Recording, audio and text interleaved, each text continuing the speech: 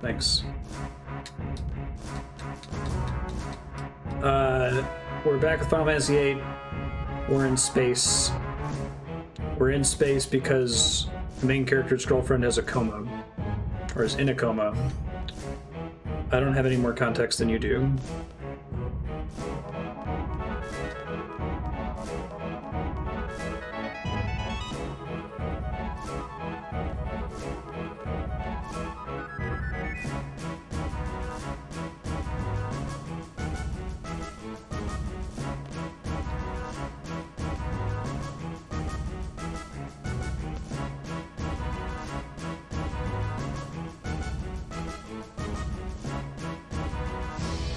No, I just started.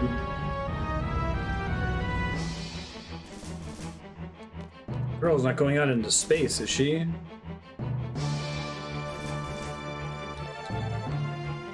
I'm fine with this whole thing happening. It happens so fast. Just 3 starts, you get to S-Star, and all of this happens. We don't spend any time on it, right? It's not like the rocket in Final Fantasy VII that has hours and hours of build-up.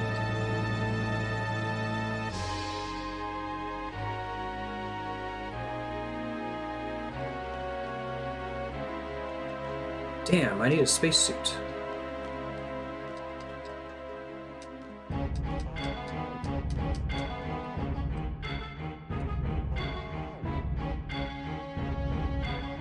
Oh yeah, did the main story quest reduction improve things?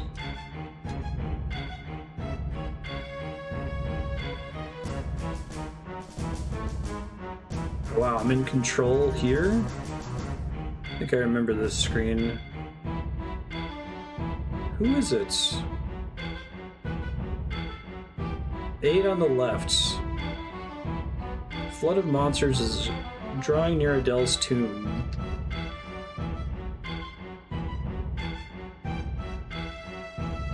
Let me make sure that okay, I do have stuff equipped here. Panicky Gentleman, why is everything happening at once? Why is the astronaut guy named Panicky Gentleman? What is going on?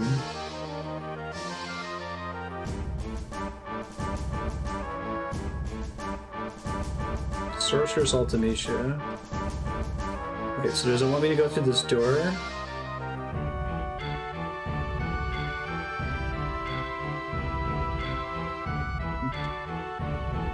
I can't get out. Looks like I have to go back.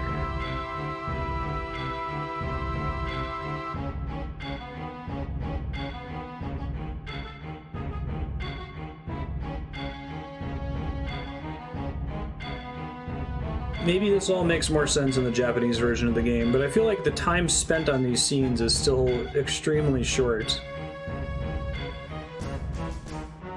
Like, there's so little time between arriving in S-Star and being in space, right?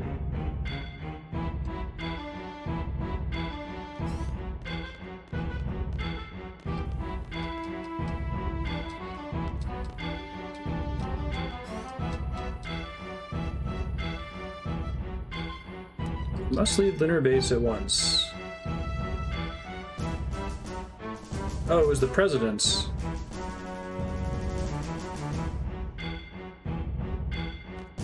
The President's up in space too. Got it. Take care of Ellone. Oh. I think I remember who the President is. Okay. There's animation there.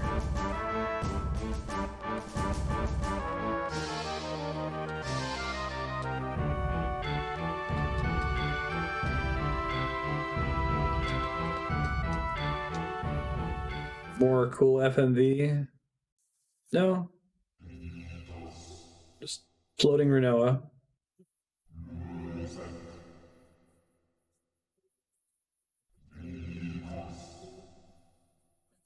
So, okay, Adel is a fucking giant, right?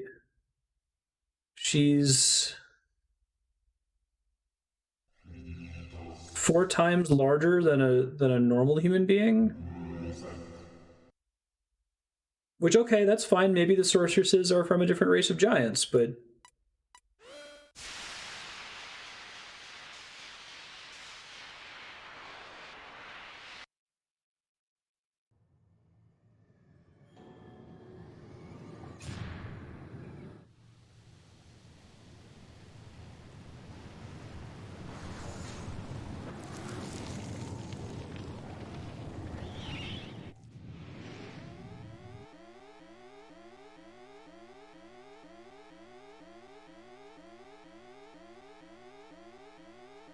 Now, is sorceress itself a mistranslation? Is Adel supposed to identify as female? Not that it matters, but I wonder if they were going for, like, intentional androgyny or, like... In the Japanese, it's a word that could mean either a warlock or witch kind of a thing. Why would I follow them to that elevator when I can't do anything there? Protect Rinoa, not me. Take me to Rinoa, please. Oh, I had to go... Okay.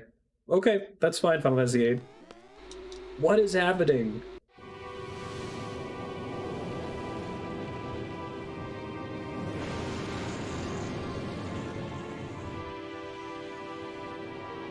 I know we were playing this around the same time as Other M, but this is a very different kind of confusion from Other M. Other M, it's like, stop, what are you doing? Stop it, this is bad.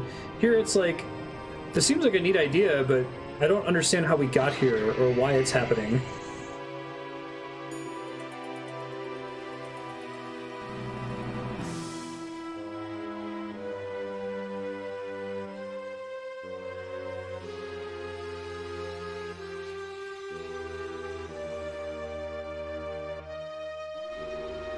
It seems like 3/4 of the lore is shunted into that tutorial info menu we keep talking about.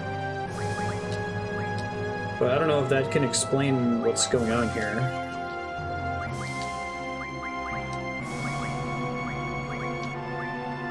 Moon, the world of monsters.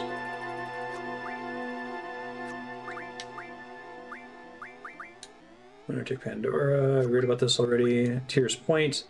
Lunar Cry is point of origin determined by S-Star scientists. Security box restraining the power of the crystal pillar and ground energy field is set up. Sealed to prevent the crystal pillar from entering the area. High-tech device intended for weakening and confining a sorceress's power. Shut into the moon's orbit after going through a special sealing process used to confine Sorceress Adel. The main cause of radio interference on the planet. Okay. I love the person list here. We've got Maridobe, Chocobo, Moomba, White Seed, the Great Hind, creator of mankind, Dr. Odin. Discovered Guardian Forces. Holy shit, that's a big deal. What? Enabled a regular human to use paramagic.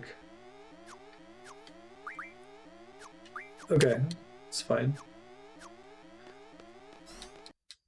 Thank you so much for telling me about the existence of that menu, Aki. I had no idea there was all this content in the game that characters never even mention.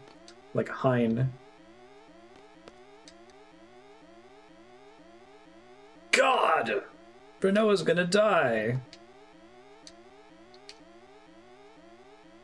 Take me to Rinoa's past.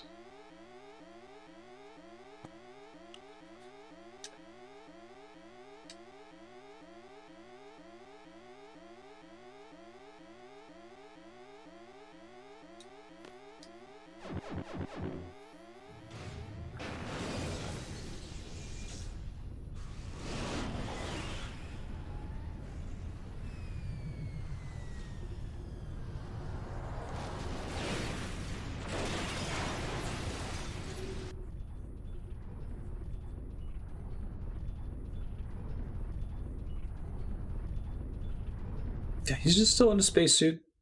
You know. Take too much time to take it off, I guess.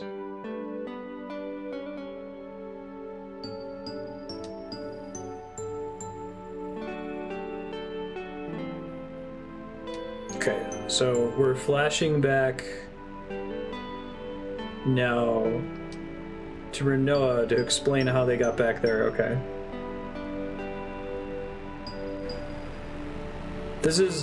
We're cutting back to immediately after the end of Disc 1, right?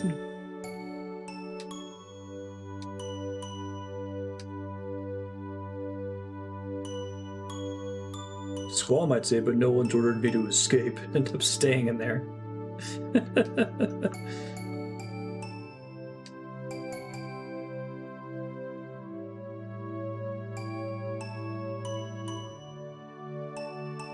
This is the perfect time for this flashback, by the way. While Rinoa is in space, releasing a giant, like, 18-foot tall sorceress monster, and Squall's in a weird escape pod with a lady that can send you back in time into people's memories. I guess that's what Ellone's doing now, but they're not doing the usual things that show us that that Squall is back in time watching these things happen, right?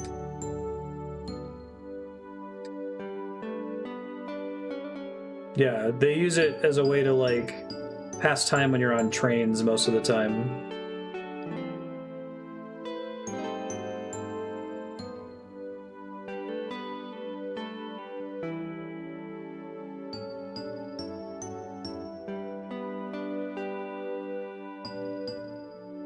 This is a cool shot with the glass in the foreground.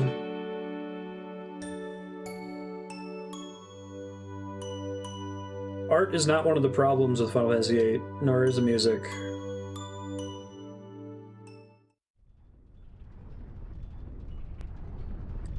That was too far back. Okay, she is sending you back.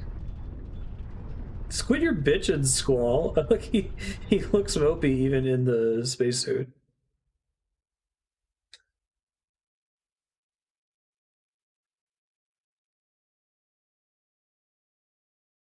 You're complaining to Ellone. She said that she can't do this with people she doesn't know.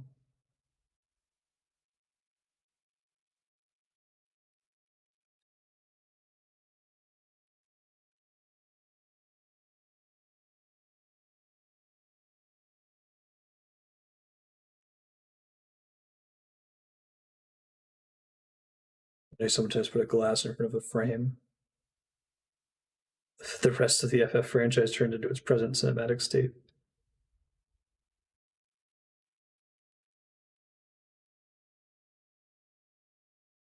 I expected to come back to Final Fantasy VIII, like, coming at it with a critical eye and being like, oh, if I pay extra close attention, it'll make more sense.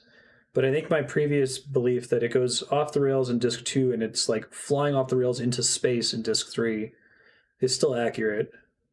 Disc 3 is weirder than I ever remembered it being. I must have just been along for the ride when I played it when I was, like, 12 years old.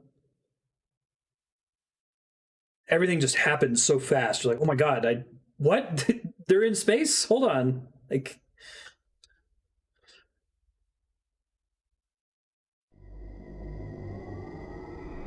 now you know her. Do this thing.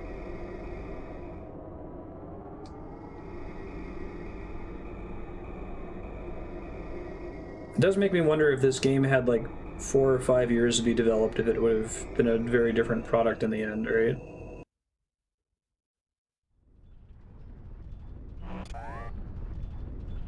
If it needed to be 5 or 6 discs or something. Did you find out what you needed to change the past? What should I do? You can see his eyes through that thing? That's in the past.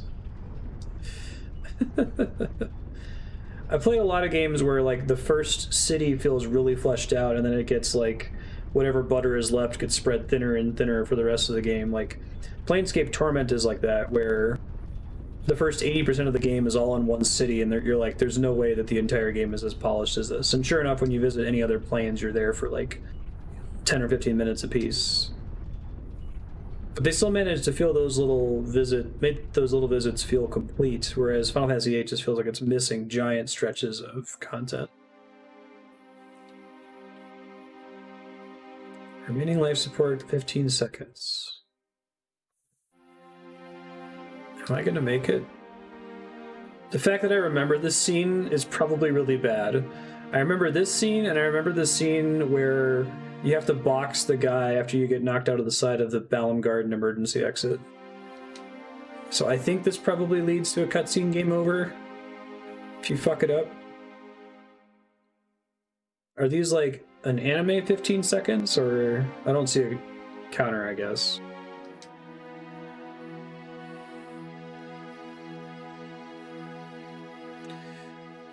I was saying in earlier episodes, Chaos, like, I wonder what you would have to do in order to make this game on curve. Like, how would you have to play it to not mop the floor with every fight in the game? I feel like you'd have to play it, you'd almost have to follow a guide with what spells to junction for each of the combats to feel like a typical Final Fantasy difficulty-wise.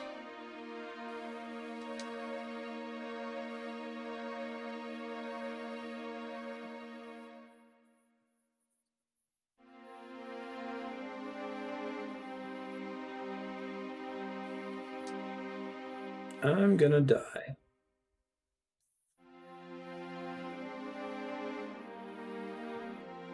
And then Rinoa dies.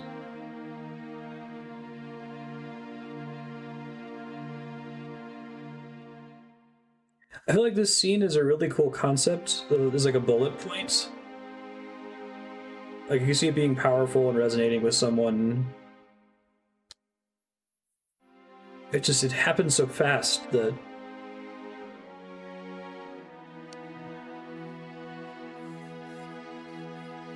no stat junction challenge, it's fairly balanced, so it involves a fair bit of limit spam. Okay.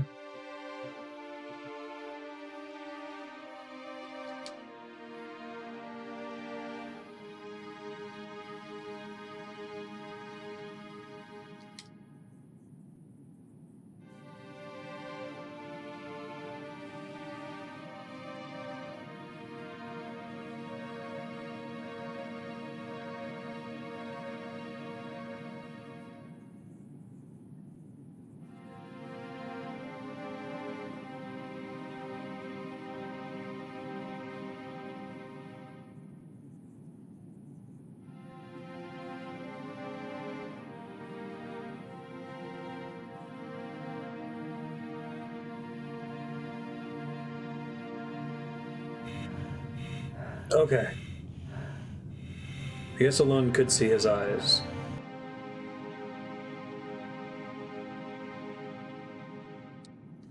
Try to remember. Now it's doing the Laguna flashback thing.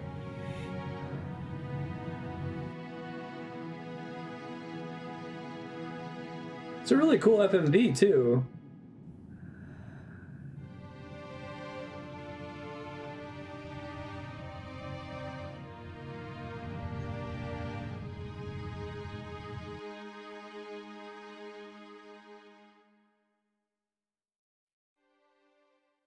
Final Fantasy is pretty dark.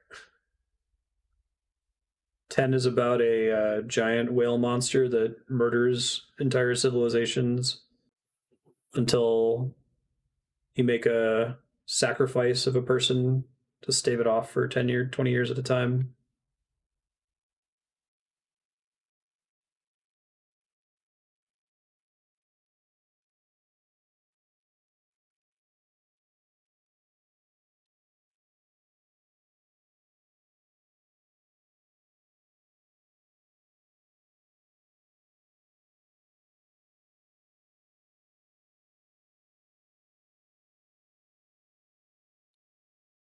Good choice to cut the music there. This is a really cool scene. All of these scenes, if you imagine that there was connecting tissue, are great, right?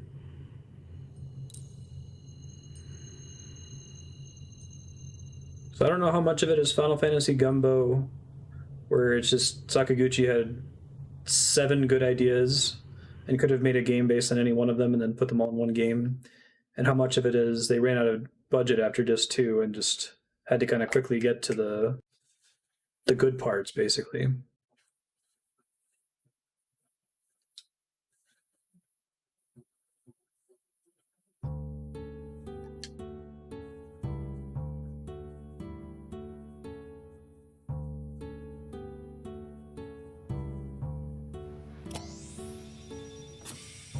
Oh, well. That helps. That's all she had to do? I guess the implication is that she was still cray-cray from Adel possessing her, and we used Ellone's time travel power to tell her to press the button, the don't die button.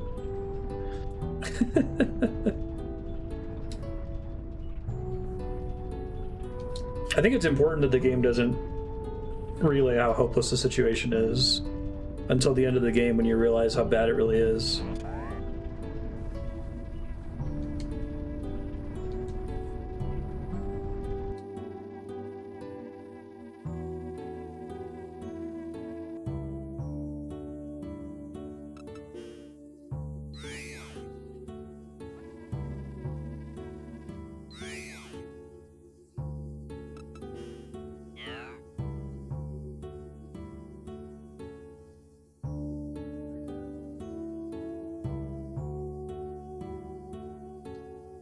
Oh god, okay. I think I'm in control now.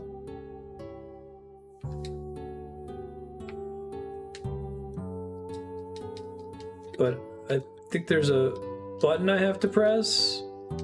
Oh no. I honestly can't tell if I'm doing something here. There are no on-screen prompts.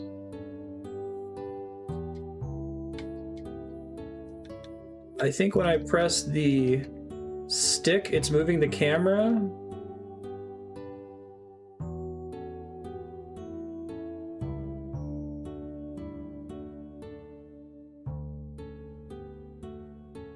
I think I just have to get her in the center of the camera.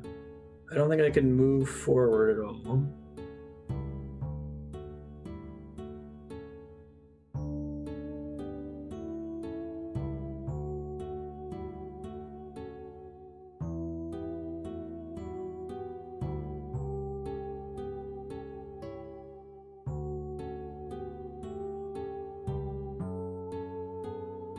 Really bad that I remember this so well.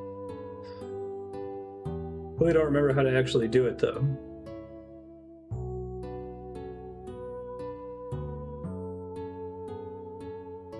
Grab her feet.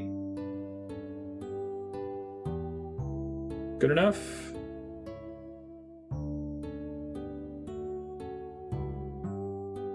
Yay, space spooning. That's what it's all for, folks. The kids who Final Fantasy VIII was their first Final Fantasy.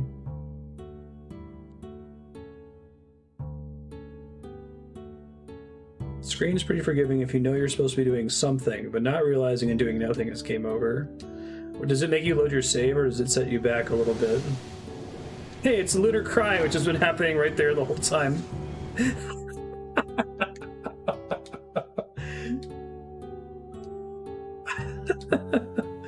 That wasn't quite the klaxon cut from the end of Other M. We get this really pretty scene, and then just like right over there, just off screen, the fucking Lunar Cry, millions of monsters are falling onto the planet. Oh yeah, that's happening. Oh, and there's a spaceship over there. I feel like show the spaceship flying around a little bit sooner than this, maybe? It's a pretty cool spaceship. Looks like a dragon.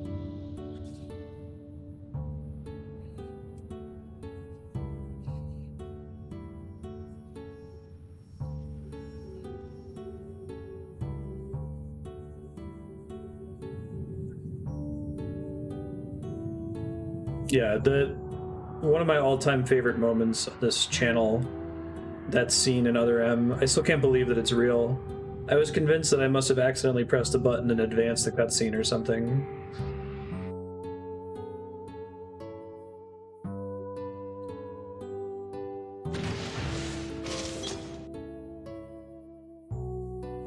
Achievement unlocked, Ragnarök.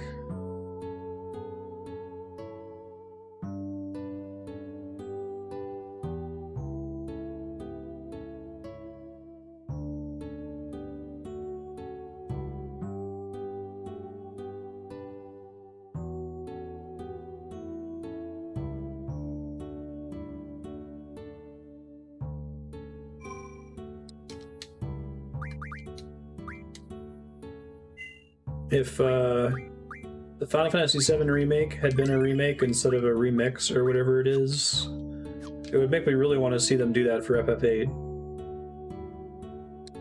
There's air. Okay. Doo-doo-doo. Hopping around. Helmet kind of looks like Norg's face. Jockey's gonna tell me that's actually intentional. There's a lore entry you can unlock that says that Norg is the one who designed the space helmets.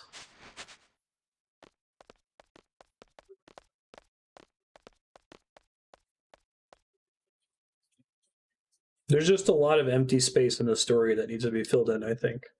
I mean, I'd also take a version of 8 where it's kind of straightforward, as straightforward as Disc 1 is, instead of going crazy. But if it's going to go crazy, I think you can accomplish that by setting it up better and adding in more scenes where they're clearly missing. Like, I feel like you should spend 6 or 7 hours in S-Star. It should be as long as Midgar is in Final Fantasy VII. And you're there for like 40 minutes. The spacesuit was in our way before. Give me a hug.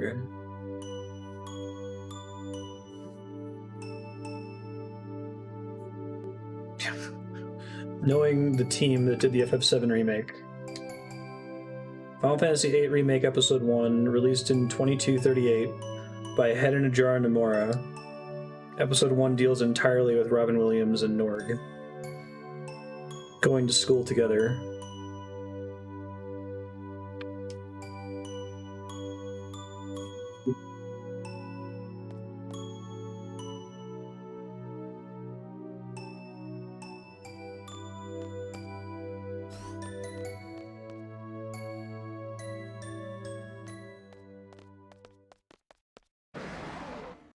What the? No, I didn't equip Rinoa.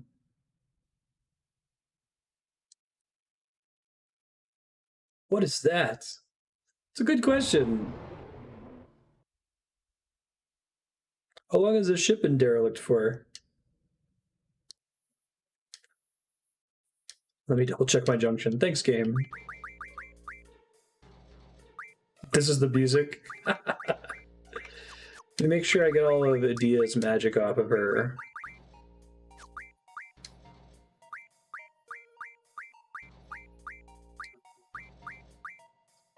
I think I'm gonna lose her soon.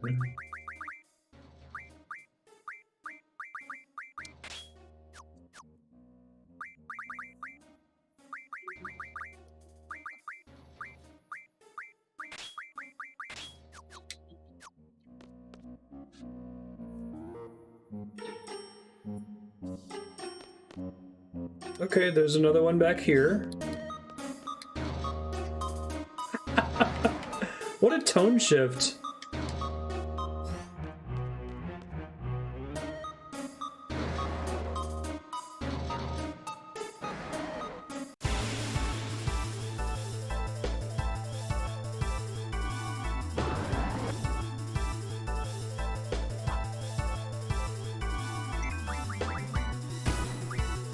Nothing exciting to draw. Oh.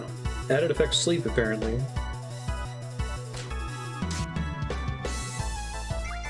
Stole 8 wizard stones.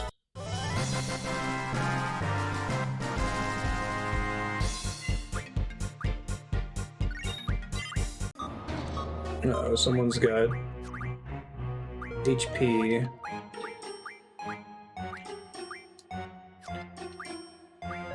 GF HP.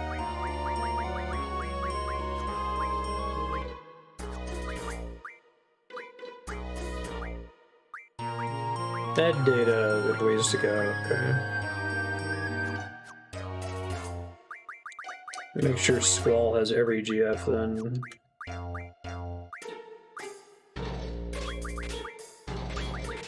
Sure, it's getting AP from these fights, you know.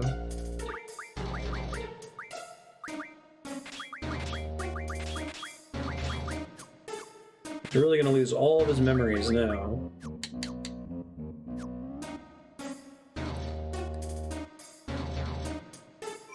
You did a no XP run? Nice.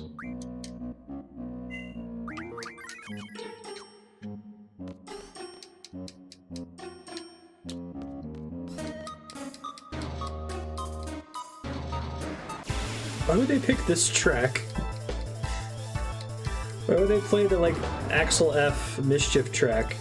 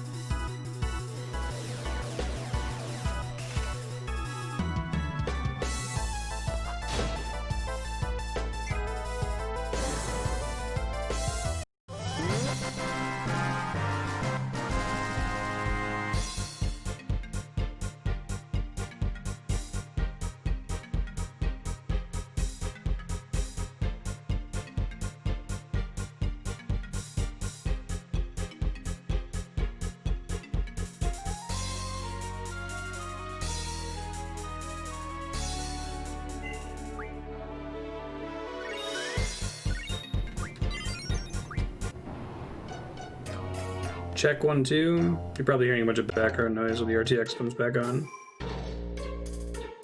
Weird. That's never happened before. The RTX apparently crashed.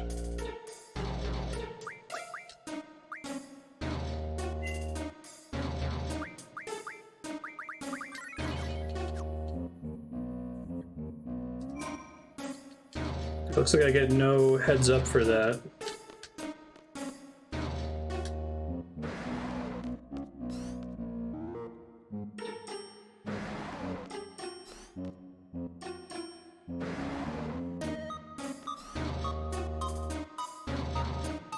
Some of these are the same color, so I think that's relevant to the solution here.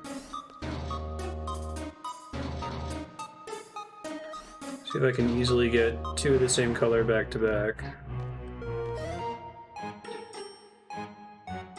Red. Purple. I can do 2 purples.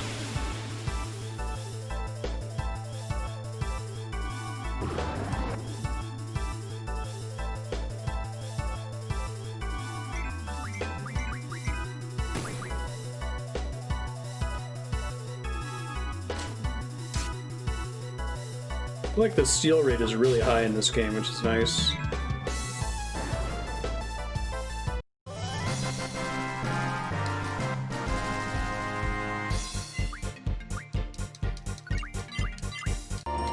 Apparently completely deleted this puzzle from my brain.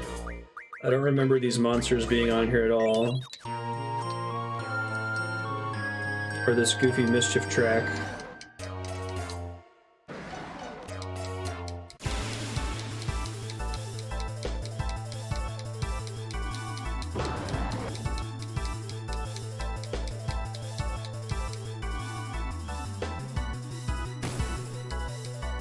Just have game-breaking items that you can draw game-breaking magic out of, right? Oh, 8 wizard stones? No big deal. That's like 40 Karagas or something, right? Or a stone. Wonder if I could farm these guys. They're pretty good AP per battle, actually.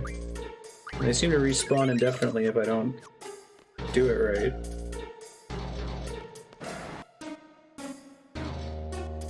Okay, looks like that keeps them dead. So I need to get Alexander leveled up a whole bunch for med level up.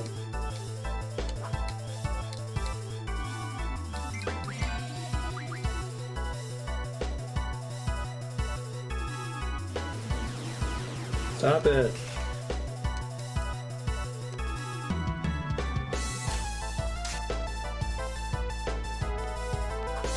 God, steel it failed.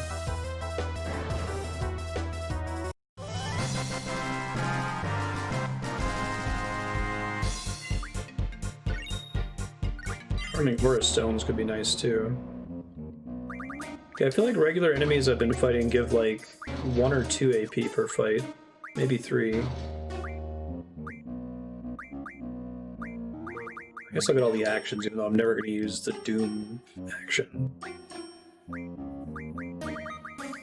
I think they sometimes unlock other abilities. It's a defend command.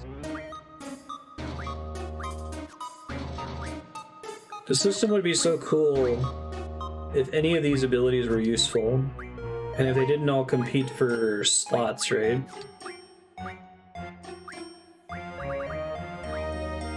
It's such a neat idea. Card every enemy and then grind from level 10 to 99 at the very end. Nice.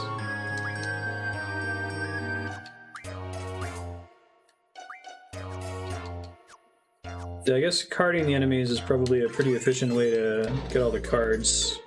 For card mod, huh? I didn't think about that. I'm trying to decide if I want to farm these things. I'll just go kill them.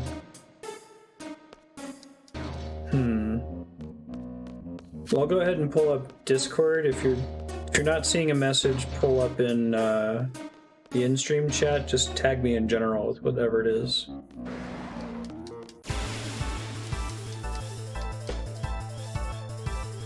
AP but no XP. Gotcha. I don't think I've ever carded enemies in this game. I've just played a shitload of Triple Triad.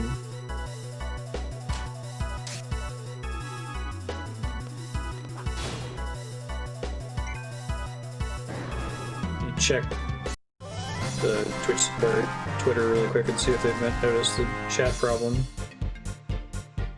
Identify an issue causing Twitch to fail to load. Working to resolve the issues. Thank you for the reports. The issues causing Twitch to fail to load have been resolved. Thank you for your patience. Do you have to have them low on health for card to succeed? Like, what are the mechanics around it? Can you just use it instead of an attack command?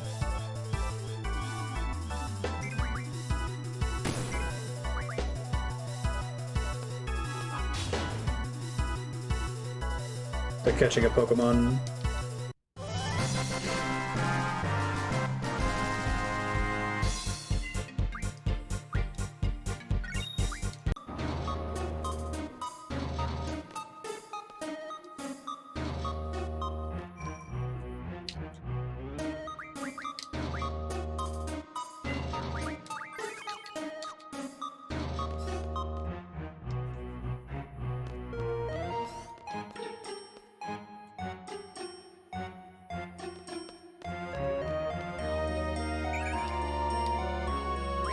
Diablo and card. Oh, do they give a lot of AP?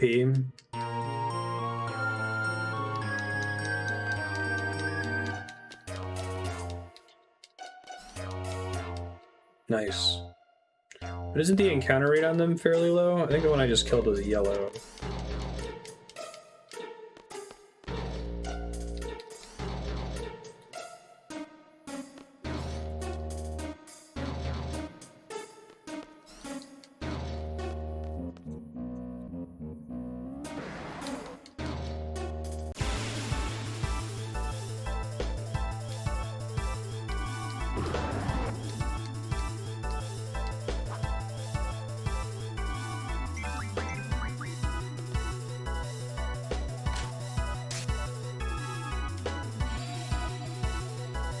Don't you dare cast Blind on Rinoa. That's fine.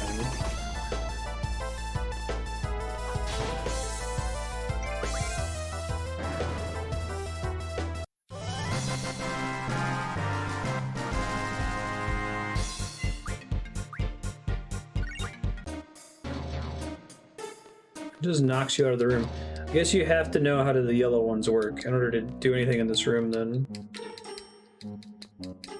Well, kill the green ones for good measure, then.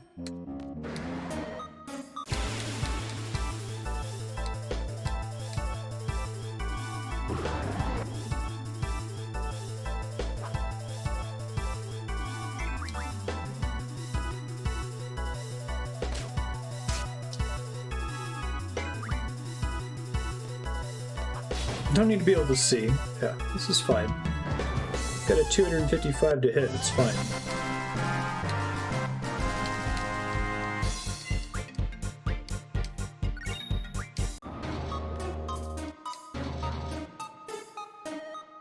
Oh, that connects. That's neat.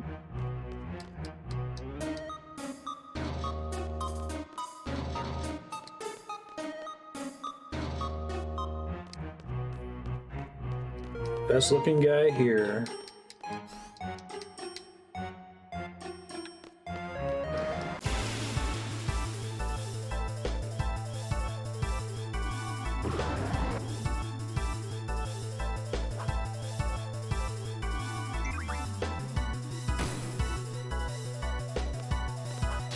There's counter exact for the win.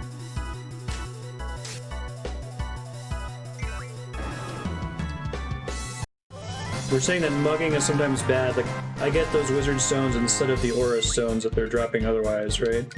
Okay, I think all of the weird rainbow aliens on the ship are dead now. Did I buy 1,000,000 tents?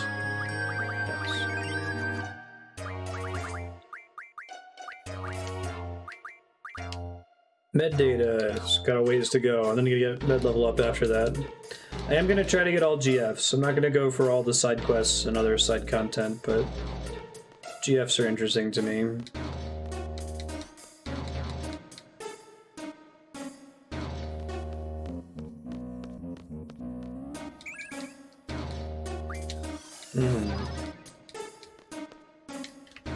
Speaking of which, I got enough of those. I might be able to mod them into something interesting now. Wizard Stone gives stop, which I already have. I can quickly get max on those if I ever want immunity to status effects. Bio. See that being pretty decent. Life magic is...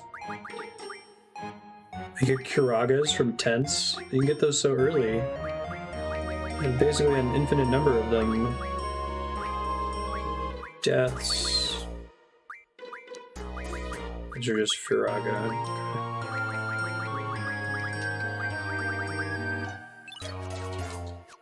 I think that might be good enough to junction to stuff. Let's see. No, he's got so much other crap that it doesn't matter, apparently. Fire elemental damage. So junctioning Asuna makes you somewhat resistant to all negative status effects, right? Are there other ones that give you global bonus? I guess Reflect, if you had 100 of them, would be pretty good.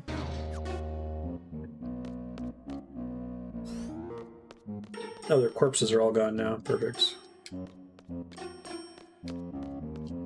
Can you junction in such a way to be immune to all status effects? Ribbon Def.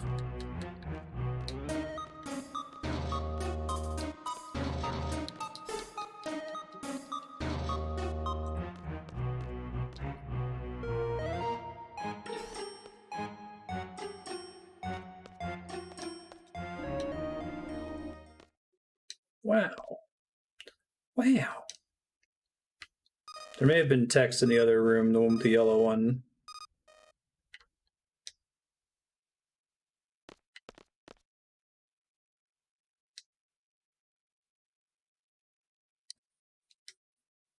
Ragnarök, do you read? Do you copy?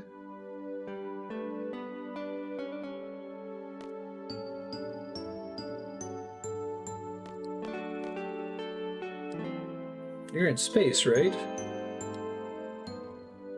It's been 17 years.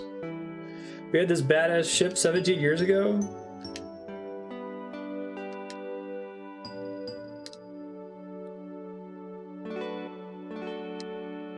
I feel like this would be kind of cool if there was like a 6 or 7 hour segment in S-Star and you learned about the Ragnarök. Yeah, we sent out the ship into space and we haven't heard from them in 17 years and it was a big bummer, and like just have people talk about it a little bit so when you get here, like, oh cool, that's that ship they talked about.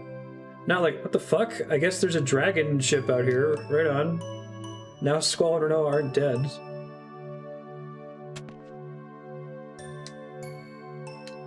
I don't know why this particular screen is burned into my brain. I don't think there's anything you can do wrong here.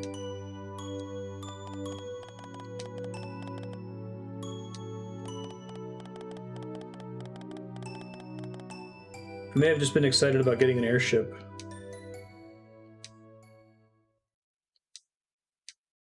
Turn off the gravity generator. Oh, maybe it plays Eyes on Me here.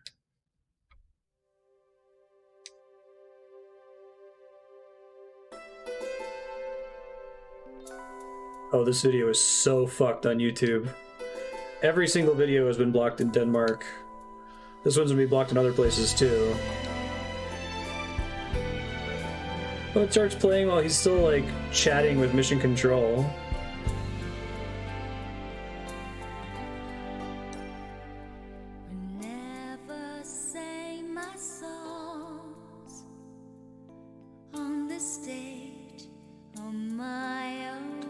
Pacing there too. I almost thought this would have happened like when he caught her in space. We caught her in space, and we had to fight a bunch of rainbow Lovecraft aliens.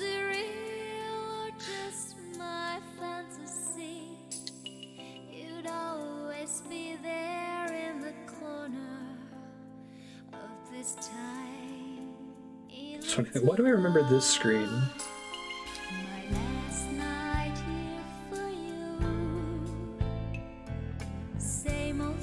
Aw, poor Squall.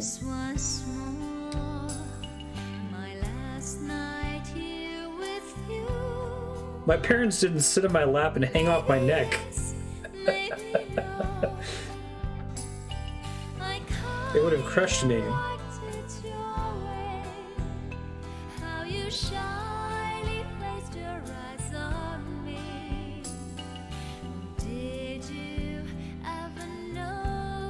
I think she's meant to be saying, this is why I would do this.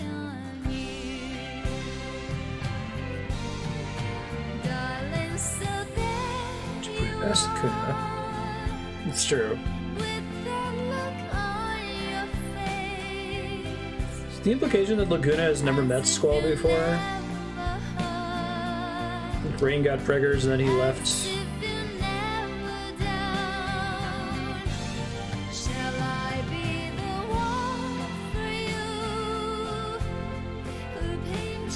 I feel like this was Sakaguchi had this idea of let's have this like ballad. Maybe it was even a joint idea between Sakaguchi and Uematsu. I think the execution of it in 10 is the best. The water sex scene with Yuna. Doing it in full FMV I think works better than them having a weird conversation that you can advance at your own pace, right? That starts during the mission control conversation. It's kind of interesting to see a creator have an idea and not quite get it right on their first pass, but then refine it over time. It's like how Mad Max Fury Road is what Miller's had in his head for decades. He finally got it right.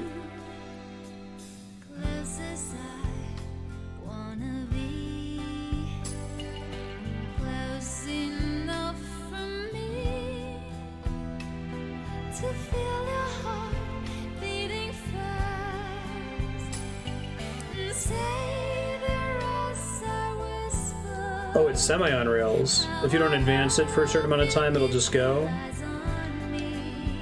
Interesting.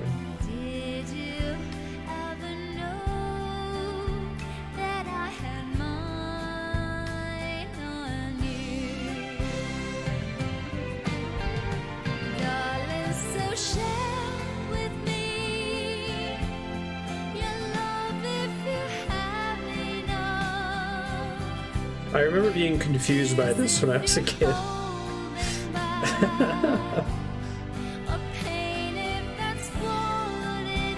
This doesn't sound like synth. I guess I was also surprised by there being Gregorian chanting and One-Winged Angel, but... Rinoa, the sorceress? She's on the ship? Yeah, we decided that's a thing in Disc 3. Kind of the end of Disc 2. I've become a sorceress. I can't stay with you anymore, Squall. I don't want the future, I want the present to stand still. I want to compress time. Rinoa is Ultimecia. Something something.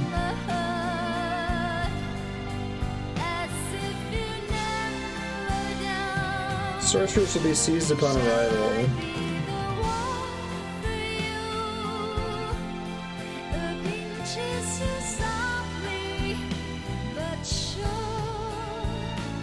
I kind of wish this game followed the sorceress mythology more closely from the beginning.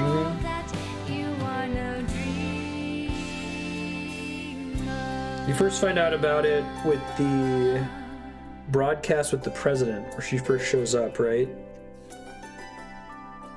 But like that mythology is really core to like the basic premise of the whole game. I don't know if we need to set up that Rinoa is destined to be a sorceress earlier, so I guess it's okay for that to be a surprise, but...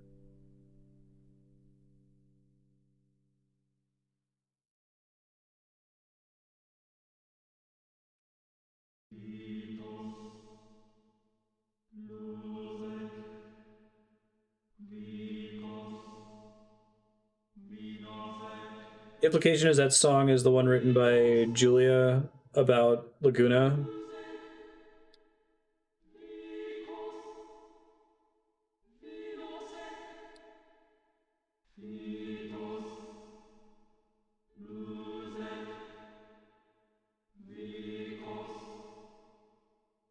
Yeah, exactly, Chaos. That's where I'm baffled by it, because it's like, I like Sakaguchi, I like basically everything he's done. I don't think he's ever made anything that was bad. He's made a couple things that were okay.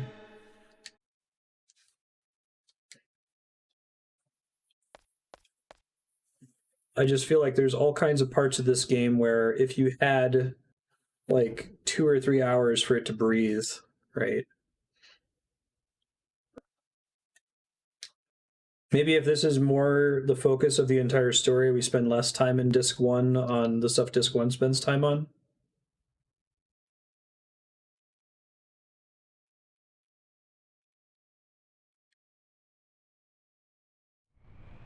Yeah.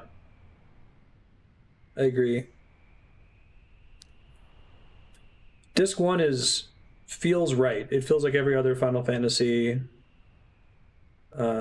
It makes sense all the way up until the very end, and it starts to get weird right at the start of Disc 2, and then you can just feel the connective tissue just start to strip away.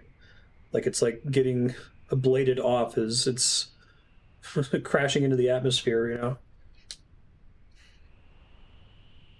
Ultimately, should be the only one to be able to exist in a time-compressed world. She and no other.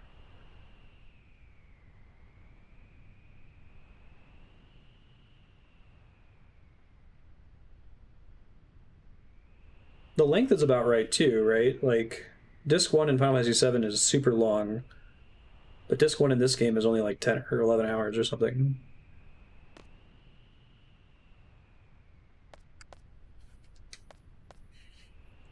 We'll see. I don't trust in that team to be able to finish the FF7 remake even, let alone get around to making an 8 remake. I feel like Nomura et al. Will be dead by the time that they would get to 8. But it certainly has potential. Basically, 7 was in need of some filling in of gaps. 8 was really, really, really in need of it. The gap filling in the 7 remake is great. It doesn't get weird until the very end of it. Or it's like Nomura can't control himself anymore.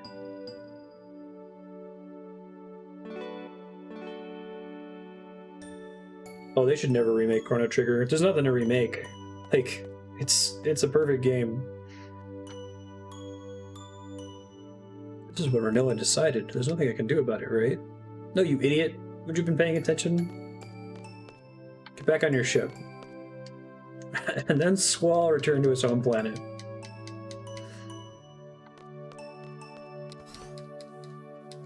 Squall died as he returned to his home planet.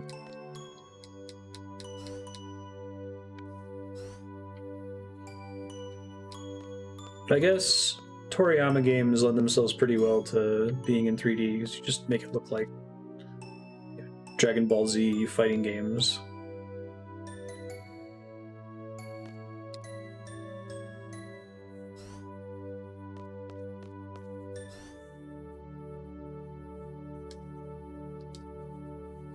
I don't know. I guess I've never had that feeling. I know that that's a... I know a lot of people that feel that way too. Like, I would love to see this in 3D, but it's like, no, take the things that are 3D and make them 2D. 3D is bad, I don't like it. It rarely ages well. Oh, Piet, the guy who escaped with us. Right, the rando. We've mentioned Biggs and Wedge. We're not going to mention Corkins. I think Piet was in Chrono Trigger as well. As far as your Star Wars references.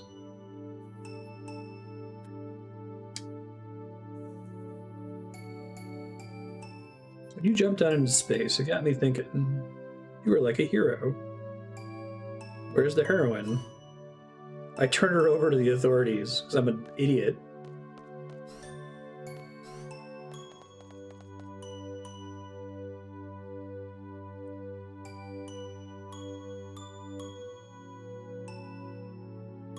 Piet's the guy in the minigame in the carnival, where you have to mimic the soldiers, Biggs, Wedge, and Piet. Some big thing called Lunatic Pandora came out of nowhere. Matron couldn't achieve what she set out to do because of it, which is okay. Matron's not a sorceress anymore. Gave her power away without realizing it. Oh, and the Galbadian army is controlling Lunatic Pandora.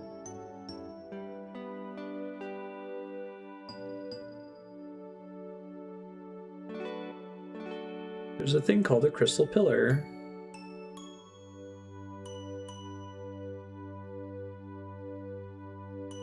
I guess we'll see. Like, there are some PS2 games where you play them now, and while they look fine, you can kind of tell how things are empty or flat, especially in like PSP games. Whereas I think a game like Chrono Trigger looks just as good as a modern 2D indie game like Crosscode.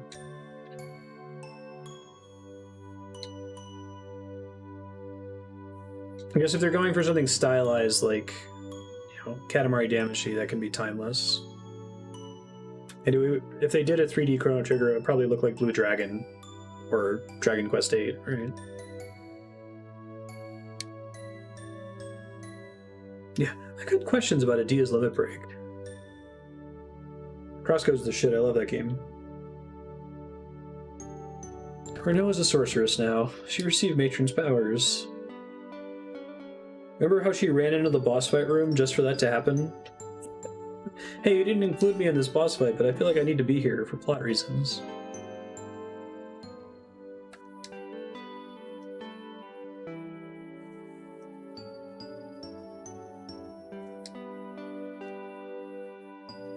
Oh, nice, Cass. No, none of that. Should remake Chrono Trigger and make it even shorter. Make it like a 9-hour game. Why'd you even go save her, Noah? Hand her over to Estar? He's like, dude, I don't know. Squall has no idea what he's doing with his life. Maybe.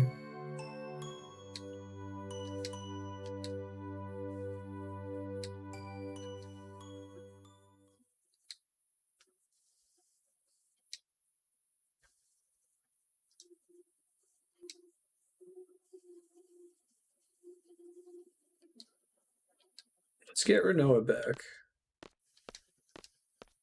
Check about Chrono Trigger. I don't think you can streamline it any further than it is. All those fights are at perfect length.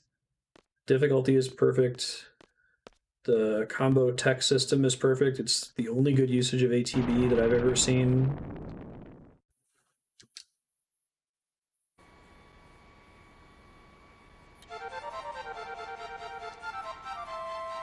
Woohoo, we're flying.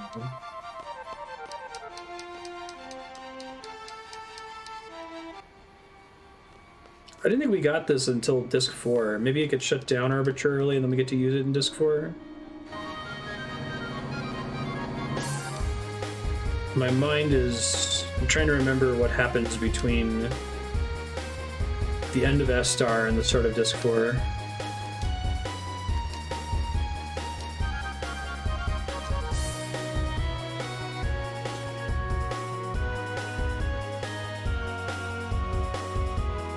I get to briefly use it, I guess.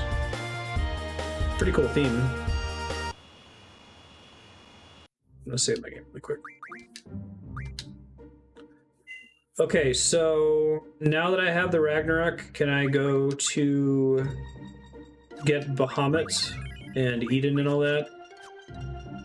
I need to remind myself which GFs I still need. So Bahamut and Eden, Doomtrain, and another one that I'm forgetting.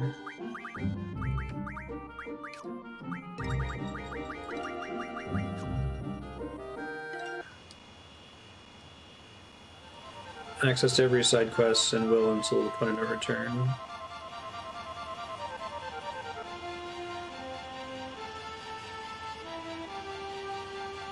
Yeah, and I've thought about Chrono Trigger more and played it even several times in the last 5 years, even since streaming it, I played it with Andrea. I don't think that's just nostalgia talking. I think it is actually just perfect. Holds up. I want to say it's in it's like an empty space in one of the corners. Here we go. Good job, past me, apparently.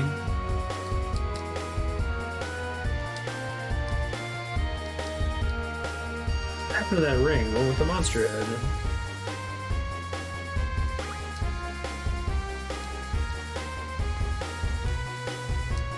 It is kind of funny that Selphie's just piloting this thing, no problem. Am I remembering right that there's part of the dungeon where you get Bahamut and Eden where you want to bring Zell with you?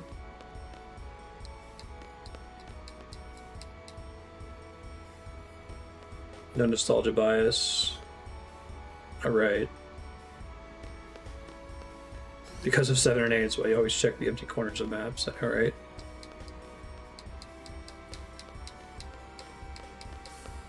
I'm seeing if there's a save point on here. I'm probably not going to find one.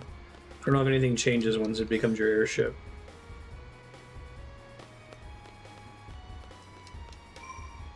Rinoa's going to be fine. Gotta move some shit around, unfortunately.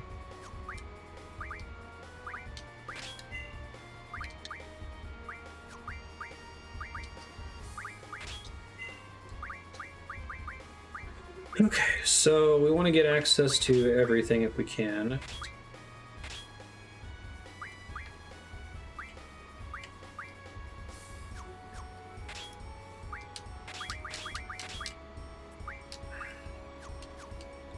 He needs to have Frit, though.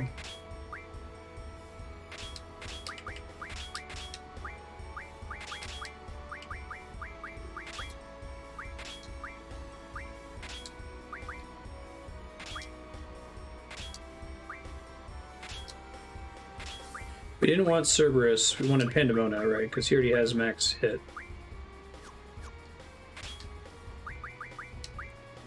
There we go. I wanted counter as well. That was Carbuncle gave counter. I don't remember. I must have given the ability slot 3 to him as well. Okay.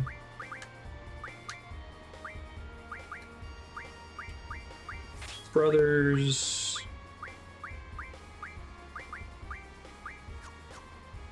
I don't need to use Quistis. What am I even doing? Oh.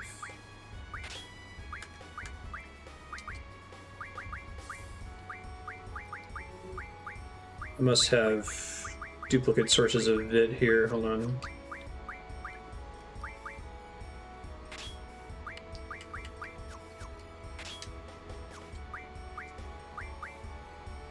There we go. Brothers. Cerberus.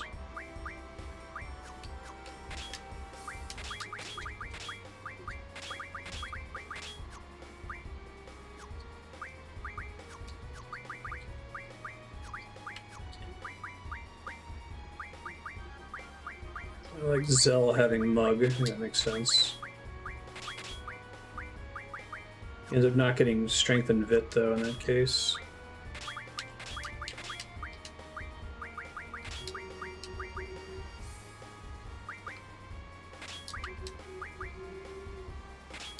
Not using those bonus upgrades, even though I probably should be. Alright, do I have duplicated strength somewhere? Cerberus gets me that I don't have spirits.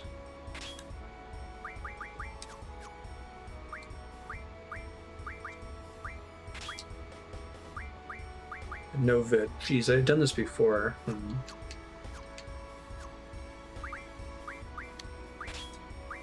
Thought I had it set up so that everyone had all of the left side stats covered.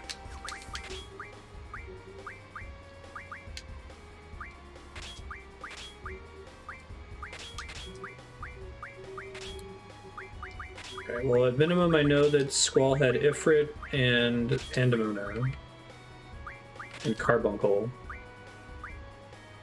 And I just need to find some source of spirit here. Highly recommend Chrono Trigger. It's aged very well.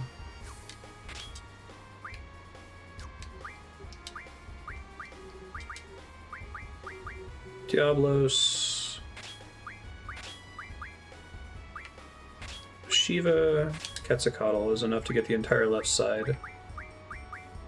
Cerberus gets me speed and hits.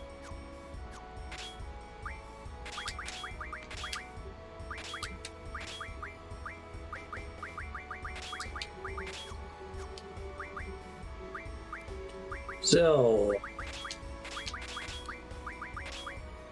almost gets the entire left side. One of these is redundant.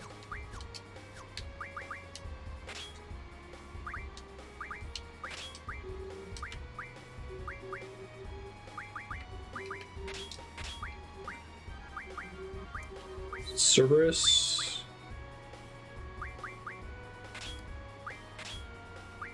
Shiva.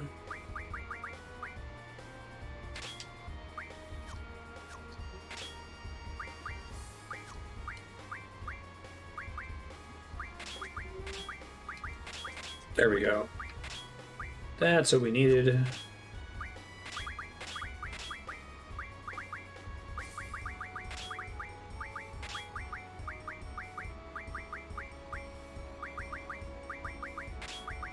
Cool.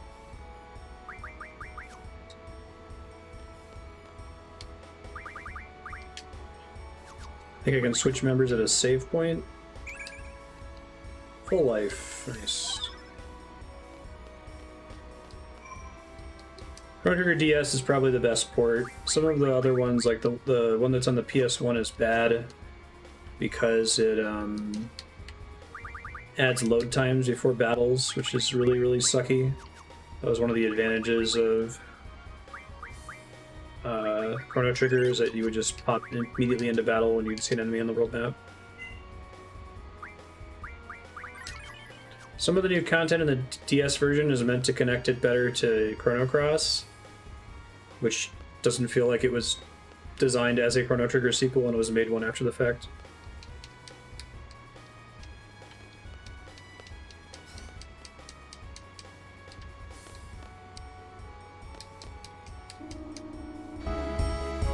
Okay. I seem to remember there being some shenanigans at this facility. I'm gonna try to remember where they were on my own, but if I'm at a point where I'm risking missing content, feel free to just tell me.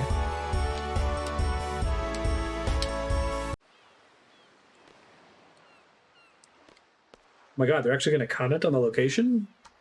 I know this place. I love that look of the Ragnarök in the background there. Let's hear it, Zell. The islands, that mobile research facility. Battleship Island. Trying to develop a draw system like ours. Did some hardcore research here. Used GF for experiments. To science geeks, it was Treasure Island.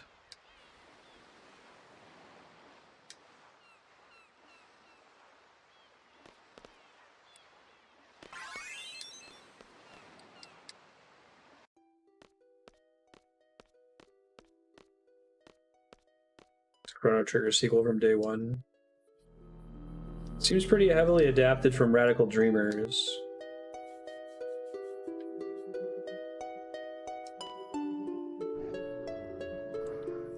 Blue light leads to all death. This is a room where encounter none does nothing, right? Whenever the light is flashing, there's random battles or something like that. Let's see what the battles are. There might be good draws from it.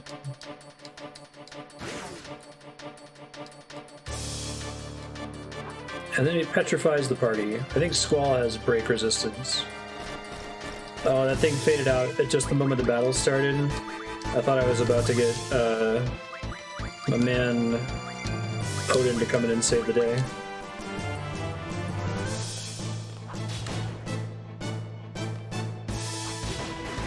Counter feels OP in this game.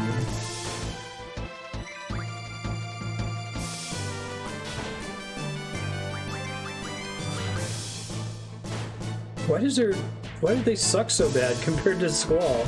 They've got stuff junction to their strength, don't they? Or did I not actually do the magic junction? I'll check after this, hold on. Oh, I bet their spells got all fucked up. Shoot. Let's see. Yeah, Cura Zombie? What the fuck is this all about? Okay, hold on. Who's sitting on all the good spells?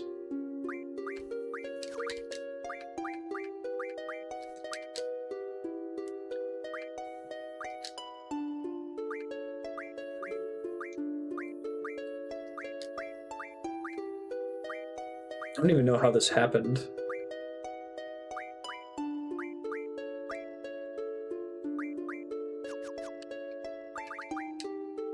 I wish there was a singular place where I could store all the magic and then distribute it from there. That's more like it.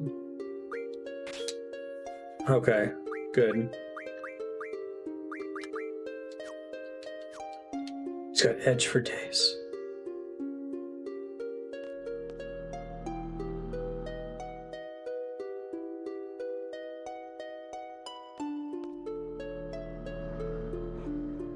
You have perceived the resonance.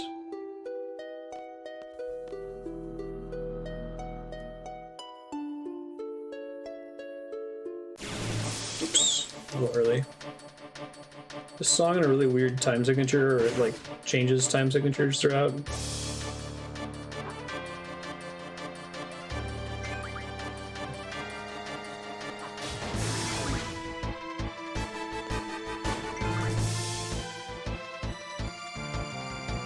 Yeah, I wonder what it would have done with Edea's magic if she would just, it would just all get lost or something under normal circumstances.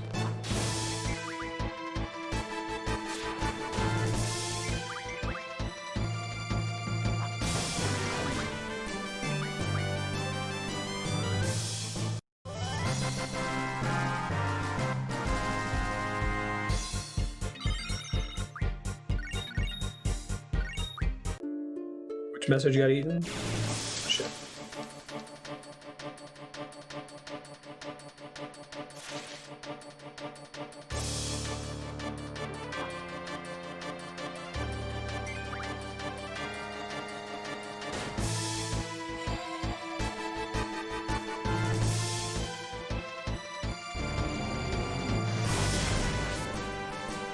Oh my god, moving all the magic around before Edea hot might have confused things a bit.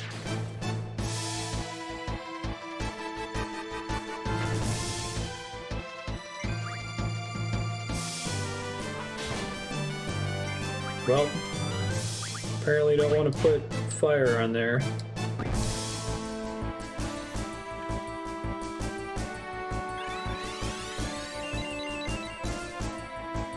And I don't feel like there was any unfinished business in Chrono Trigger. I guess Shala, but she feels like a side character and more there to like set up Magus a little bit better.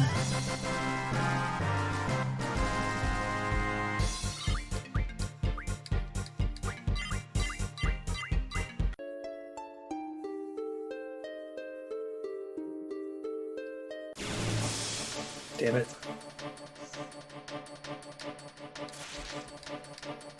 I gotta wait till it's actually all the way out, turns out. Hey, thanks, Odin. Do it on the single enemy, but that's fine. Yeah, right. Whoops, that was not on purpose. That triggers when I push in the left stick, which I sometimes do on accident. Worst animation to fast forward.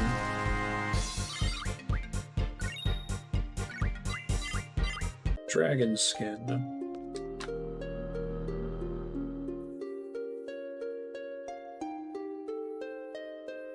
Like how it does the fake out flash.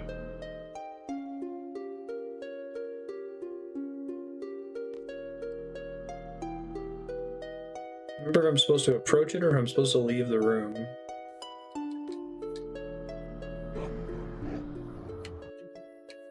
Oh, I think I remember this. One of these has a fake entry, right? It might not be here, but later on there's one where you can like scroll down below what's visible. It's so weird. It's cool. It definitely feels like walkthrough bait. Can't believe Irvine didn't die there.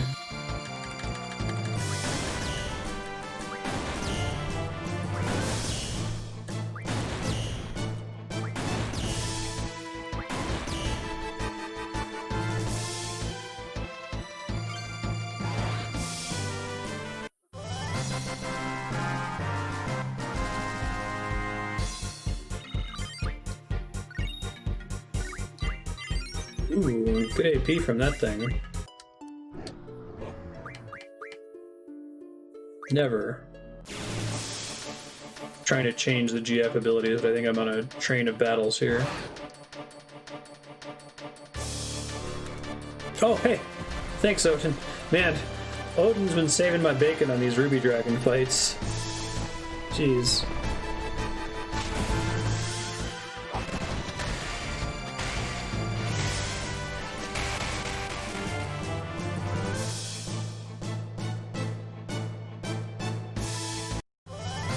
Back attack, too.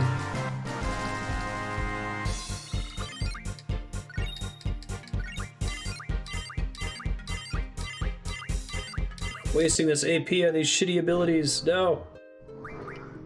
Yeah. Why do you wish to fight? For the sake of protecting something, none of your business. Third empty option. What? It's our nature. There is no real reason. Maybe we were born only to fight. Oh, Squall.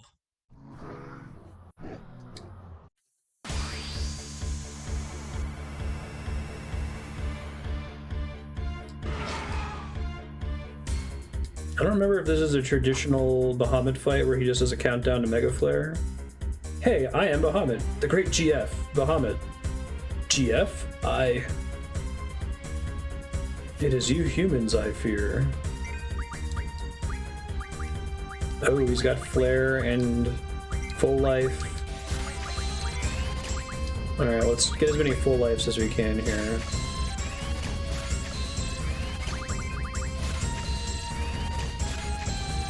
I still have to kill him before he goes ham And unfortunately, Squall's HP isn't low enough for Renzo Kukin. Oh, that's not good. Just do regular life.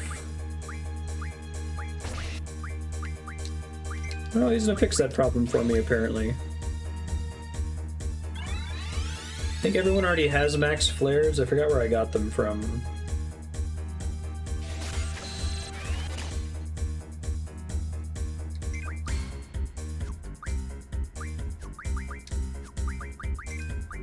It might have been from an item.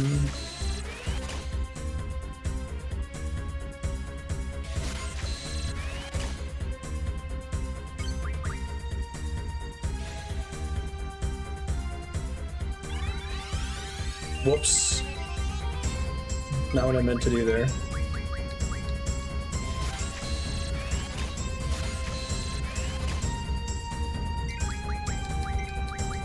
You can really tell the difference between the characters that have speed junctioned.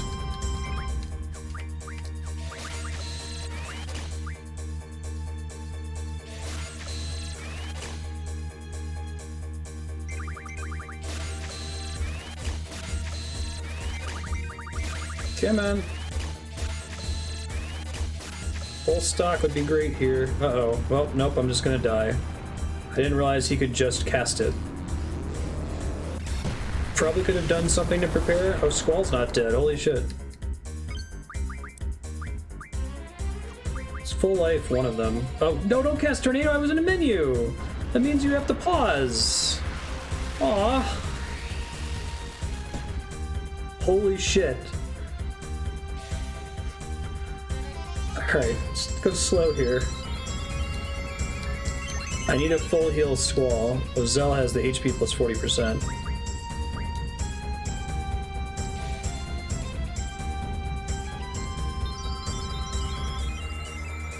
Really? It's like gravity? Interesting. I don't think I knew that. Please survive, Zell. I believe in you.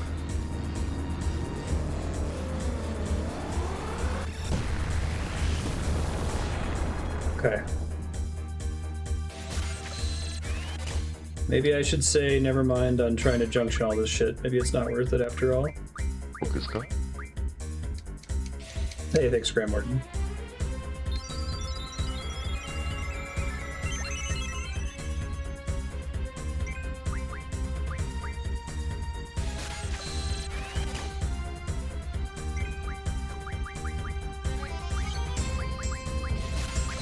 If he just casts it randomly, I think that's the only instance in the series where he does that.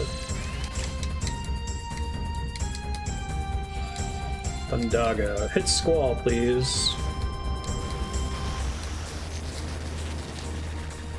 Yeah, you can take it apparently. Don't punch him, but... Okay, that's done.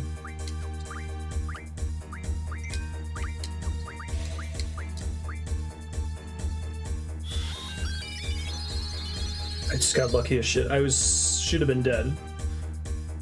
It would have set me so far back too.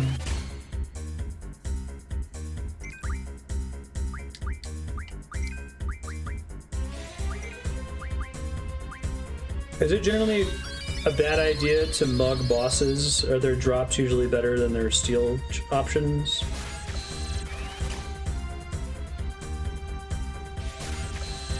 I'm gonna leave it off the remaster fast forward here just because things can go badly very quickly here. Good.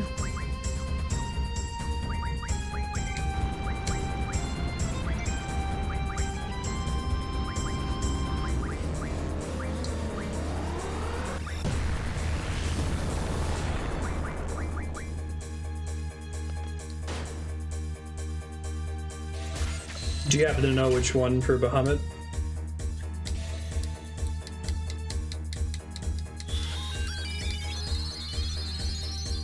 Whoa, why did that suck so bad?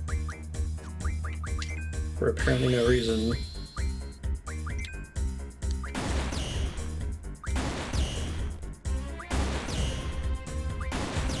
It's the same for Bahamut. Okay, thanks.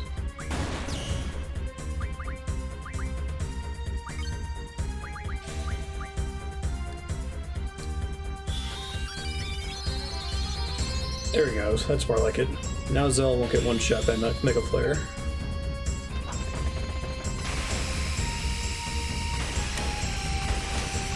Oh, is there a custom Renzo Kukin progression for this fight?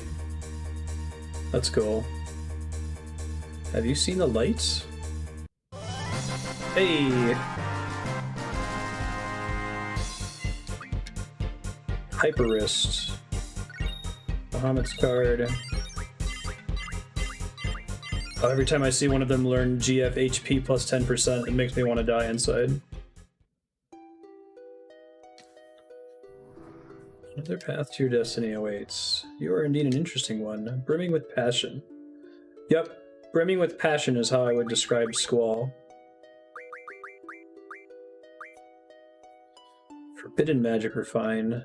Cool. Also gets Mug. Search with ability times 4. Strength 60%. Auto protect's actually not terrible. Expend times 2 minus 1. Okay, so I think Forbidden Magic Refine is nuts. Oh, but I only have the Ultima I can get from it right now. Okay. Now, let me see really quick.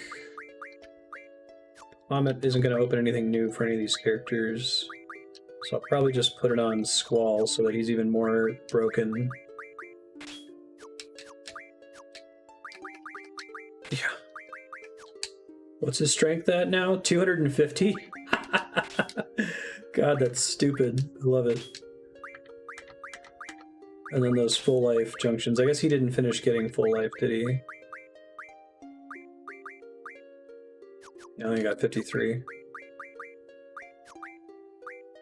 It's okay, I think Irvine and Squall both finished. I just didn't want to risk it anymore, it was getting pretty dangerous. So I want to get out of here and save before I go down further. That's safe to do, right? I can leave and come back.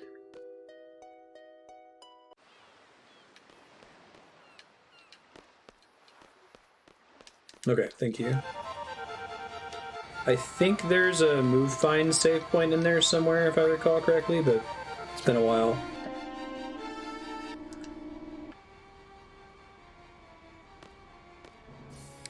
Oh, well, let me go further down until I enter the Ragnarök anyway. Really? That's interesting. I wonder why they did it that way.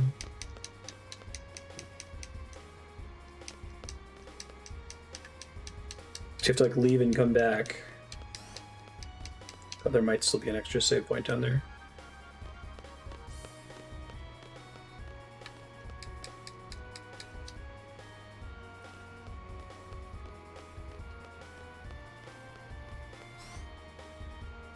So I wonder if I have any cards that I can get some crazy shit from Forbidden Magic Refine. Let me check.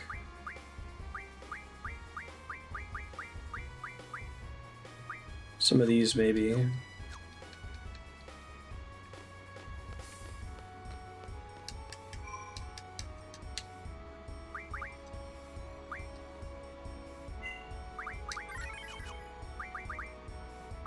Tents.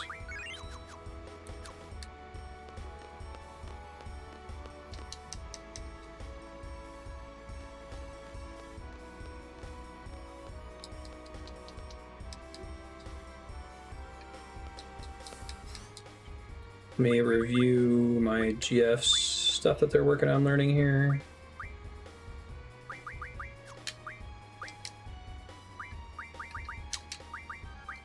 What happens if their 2 pages fill up and they still had new things to get added?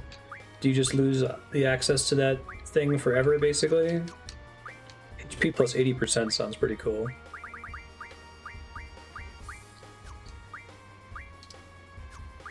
Auto reflex almost done.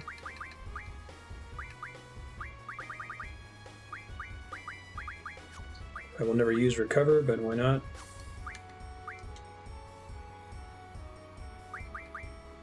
Do you have to make them forget the thing before it tries to add something to an already full list, though? The amnesia greens. Med data is almost done. I'm working on rare item. Working on call shop. Okay.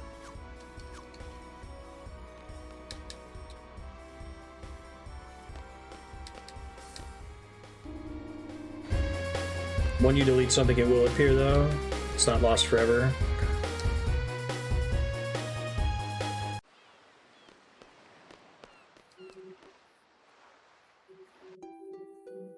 Oh, there's the save point. Whatever, that's fine.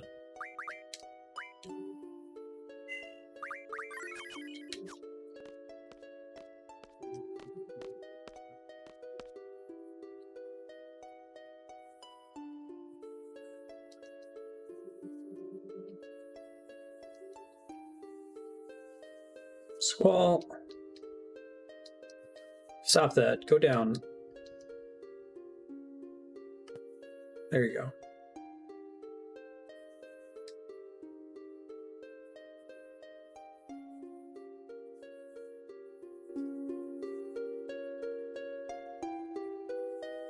This might be the draw point. I think Spiky mentioned earlier using fast forwards to draw it over and over and over.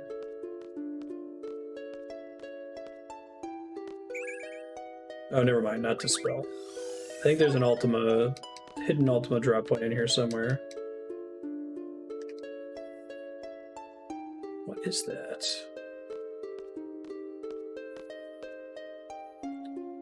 Terminal buried underneath the rubble.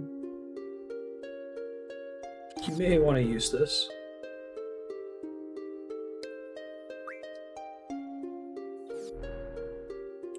I think I've always done this with a walkthrough in the past, so I don't know if I can get through this. I might have to ask chat for help. We'll see. I think it's possible to screw up, basically.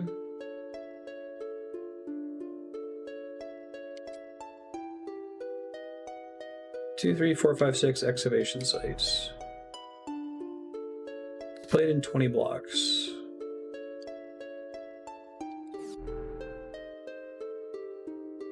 And the energy amount. Room numbers connecting 3 to 5 will change. Don't forget to save an amount for use at the bottom level.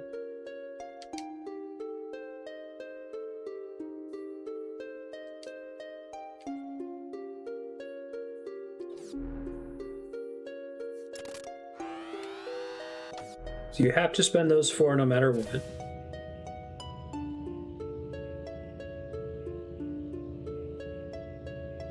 Oh wow, in a perfect game, people save this dungeon until they max luck stat for everyone so they can use the fixed encounters.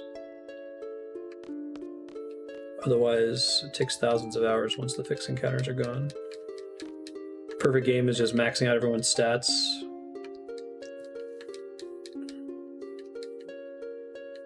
Okay, I'm gonna try to do this logically. Like I said, I don't remember exactly how it works. Wait, there's no way for me to know this other than to just look it up, right? If you screw it up, can you leave the dungeon and come back to try again? Or is it burned forever? I can't even back out of this menu to go look elsewhere and think about it.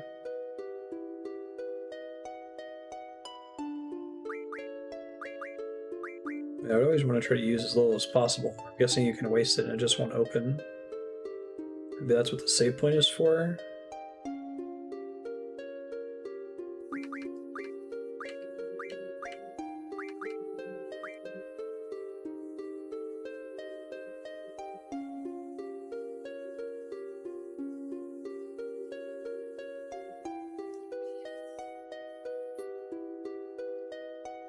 Chat messages might be getting eaten. Hold on, I'm just gonna Google it real quick. Gotta pull up my, Yeah, I know, right? Chaos. How are you supposed to do this blind? Current party can't mess it up. Yeah, I remember there being a room where, like, Zell is strong enough to turn a valve or something, but I also don't know if you can, like, just try to guess at it blind and then leave and start over. Or if you permanently lock it in on your save file and make it so you can't get to the bottom, right?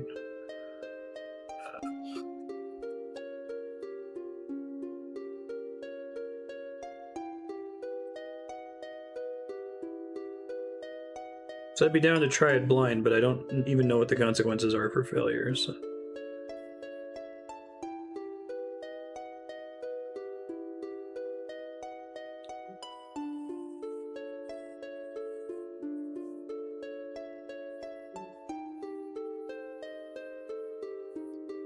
High-cost sectors require 4 units of energy to access, mid-cost costs 2, low-cost require 1. When you access 3 and 4, your subsequent choices will be limited to sectors of equal or lesser cost. Level 6, you need 4 units to access the next sector. That does not match up with the thing I just read, but okay. It might just be a localization thing. At the bottom, you need 10 or more units to activate the device.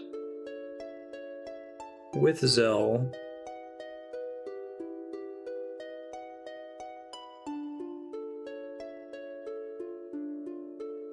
I can get down quickly, yeah.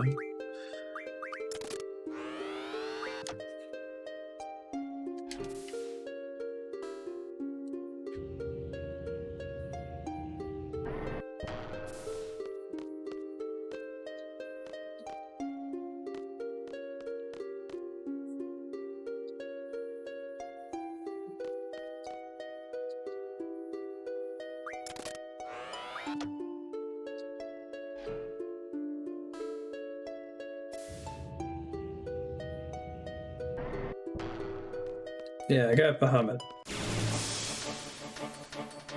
Don't know if you were here for the Eyes on Me sequence.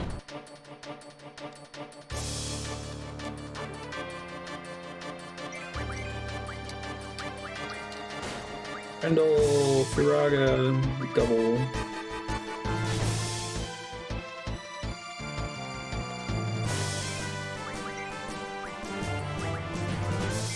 I think he's got Fire Junction, doesn't he?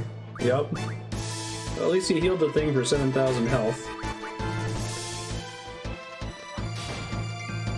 Kind of want to turn off Elemental Attack Junction.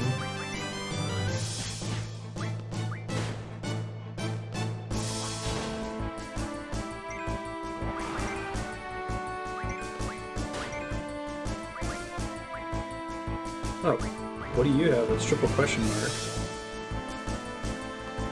Hi, Ben. Yes, you're very furry.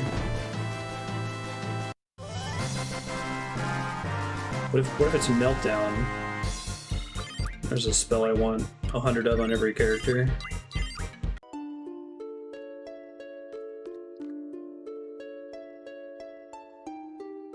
Very cute, Ben. This is a good game for sitting on my lap because don't need 2 hands to play it. I'm right at the cusp of the level 30 range. Do you know what it is? I thought he was gonna have more health like the Grendel enemy that had like apparently 20 times more health than it did. Why do you like belly rubs, Ben? That's really weird. Most cats want to like kill you if you touch their tummy.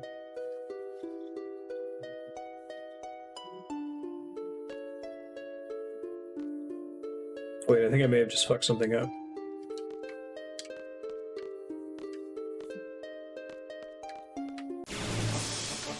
Maybe not.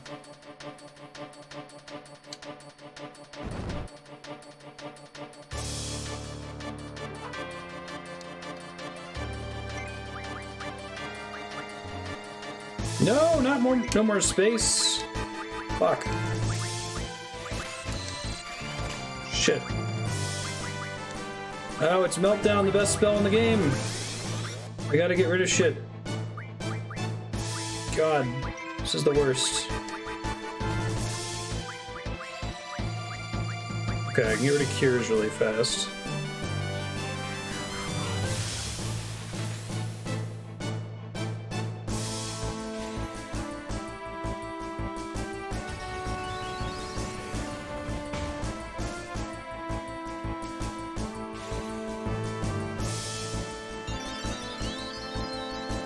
The thing with Meltdown, it's like one of the only spells in the game that like you actually want to cast because it makes it so the enemy has no defense at all. But it's also an insane junction. So like you're almost never in a situation where you have to bother casting junction spells in this game because you can just nuke everything. It doesn't make a big deal. You go from 100 Meltdowns to 99 Meltdowns.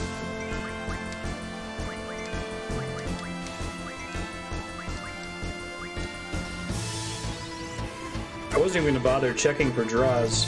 Do all bombs just learn that eventually? Oh, this is bad.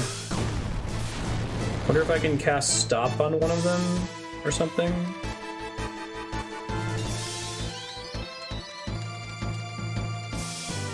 Doomtrain applies Meltdown. Nothing in the game is resistant to Meltdown, right? Part of why it's so ridiculously OP. Whoa, don't, no! Okay, good, good. That's good. That's fine, actually. This is fine. Everything's fine. So I don't accidentally kill the Tarama here. I guess the Tarama could still attack Squall and trigger a counter.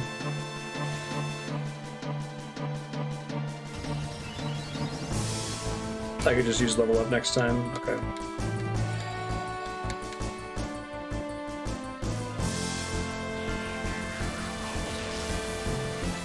Ben's so furry. It's a happy kitty.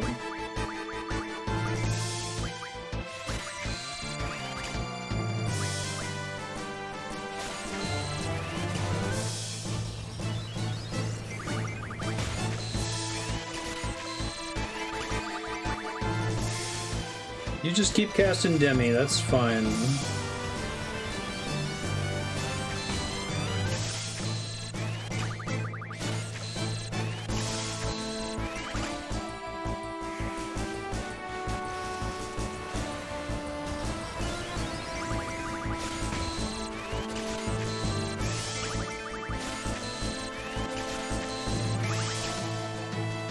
Hey, you cast Death. That was cool of you.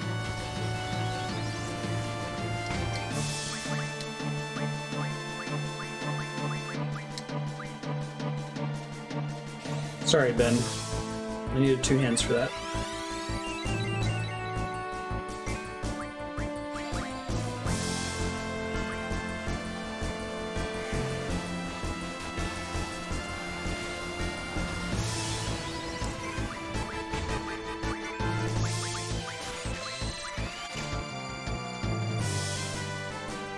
One more Blizzard to burn, and then I should just be able to spam the rest of the Skippies for Zell.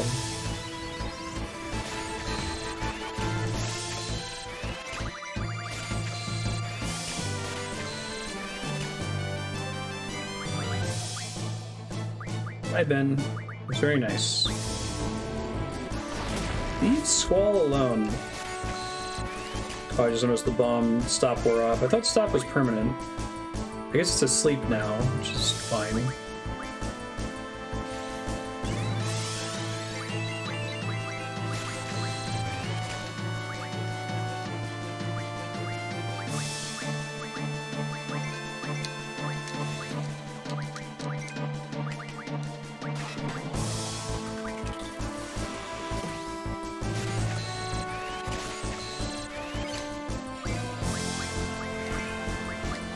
I need something that I can use to waste Squall's turn here.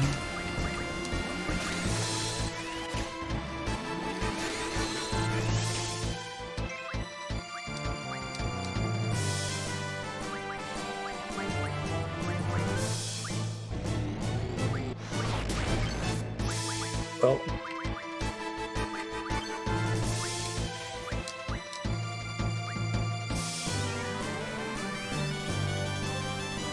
Spam Demi.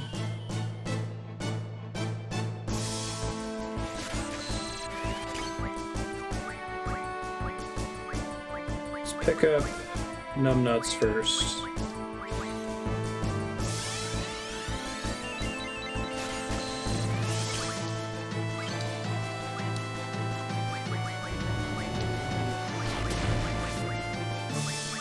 Stop being so mean.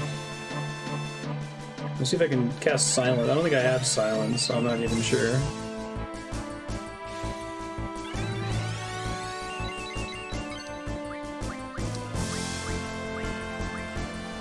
Who the hell knows? Try Sleep, I guess. Stop that!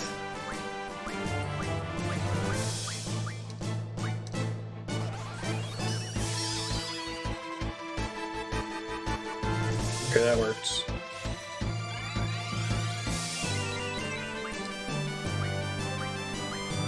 Do I have Demi on him? I don't. Let's spam slow or something. It's just they're so slow to cast.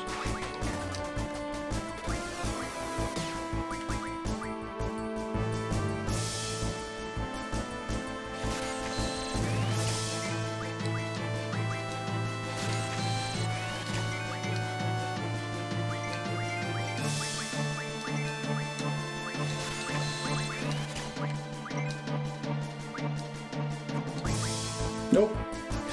At least it doesn't hit the whole party, right? Have to make do with what we got. If I find another one, I'll try to junction some more for Zell. It's also possible that I already screwed this up because Zell didn't say anything on this floor, which I thought he was going to. Why does it have so much health?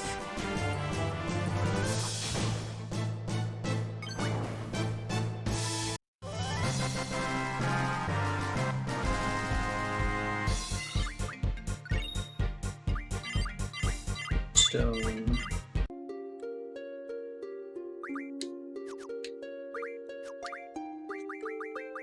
Oh yeah. Alright, here we go. OP.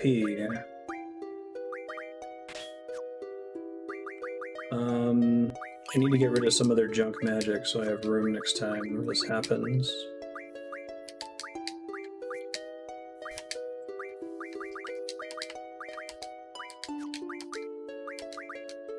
Oh my god.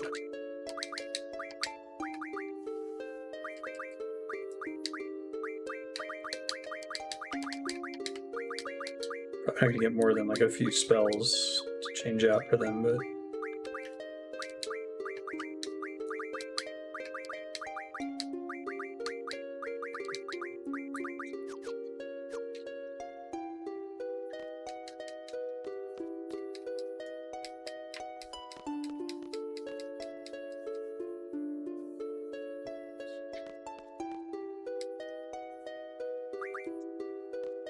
yeah, it says it on floor 6. Zell is supposed to volunteer to do something with it. Hold on, I might have to reload anyway. We'll see if it lets me leave and come back in.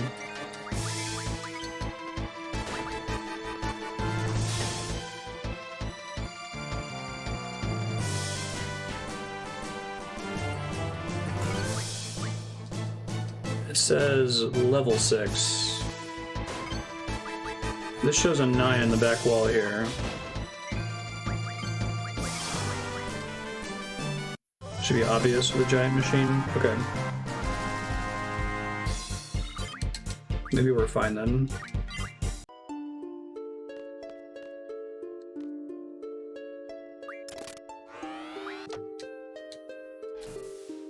Ah, level 6, but then there's a 9 on the wall. Gotcha, thanks.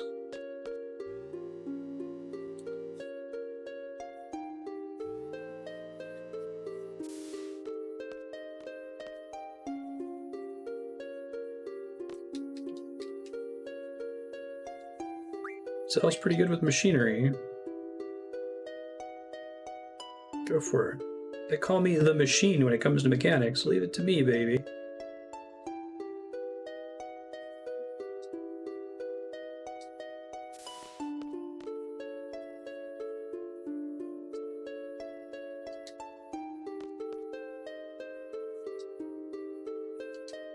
Should have never asked you. No squall. Passive maintenance.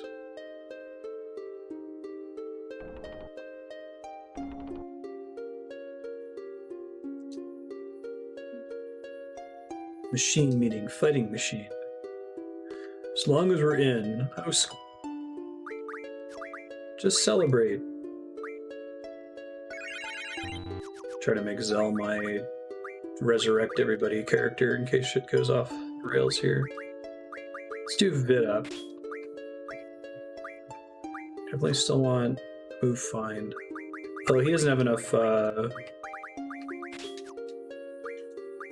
he doesn't have enough meltdowns for that to really matter yet.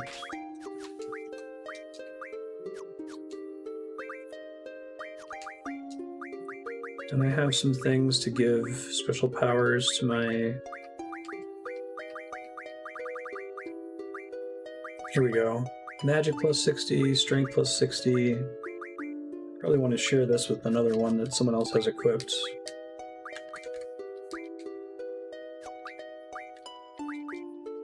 Trying to figure out why Irvine wasn't doing as good a damage as Squall. Just the difference between 253 strength and 100 strength, I guess.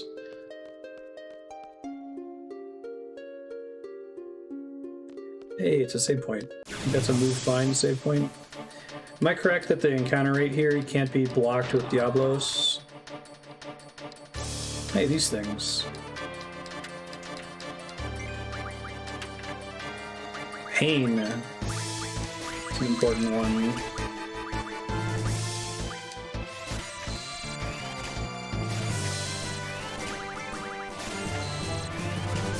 Remove mug. What does it stop you from getting as a drop? Ultimate weapon, right? Sure.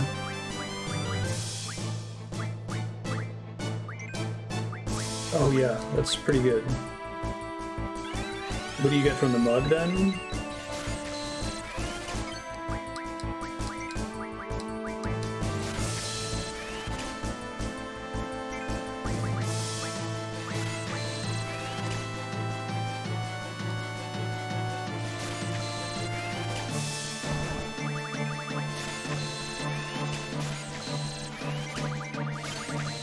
Am I remembering Pain correctly, that if you junction it to status attack, it makes you inflict all status effects? 3 stars, okay. I don't think I ever knew that as a kid, that mug meant you didn't get the regular drop. It's unfortunate. Wonder why they did it that way.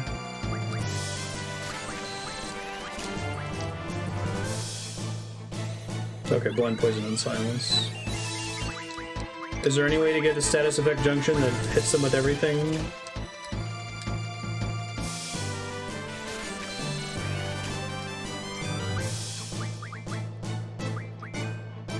This could be bad, we'll see.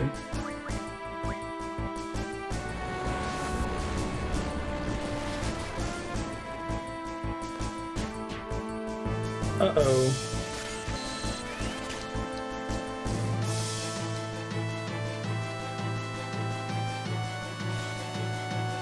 Uh-oh. I'm gonna give people confuse immunity here.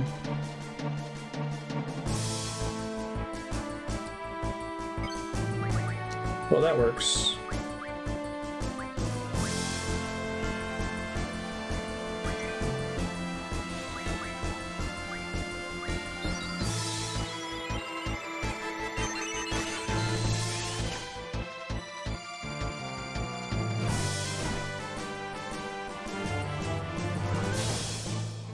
Whoa, $99.99 now. Okay.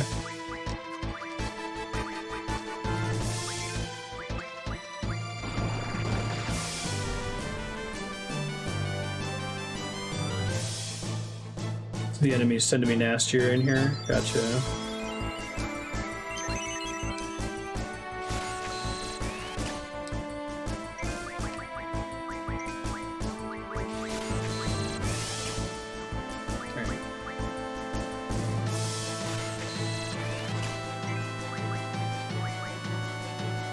He has close to max strength, so this is around the time I'd expect him to be hitting that hard.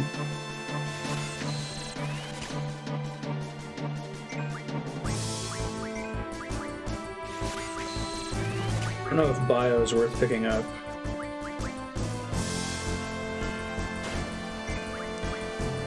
Oh, it's dead. Okay. Well, I finished Pain on Squall and Irvine.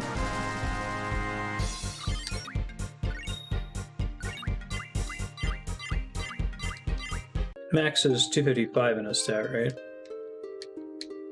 It's easy to refine. Wizard stones or something. Oh, really? It puts it on magic.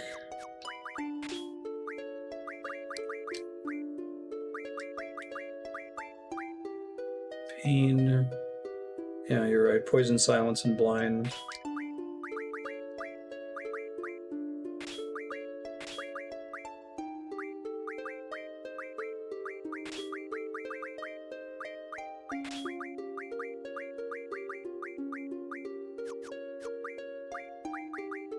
I just have to remember to do that every time.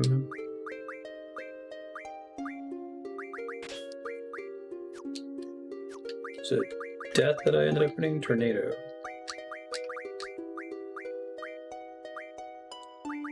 He doesn't have a ton of.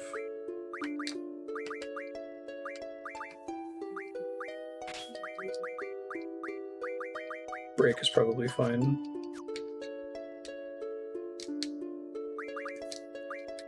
That's frustrating, Dragon Protector, I'm sorry.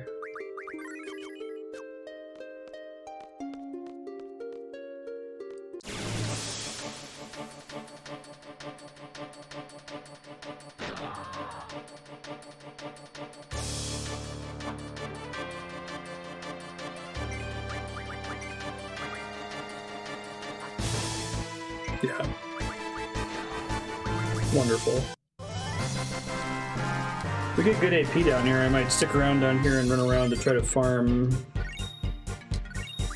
Yeah, 8 AP is pretty good. Better than that other boss I was gonna try to farm earlier. Because I need to get med level up in order to get Doomtrain.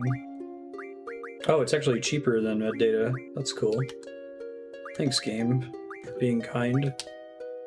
Now I have Call Shop, which is pretty exciting. Haggle's kind of pointless. Just because I have close to infinite money. Call Shop. Wait, really? You can call all the different shops in the game? I didn't realize that they had, like, significantly different inventories for the most part.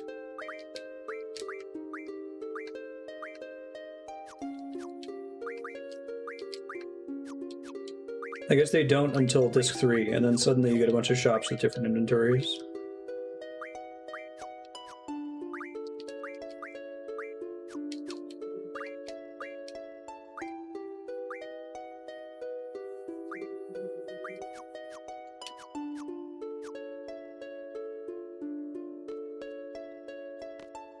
Familiar ability, change what was in their stock. Is it mostly that S-Star shop? Is it added a bunch of, like, GF ability things you can buy?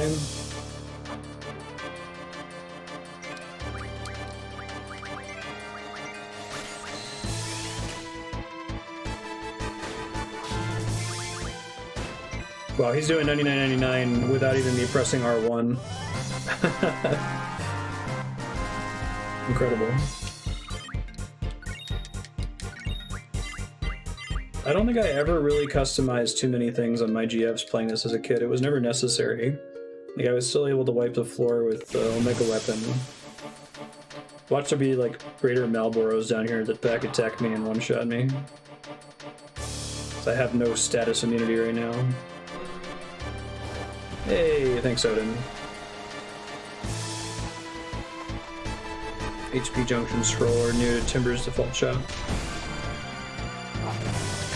I guess I could use those to make sure that I have good coverage. They don't sell the rarer ones like Speed Junction Scrolls, right? Just the standard stuff, left side.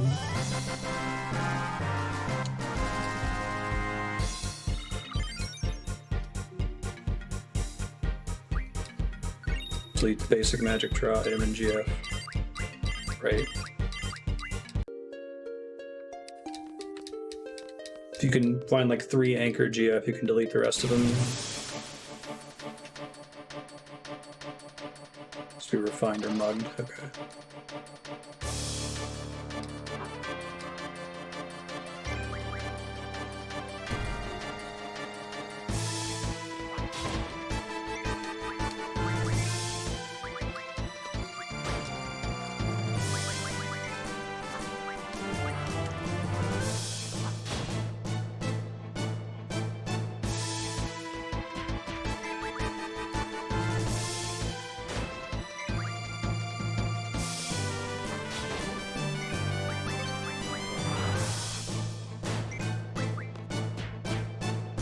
Need to protect Squall now. Here, like, remember that cool final limit break Omnis Slash for Cloud? Let's just make that Squall's default limit break. Then you'll have an even more insane version of it if you get the ultimate weapon.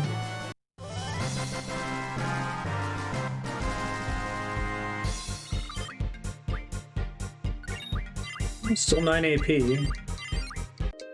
Cerberus learns Spirit Junction. I'll start worrying about deleting stuff once they learn the other crap, I guess. Status Defense Junction.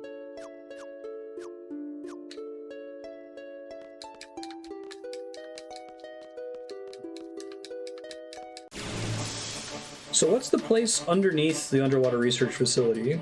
Is that something that shows up in the optional lore menu? Squall's just like, yeah, this is like a battleship base, they research GFs here. And then you can leave and come back. And there's this rad dungeon underneath it for some reason.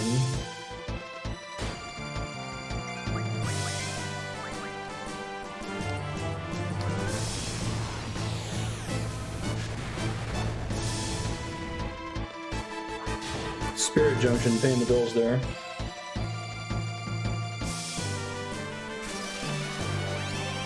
I might have some entries now. Okay, I'll take a look. So I always thought this place was just random.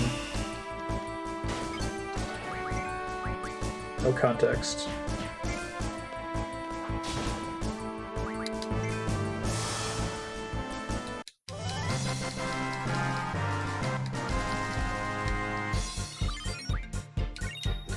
Dead spirits. Who had GFHP? Damn it, Carbuncle.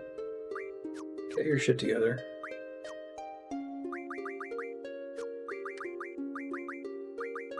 Okay. Information, location.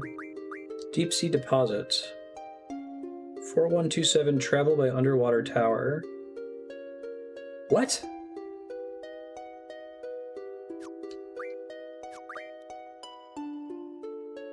These are years? Okay. 3015 found a strong energy field. Call this place deep sea deposit. Seal off deep sea deposit. Oh, the Steam puzzle solution is in this menu? Oh my god. Holy shit. Julia died in a car crash at age 28. Yeah, see, I guess it's a year later. I hope they're not doing some fucking Jon Snow, Daenerys stuff with Squall and Rinoa.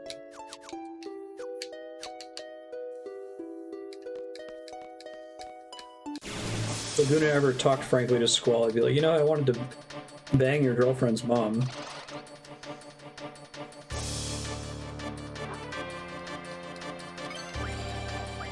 Slash probably did.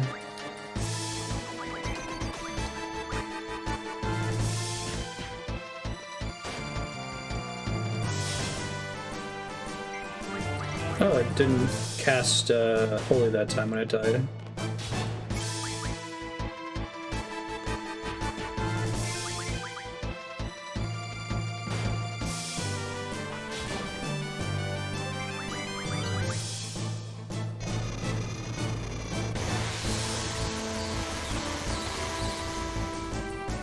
Thank you, apparently.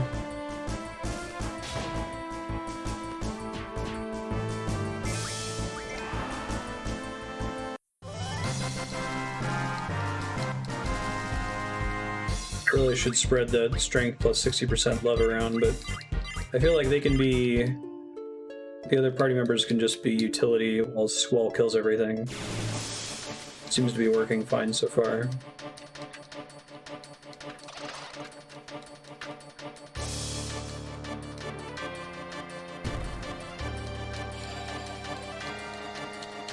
Zell's getting his ass kicked because he didn't get 100 meltdowns like everybody else.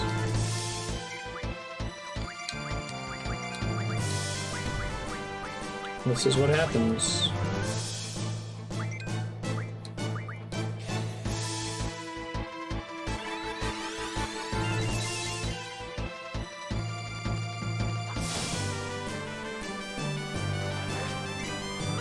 Well, he has 100 meltdowns and he still got hit pretty hard by that. Maybe it's not his fault after all.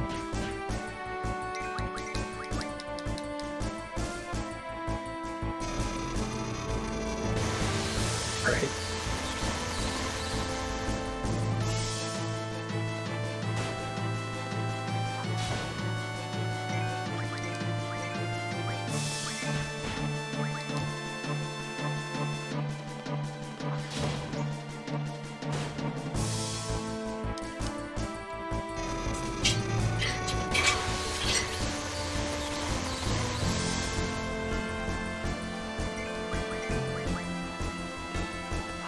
Yeah, I don't want to commit to a GF to put it on.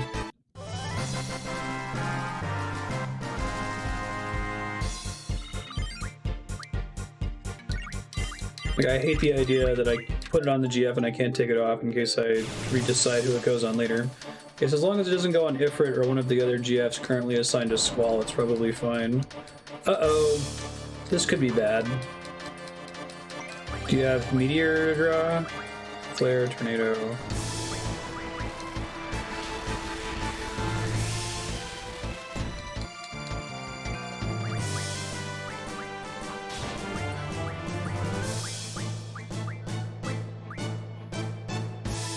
Oh, he's blinded, silenced, and poisoned. That's cool.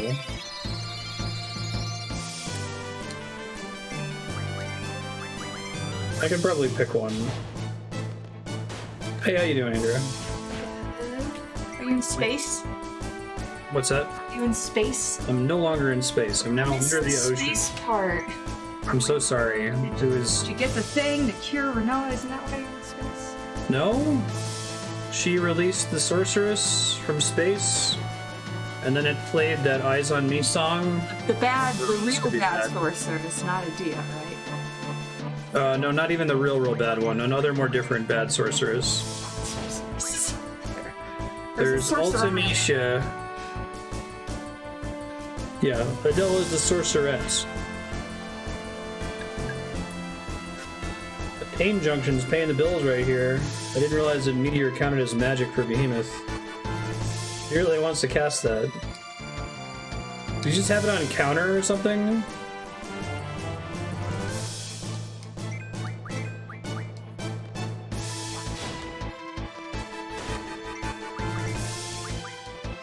I'm gonna have to punch the Squall to get his health low here. Hey! One of the advantages of status effects, you know they're dead. As the status effect goes away. Barrier, learn Mighty Guard, 12 AP.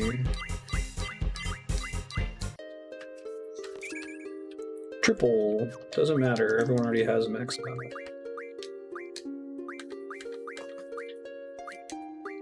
I don't even nothing else to learn, that's fine.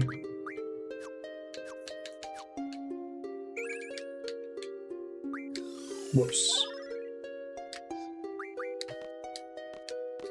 So why are you underwater? Is that what you said? Yeah. Why are you underwater? Okay. Because it's a place to explore. Where's Rinoa? She got captured by Estar for being a sorceress, and we let her go. And now I'm side questing instead of rescuing her.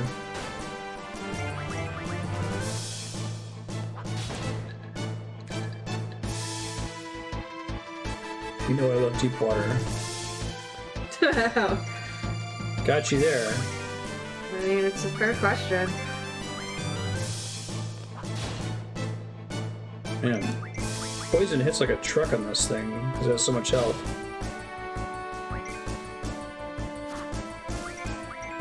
I think it casts Meteor as a counterattack, so I'm going to limit the Peanut Gallery fighting here. How dare you? Only I may do that. Apparently doesn't have Dispel anymore. Does this side quest lead to a GF? It does. Okay. That's why you're doing it. You'll just have another GF that you don't use.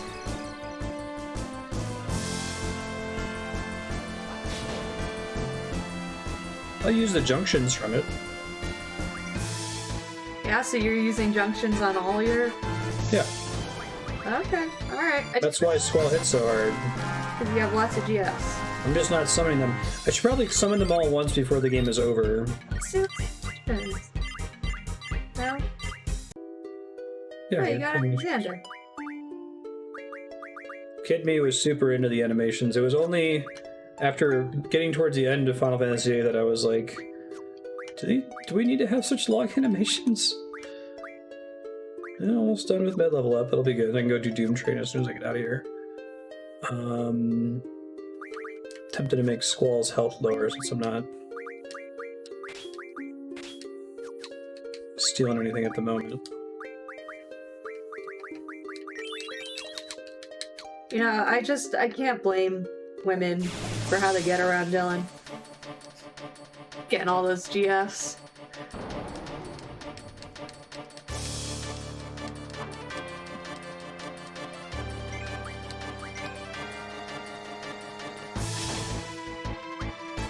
I love that that's like basically guaranteed to land on Squall too.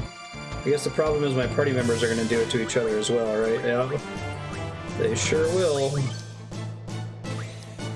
Wait, why did you hit Squall? I need to get his health low so he can limit break. I mean, you're beating these guys fine. You just want to beat them faster? Yeah.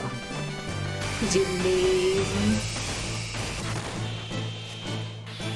This might be enough to one-shot them, but they might be able to do Meteor on death, so I want to still make sure I silence them.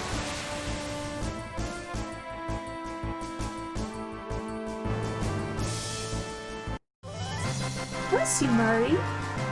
Just Sneeze?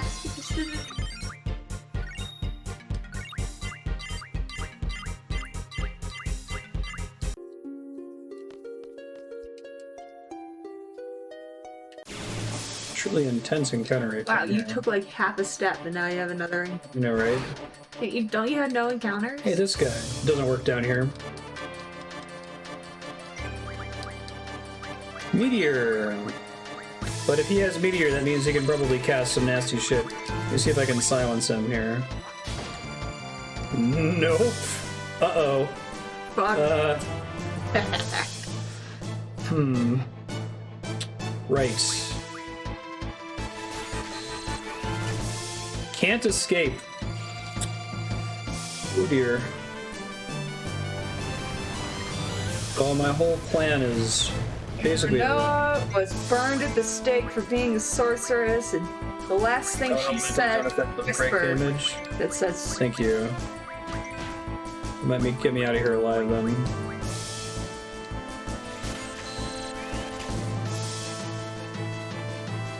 If he has fire breath, it looks like Squall is absorbing fire magic now, so... I forget what Meteor junctions to.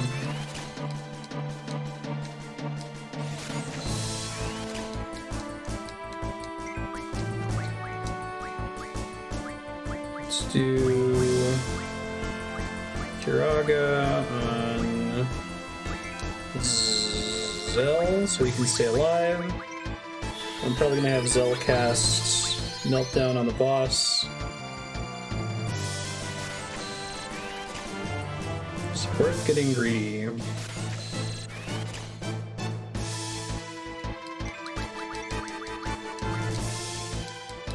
I guess I can freely use Zell for Meltdown since he doesn't have 100 of them anyway. But you can't use it when you have 100 of them? I'd rather not because it junctions to spells and it would make their stats go down. One of the bits of jank about this game. 135, that really didn't do much. Yeah, but it reduced its defense to 0. Oh, that's pretty nifty if you were hitting it. I will once I get these meteors. What if it Although wears off? these dragons are nasty, you could still do a big super attack and just nuke everyone. Playing with fire. Like this.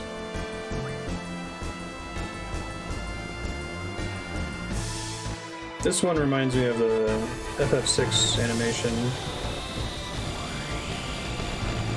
Is that Meteor? Yeah, that's not too bad, actually. So I'm gonna cast Shell.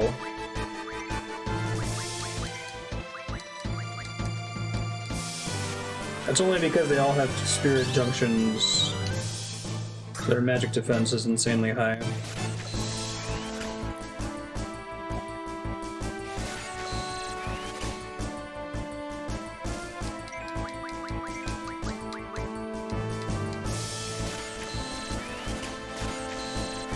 So I get him on a pattern of being able to spam. I'm not going to skip spell animations. I'm mostly just trying to skip the draw animation. Yeah, this animation's pretty cool. It is, yeah. Shell does work on it.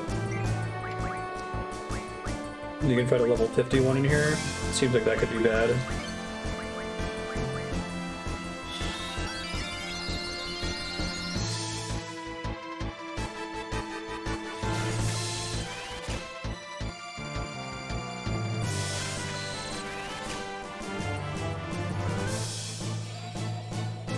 Cast it on Squall.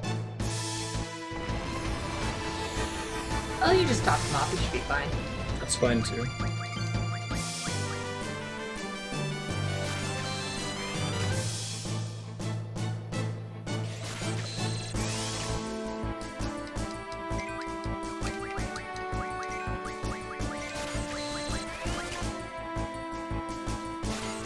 Let's draw. Uh-oh, this could be game over. I didn't top off Flare or Zell. something. Yeah, it's a really nasty breath attack. Like, we ended up okay, but I have to top off, like, now. We're gonna be in trouble.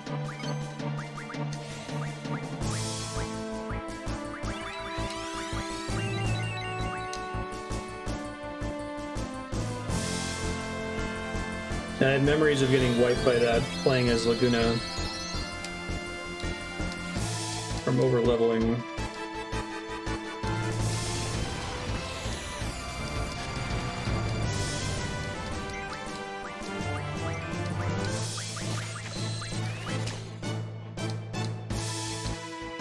Every enemy in here adds an extra 15 levels.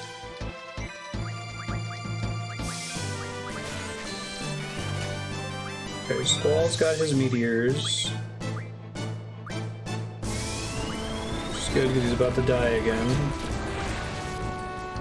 Oh. Wow, that was worse than last time. Are you happy you have your meteors? Was it worth it? I don't know. We'll see. I didn't realize that breath was that variable in the amount of damage it dealt.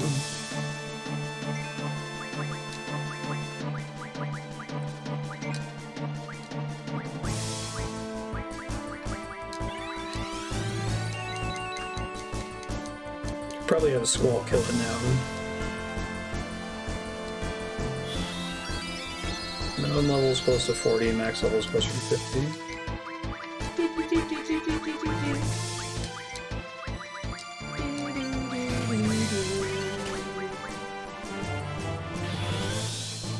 Irvine's got to be close now, I think.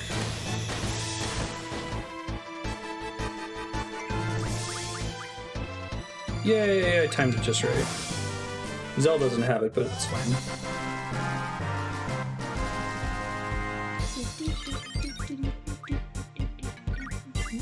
And my party is just going gangbusters in levels in here. It's crazy.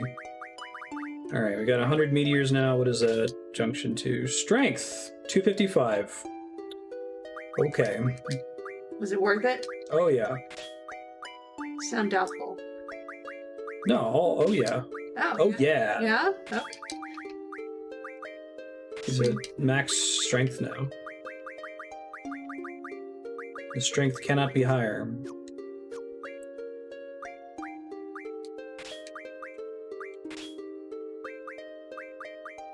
Alright, I gotta give him one of these. Let's put it on Cerberus, since I'll always put that on someone other than Squall. I think that's a good way to handle that. Hyper Wrist, Cerberus, Junction, Irvine, ability. I can probably actually give him 2 here.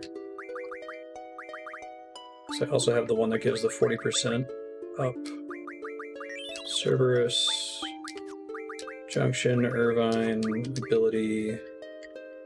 This will also affect Irvine's limit break, right? Where's Quistis and Selfie? Squalmed or his strength. They're not here. They're on the boat. Oh. On the ship. I'm gonna go save since that was annoying to get all of those meteors, then keep going further down here. Why can't you use no encounters? It's just a rule in this dungeon, it doesn't work.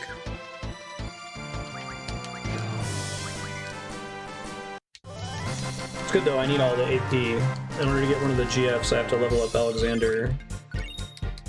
Wait, why? Does Alexander fight him or something? Alexander gets an ability that gives me an item I need to fight Doomtrain. Oh, that's your favorite! Yeah. Right? Oh, I forgot the train was in this. No, the train was in 5. It's in 6. 6. Okay, never mind. It's a reference to the one in 6. Okay.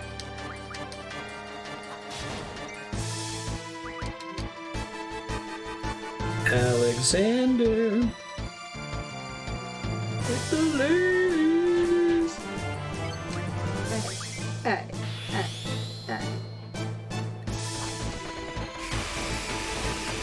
I don't mind backtracking a little bit here though, just to get some more fights. Cannot suplex it.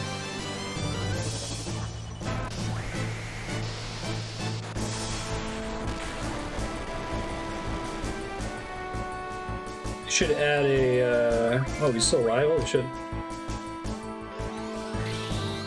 I should add a ultimate fight versus the Phantom Train in Final Fantasy XIV where it can be suplexed. Oh, wow, it was almost dead. Just had to, just like bang. Poke it. Yeah. It's all over.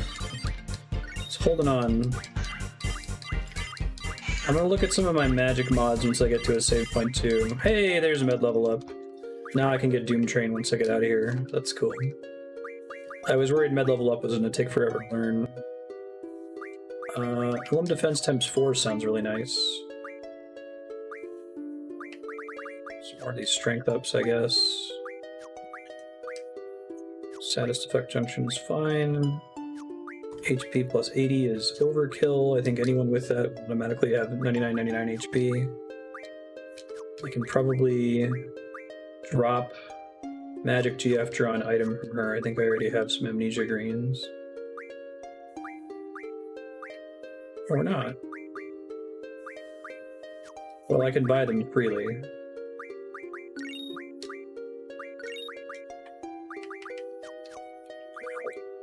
Ability, call shop, amnesia greens, or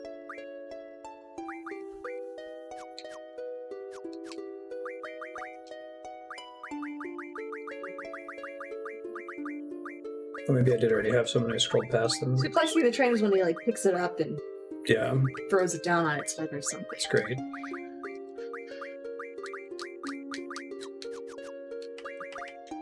You're like, I didn't know you could do that to a train, but oh, great. You can do anything. That's what Final Fantasy teaches us.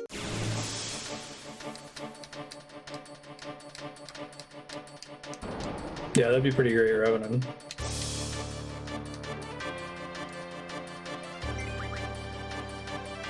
I think Irvine still has Pain Junction. Maybe I forgot. Uh-oh. Oops! If this is a plus 20 level Behemoth, we might be in trouble. Squall's probably dead. Yep. Bye, Squall. It could have been worse, though.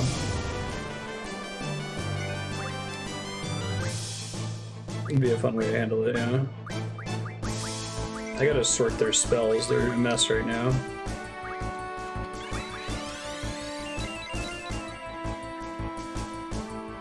I don't remember if it counters draw. It's only attacks, yeah. There we go. That's nice that that hits every time. Mm-hmm. On the behemoths, that is. You're not gonna spam tornadoes? I don't need it that badly. I think I can use an ability to get it too.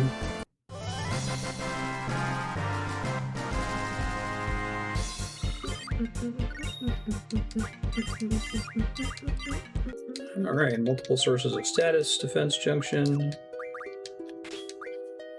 Let me make sure that he's got pain. Does pain junction well to status defense? Oh. Pain just makes me think of the GF in 10. So it makes you immune to zombie, blind, silence, and poison all in one? That's pretty good. That's pretty good. Pain is Makes you a zombie. poison, blind, and silence. So it's pretty good. Oh, is that the one that you equipped on your sword? Yeah, that's why he's hitting it all the time, exactly.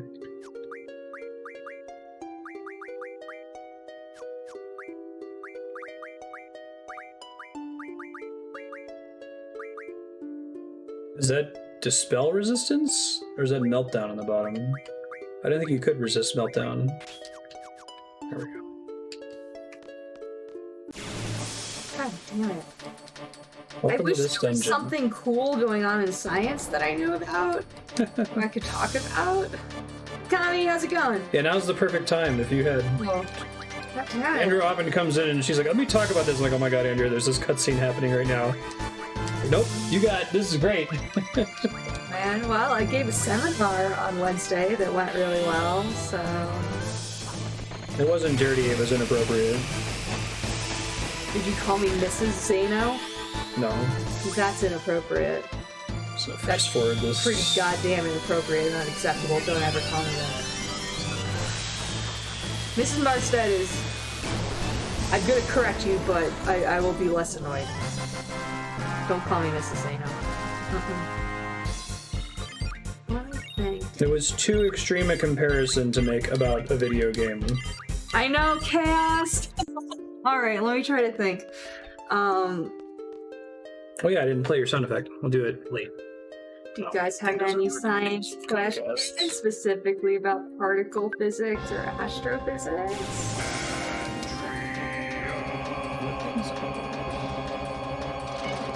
Hey, Andrea's here.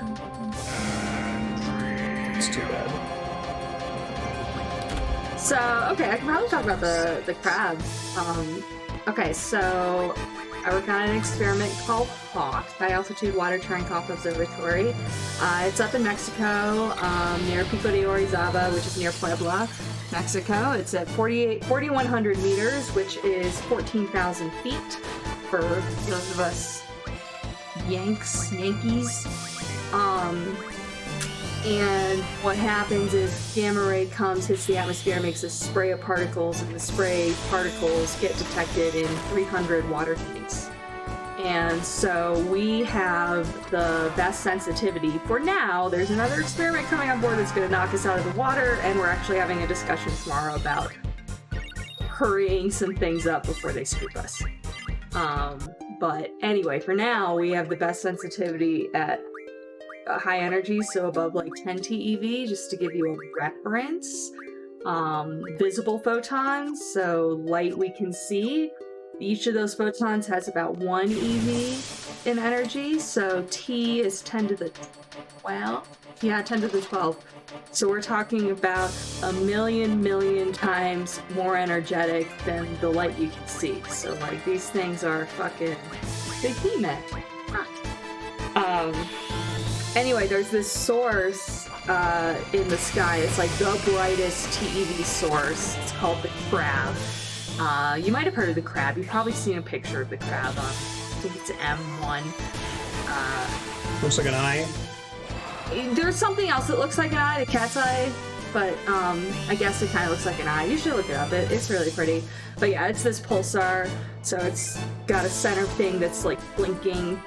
Blink, blink, blink, blink, and then there's all this energy, and what HAWK sees is actually the kind of cloud around the blink. Yeah, I wonder what it's called the crab. Is it in like the crab constellation? Because sometimes they're named after you know, the constellation they're in. But then why isn't it called Cancer, right? That's the crab, I think? Cancer?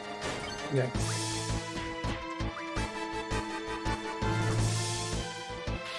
Yeah, so we see the Crab Nebula, which is the kind of like haze around the little blink blink part. Blink, blink, blink. So we don't see the blink blink blink.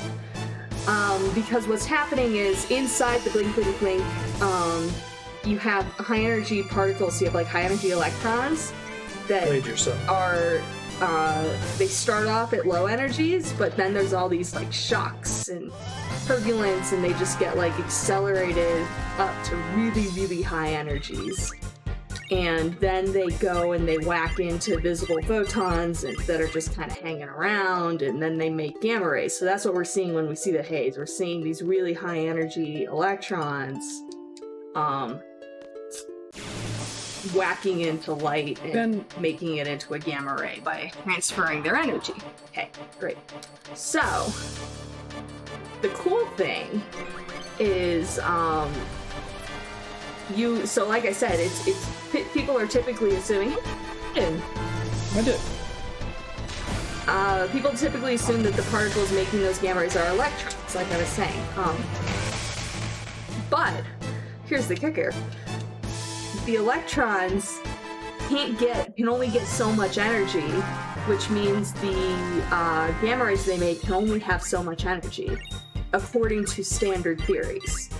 And so those standard theories say, oh, you shouldn't see any gamma rays from the crab above 100 TeV. What's a TeV? So a TeV is a million EV, where EV is a visible photon's energy.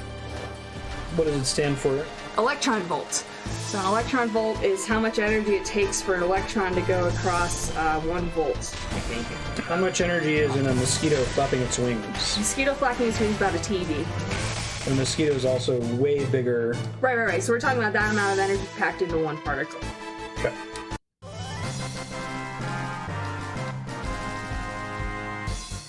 So I remember I actually went to a conference 2 years ago, and because we've been studying, this result's been out for a while, but it's still cool.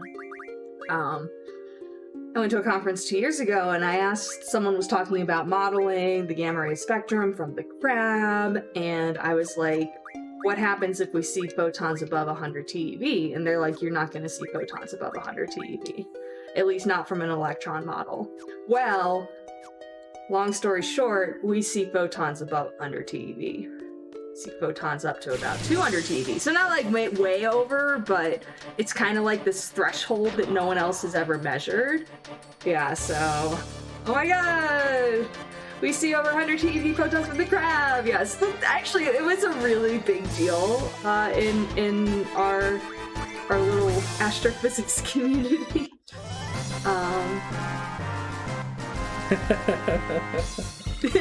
Be like, boom! Yeah, I was just kind of, people were like, why did you ask that question? I'm like, reasons? Can't tell you. Reasons. Don't, I can't say yet because the analysis wasn't public, so, Okay, I made it to the save point. I saved all of those meteors that I drew. Now I can go all the way back down to the other save point.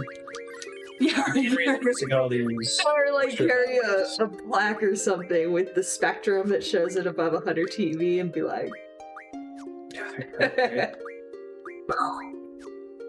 yeah, it was actually pretty funny that they gave that answer. So actually, one of the reasons why you might see photons at these higher energies, and we're going to be able to get up even higher, and so actually, we'll be able to tell if there is. Because if there's more, at like 500 TeV, that cannot be electrons. It has to be protons. And so, but no one is thinking that these pulsars are accelerating protons to that high of an energy. But we know those protons exist. So this is all about the origin of cosmic rays.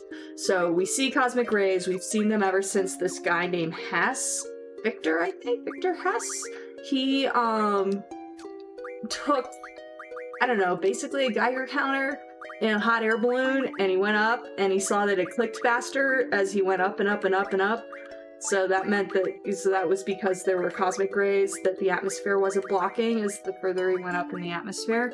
So he's kind of the guy who discovered cosmic rays, and so we've detected them from, I don't know, EV to a 10 to the 20 EV. And the question is, where are all these coming from? Now, depending on the energy, they all come from different places, but we don't know where the so-called PEV, so that's a billion million EV, so billion million times visible photon energy. We don't know where those come from. We know they exist, we see them here at Earth. And so, if the crab is a so-called Pevatron, that would be a really big deal. Mix it up, Pevatron. Well, Pevatron PEV. It emits PEV particles. Yeah, or it makes PEV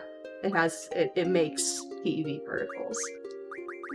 It emits, so those particles, when they transfer their energy, it's not a perfect transfer, so you see hundreds of TeV. For what it's worth, what's the difference between emit and produce? Does it matter? I believe that it might, then that being... Yeah, I guess emit. Facetious. Say emit. They escape, obviously. No, that's fine. Emit is fine. Because we do detect them. And so, yeah, so the question is, and that's around the energies where it's hard for the Milky Way to contain those particles. So you can imagine making a high energy particle, and then you have like the magnetic field of the Milky Way, and so the particle is like, and then the magnetic field pulls it back in, but then you get to the high energies, I don't know, like I think 10 PeV or more, and the particle just goes go to some full sound.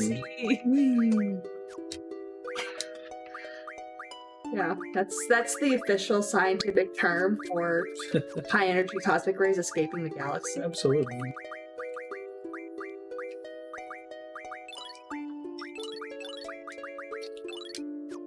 Oh my god, tents are such an easy source of Kiragas.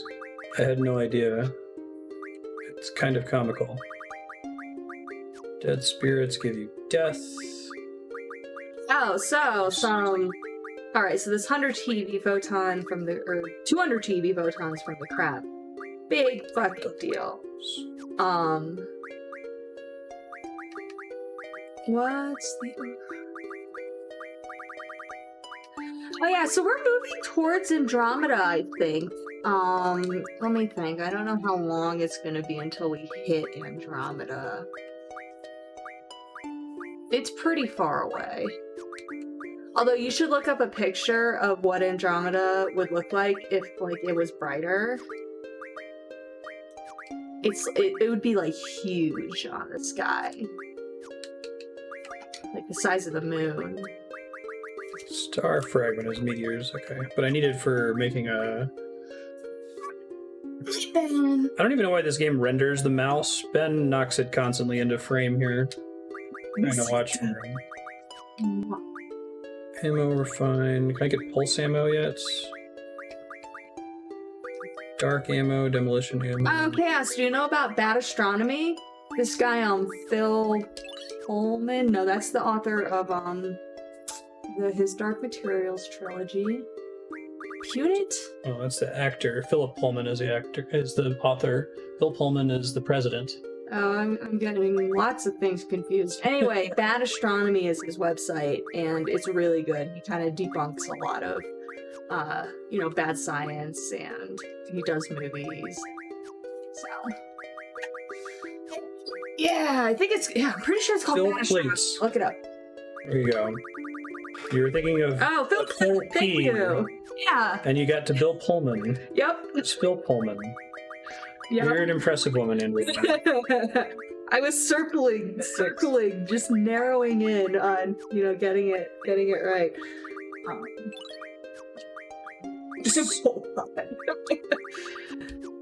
Oh, cool. What a horrible place. Levels up medicine. Remedy plus. I need 6 of these for... Doomtrain. I'd be honored if Neil deGrasse Tyson played me in something. Alright, let's go back down with that crazy encounter rate. I got all of the abilities that I wanted to get from grinding, and I did it kind of organically by running down and then back up to a save point, instead of running around in circles on the world map. Still getting my paycheck down here, apparently. Hi, Ben. So, okay, some drama behind the 100 TeV crab paper. We had this result, and like I said, I knew about it 2 years ago, and we published it maybe 6 months ago. So, like, we had this result, and we were sitting on it, and it's because everyone was like, this is a big deal, we need to make sure it's right, we need to make sure we understand all of the, like, you know, weirdness about our detector and make sure that weirdness isn't causing it to, like, falsely say we're seeing these photons,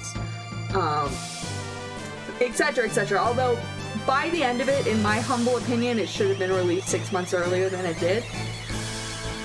People were just being really obnoxious. It's like one of those things where, you know, you can't be perfect. You kind of just have to say good enough, and then if there's like, what about this? You're like, that is a great topic for a follow-up paper.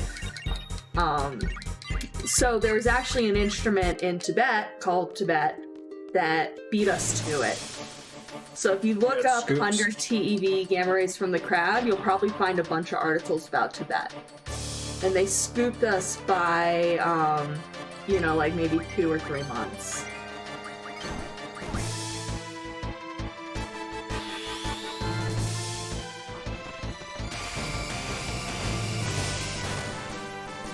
Oh, nice, Ravenon. Yeah, I guess you could call the Large Magellanic Cloud a galaxy. It's kind of like a sub. I think the LMC was a galaxy. I don't know, I always thought... Is that M64? No, M64 is the Black Eye Galaxy. It's my favorite SCA object. You should look it up. It looks like a galaxy that just got punched right. I saw that was one of Andrea's usernames is M64 Rocks. Like, oh, I like Mario 64 too. She's like, I've never played that before. Yeah, I have no idea. It's not Mario 64. It's the Black Eye Galaxy.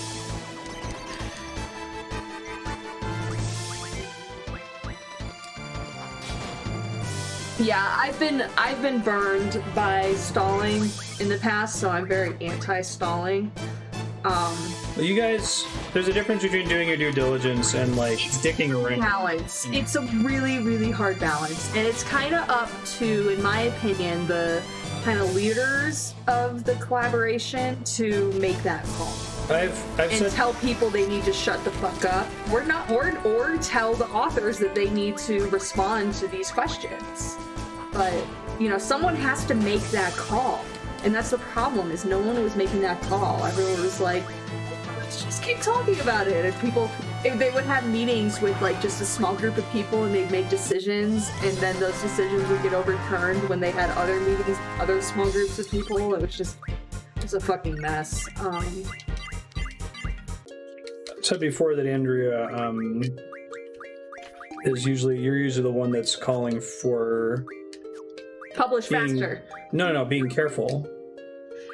No, the exact opposite.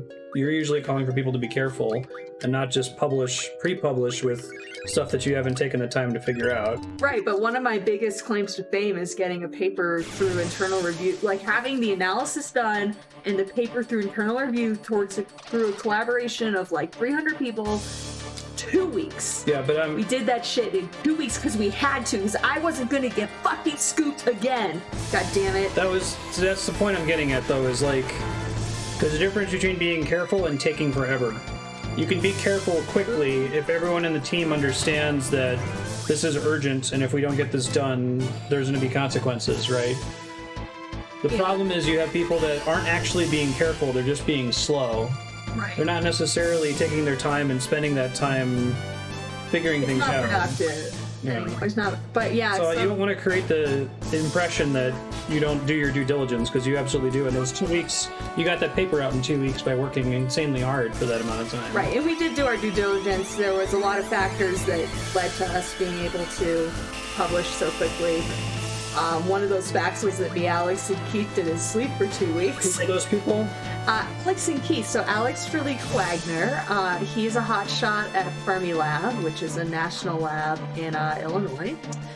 and Keith Bechtel, who is a big hotshot at University of Wisconsin right now. So they both have landed themselves really good jobs, which is good because they're phenomenal, very good physicists and good people. I remember, I think it was Keith or something, we were talking about Star Wars, and he's like, yeah, you kind of remind me of Rey. It's like, oh my god, that's like the nicest thing anyone's ever said to me. This was after the first one came out, the Force Awakens. I think it's just one of those situations where you have these collaborations where no one's in charge, and as a result, everyone can just constantly say, oh, have you thought of this? And they're like, oh no, I didn't think of this. And people in the car are like, oh my god, that's dumb. We just need someone. You just like, that's a great topic for we just need someone to say that that's not in the scope. Right. You have a scope creep problem. Exactly. Yes, we do have a scope creep problem, and you kind of just need. You don't have a boss that comes in and just says, no, that's not part of our scope. Good idea to write your own thing about it. We need that boss. And we have people in the collaboration. It's a whole hierarchy of people. Like the, head of the collaboration could come in and tell people to say, hey, this is a follow-up analysis. We need to get this out. And I felt like that was lacking a little bit during that for this paper. People were more into whenever someone had a question, they were like, oh, we need to discuss this to death. It's like, anyway, we got scooped and it sucks. And that's the problem with a lot of these collaborations is everyone is a PhD physicist, so everyone is like, the way academia is structured is that once you get into that role, everyone's like, you need to be a leader. Like, it's not really set up for you to just be a PhD that's just on the team that follows instructions. But like, teams need that. You can't just have 100 cooks on the project, right? Who all want to be in charge and all want to run things, right? I'm about to get wrecked, I think. Oh, I got lucky. It didn't encounter with Meteor. Oh, but Silence didn't land there. That's not Yeah, actually, there was a time in grad school where I found something really interesting. Really interesting. Big deal thing. And I found it, and I was like, guys, we need to release this. We need to show this. And they were like, oh, well, we don't understand it, so we shouldn't like prematurely release it. And you know what happened? What happened? And I'm gonna be salty about this for the rest of my goddamn life. Someone in the collaboration blabbed. They told their friend about it. And the Fermi data is public, which means they were able to get the data and find the same thing once they knew what to look for. And they published it. So, you know who got fucking screwed? I did. I discovered this thing and I didn't publish it first. No, you're talking about this. Because I was told I couldn't. Talking about this last week or a week ago. That was the guy that got tenure off of the hype from pre-publishing that on Archive. I don't know if it's that directly, Too many cooks. But yeah, it's... Well, no, he had a lot of hype and a lot of buzz around him because he pre-published this thing on Archive. It came up in Discord because we were talking about Archive and how it's a great tool, but it's a double-edged sword. It's time for shivving. I agree. Now, and like Dylan's saying, I know the guy who did it. He didn't realize that, this was... I don't know. He should have fucking known. But... whatever. He has plausible deniability. He has plausible deniability, and he's not a terrible person, but yes, he's an academic, and he was an assistant professor at Harvard, where being an untenured professor at Harvard is notoriously known as a postdoc, where a postdoc position is after your PhD, you do your own research under someone, so it's not a professor job. And then from your postdoc, if you do the whole academia thing, you go on and become a professor, an assistant professor, and then you get tenure and blah, blah, blah. But anyway, so... Saying that is like saying, oh, it's like you work at a job where they call you an employee, but you're really a temp. You're a temp, yeah. Yeah. Or you're an intern, it's even worse. You're an intern. Yeah, exactly. So, I get it. I yelled at him for it. He's apologized.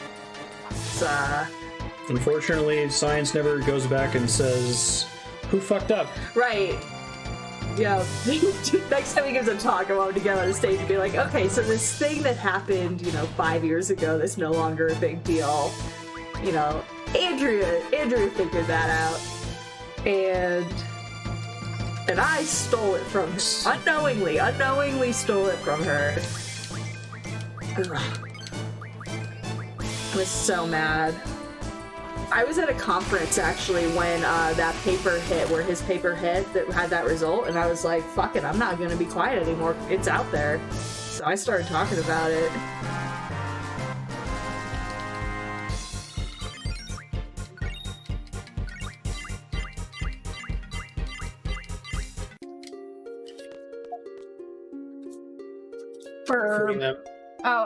I can't. Yeah. Thank you. Are you kitties ready?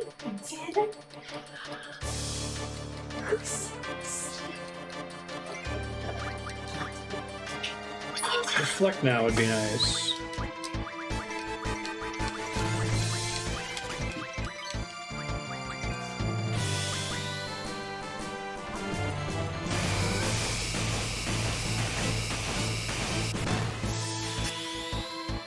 No, it's so long.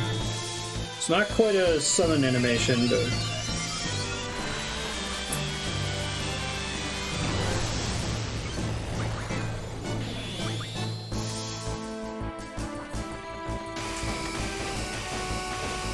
I feel like me getting all these levels climbing up and down is just going to make the boss at the bottom harder. It's not really making me significantly stronger. I was already hitting 99s on my way down. I mostly just want to be AP. Full team version of that move is half a second.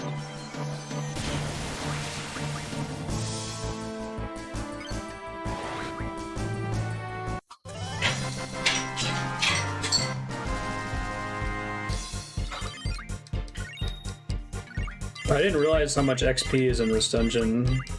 Like this crazy number of GF level ups at the end of every battle.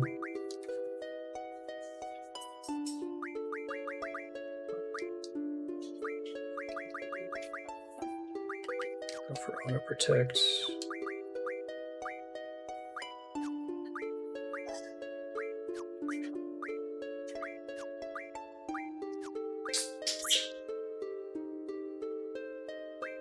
HP plus 80% now.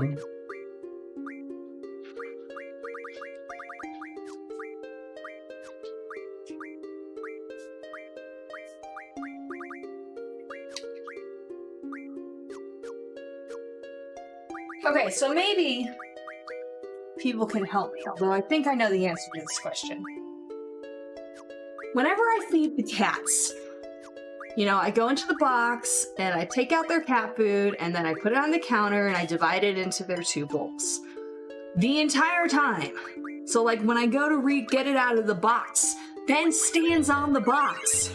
And I'm like, Ben, I cannot get to the can with you standing on the box. And then when I'm, pouring it into both of their bowls, they're both like screaming and clawing at the point where I have the claw marks on my feet from Marty like really going at it. And I'm just like, we do this every single day and they can't just sit there and wait patiently? Like, I don't understand. The thing that I really, really don't understand is the standing on the box while I'm trying to get the food out. Like, Ben, what are you doing?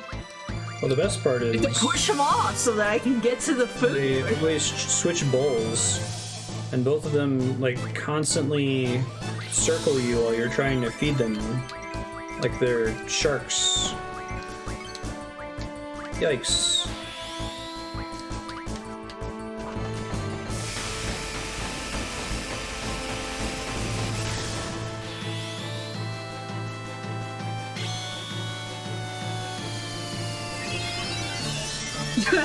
Exactly, Aki. Come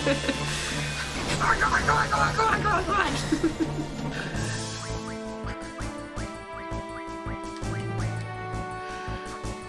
Yeah, I thought about setting up dry food for them during the day, but we kind of signed a thing with the person we adopted them from that said we wouldn't give them dry food. Is that right? That's correct. She didn't like dry food. Although it's been 7 years, so I feel like we could probably give them dry food. But they're, you know, perfectly healthy weights, so it's not like we're... Ben would be very heavy if he had dry food. It's supposed to be, apparently. The people we adopted them from described it as being like junk food. It's like potato chips. Although when we go away, like, there was a bunch of times we went away for the weekend, we would just, like, get a big tub of dry food and be like, here you go. This is your weekend supply of food. Fine. Star fragments. So high. Oh, they are overeating, yeah, so we just kind of left it out. And Lord knows, Ben, oh my god, Ben would be so fat that his, like, feet wouldn't touch the ground anymore if we let him. He wants to be fat so bad.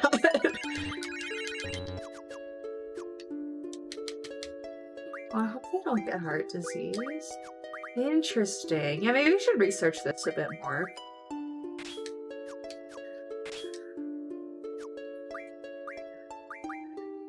Ooh, I bet your cat likes that. Yeah, I let them, like, you know, if I spread butter on something, I let them lick the butter off in the night.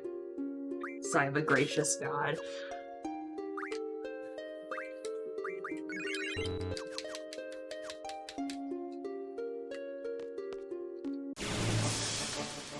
Yeah, Ben... And Marty also is a fat. Marty wants to be fat.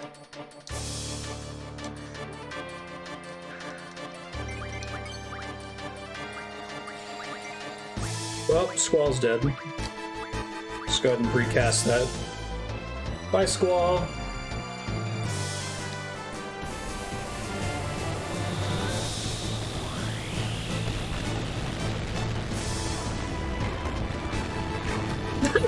I love how the 0 was yellow for a couple of those, and then it turned red. Oh, I guess it was because at the end of the animation, he thought it just meant he was super dead. Let me think. There's other science. Alright, we talked about... Did I miss? Weird. Big collaboration, bureaucracy, and how it's a double-edged sword. Like, for example, and I'm probably going to email them at the end of the whole process, but right now there's a paper coming out in our collaboration, and I'm in charge of the science now, so, you know... Oh, these are fixed based on the tile you're walking on? I thought it was, just there was a really high encounter rate down here that ignored encounter none. I guess that explains why it ignores encounter none. Yeah, those cosmic rays make him hungry.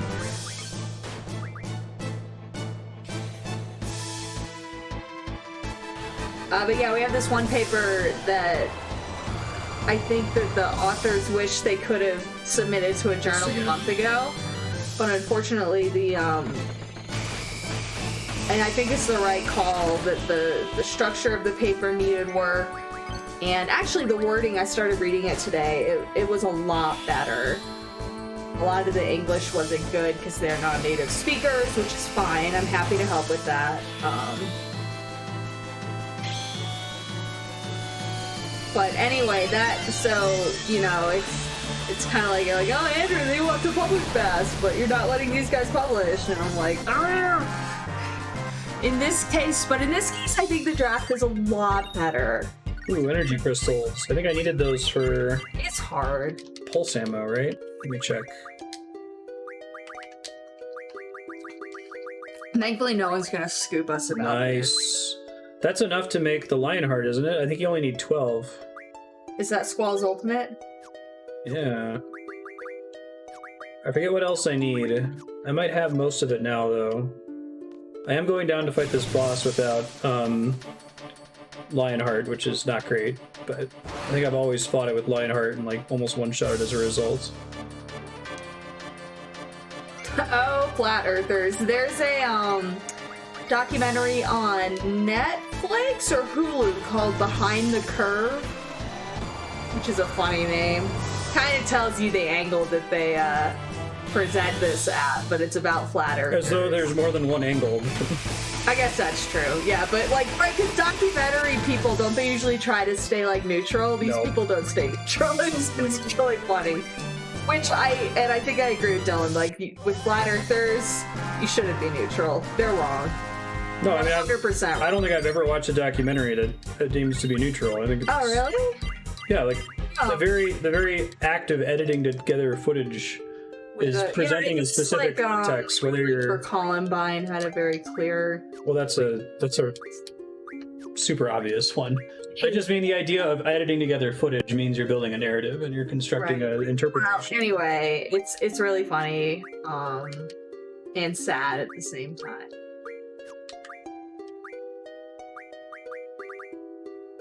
That's true. Space is, as far as we can tell, flat to like, God, I don't know, 0.1% or something. It's really flat.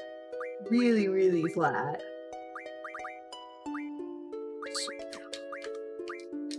Status defense junction times. Yeah, I agree, Aki. It is really scary. It's this whole idea of like rejecting science and just because like in the documentary, expertise, right?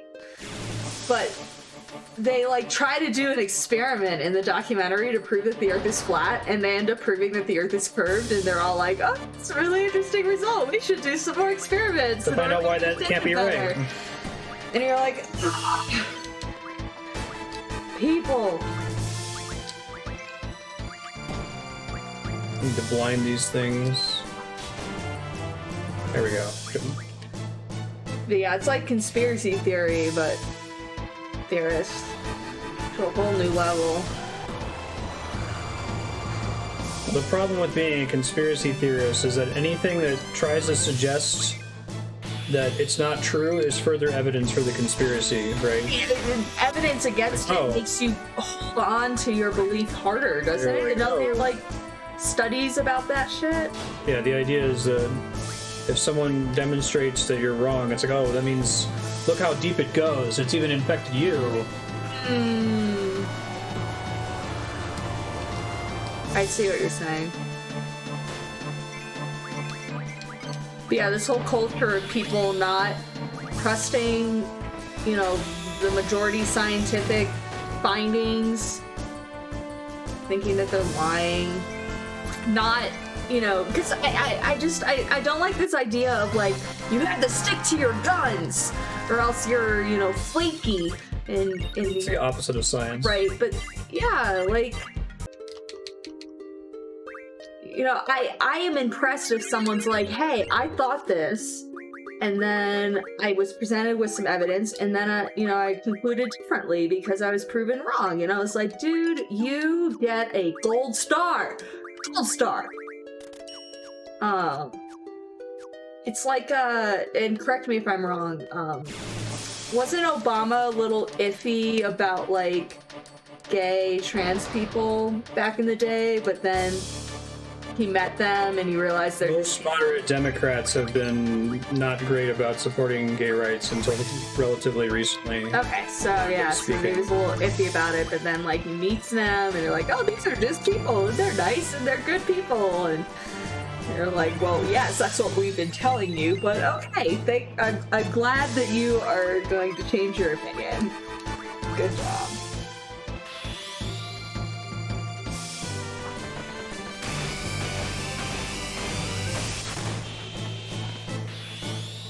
Oh, I would have said peanut butter was on top.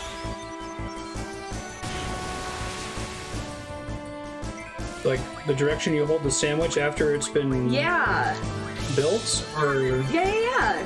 Exactly. Which one's the top? The peanut butter's the top, right? No? Yeah, you're supposed to flip the sandwich after every bite. What? Seriously? Just fucking... Yeah. You didn't have a preferred way of holding the sandwich? I feel like in like commercials, isn't the peanut butter usually on the top?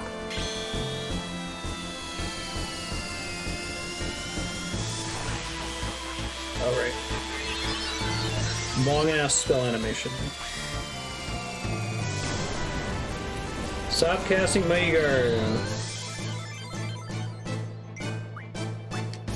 Great.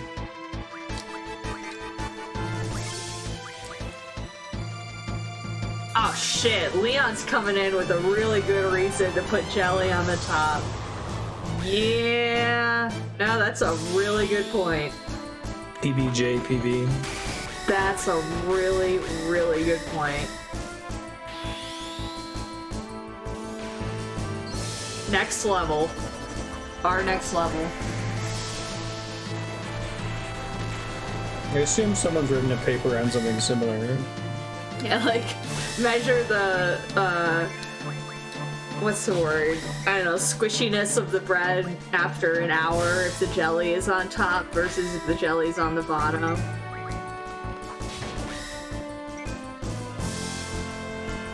Chaos, I bet you are similar to so Dylan likes to eat food that is homogeneous. For example, there's this spinach dip I make. And by I mean I follow the recipe on the back of the... And by you follow the recipe, you asked me to follow the recipe but because so you haven't Dylan made it years. once and he just blended it completely to the point Yeah, I don't where... like little chunks of things. I just want... Here's one. Spinach dip. No, I'd like it to be mixed as much as possible. I think that's the draw point where you sit and you fast forward forever in order to get 99 of them. Oh, that's a really nice Sentetsuken. These guys are annoying to fight. Hey, Odin. What's he say? Zantetsuken? Zappensuken. Zantetsuken. Zomteksuken. Zon. Don. Tet. Zon. Zon. Z-A-N. Zontetsuken. Suken. Yeah.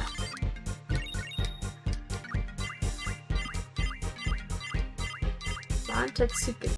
Is it Zantetsuken? Yeah, I was even saying it wrong.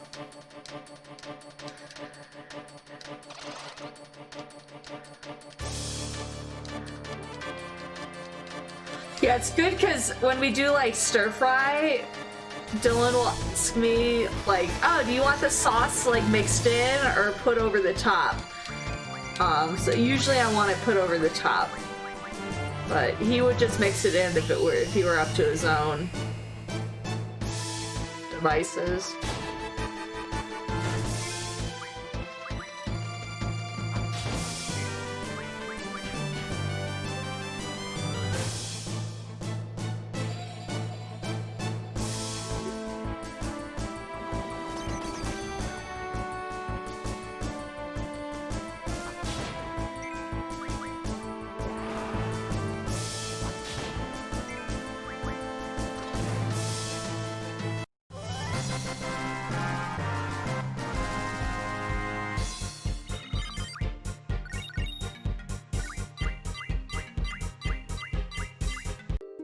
I'm gonna be so screwed at the bottom of this dungeon. Yeah, but what if it's so many like levels. there's already a sauce and you mix it in, but then you just do like a garnish of sour cream? It's definitely the best place in the game as far as maxing out the GFs. Holy shit, I wasn't planning to get all of their abilities like this. It just kind of happened going up and down the stairs. Okay, here we go. Let's make sure we're all ready to go here. I'm going to turn the combat speed way down. I usually like having it up, because the computer gets advantages. And there's a save point. Thanks, game. That's really nice of you.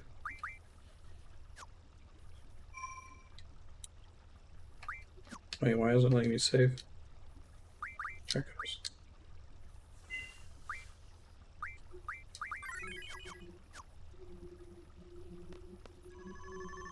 I can't do mushy very well. Makes me want to gag. Oh yeah, remove mug. Sorry, you told me that. I just want to attack with Zell. Oh, is this He's my weakest character anyway. Did you make it? Yeah. Ultimate weapon, but you can draw Eden from it. I don't know what that means. You don't remember this? No. Eden is the really long summon animation. You have to really mash boost. Please take shelter.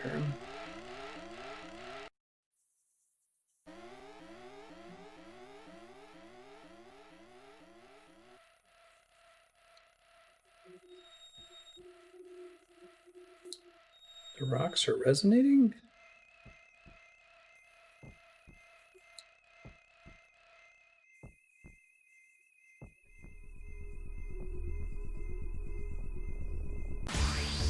I might die here. Because I just like tripled my character level of the party. Yeah, I might have to come back.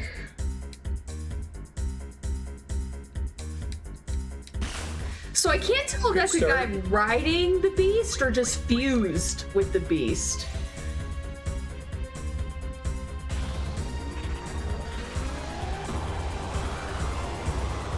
That's permanent once the effect actually lands. Oh, you got 99999 health. That from doing all those battles. Ultimate Weapon's been in the series for a while. It's featured in 6 quite a bit, although it was spelled Atma Weapon. Gravajaw, that's always good. I don't really have a way to full heal the whole party. Yeah, if you like float, can you avoid that, or is float only avoiding like earthquake? Yeah, you're fucked. Quake's might possibly one-shot me here, we'll see. Once he followed it right up, yeah.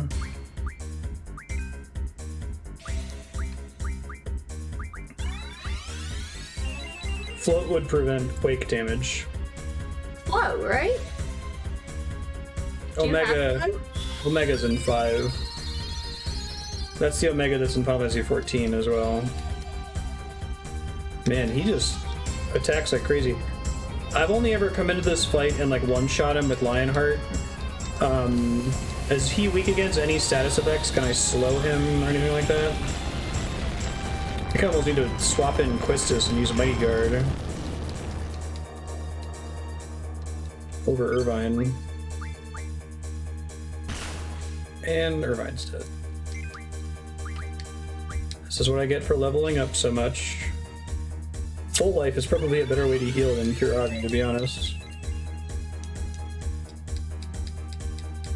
Oh, has she not been leveling? He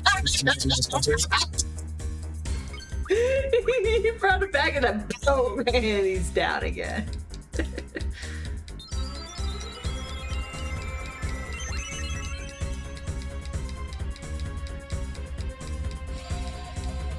He's not immune to Meltdown though, right? I didn't think anything was.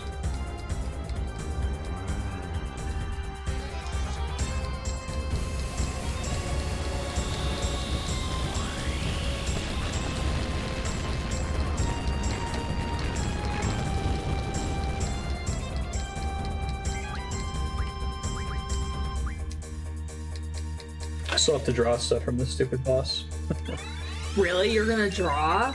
Well, I'm at least gonna draw the GF.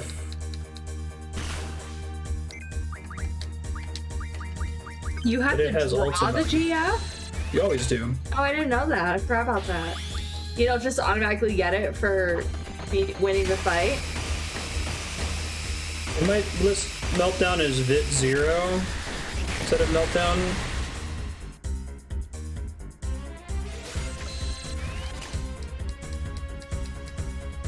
Nine Ultimos.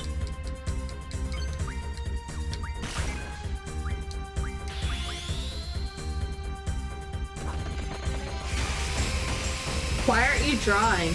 I am. You're hitting him right now. I'm drawing with Irvine.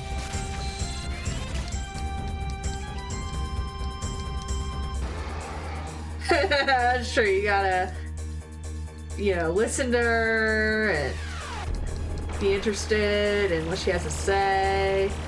Take her out to a dive hot dog restaurant. And Quake is gonna kill me. That's okay. We'll bring in Quistis next time. Tell her that she's perfect. Every day Dylan tells me I'm perfect, and I'm always like, well, anyway, I have imposter syndrome, so I'm like, eh.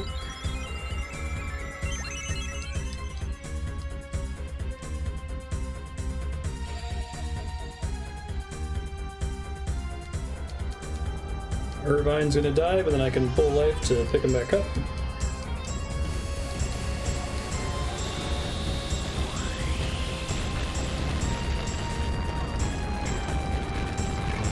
It's funny, we started dating in August, and my birthday's in October, and for my birthday, Dylan bought me this really expensive, like, opal necklace, which I still have. We thought I lost it for a year, so... I saved up money for months. Yeah.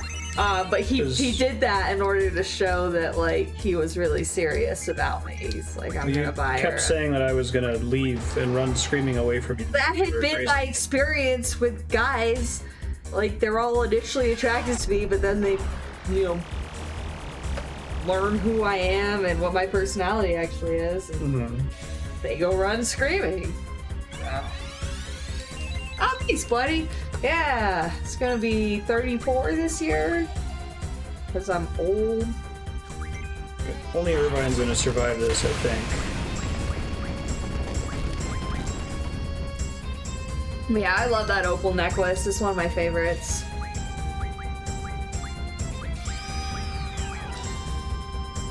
Shit, I cast it before the triple one. One more year left in the 20s. Being one of those young and free, carefree person in their 20s staring 30 in the face. Like, you know, the number really matters. I think right now I'm just barely treading water. I could probably kill him with Squall, but I wouldn't be able to get the number of Ultima draws that I want out of this boss, so I'm going to go ahead and reload and try again with... I have to do it with this. Try again with Quistis instead of Zell. 1 sec.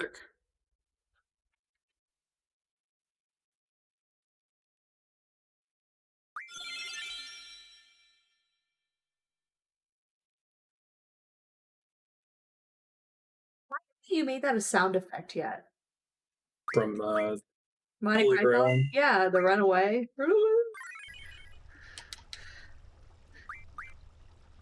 Alright, let's do switch. Can I make you make that a sound effect?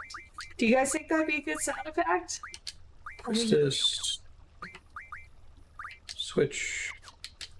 Wait, okay, I'm not on the save. Oh, I'm not on it because I don't have move find at the moment. God, that's so dumb. Okay.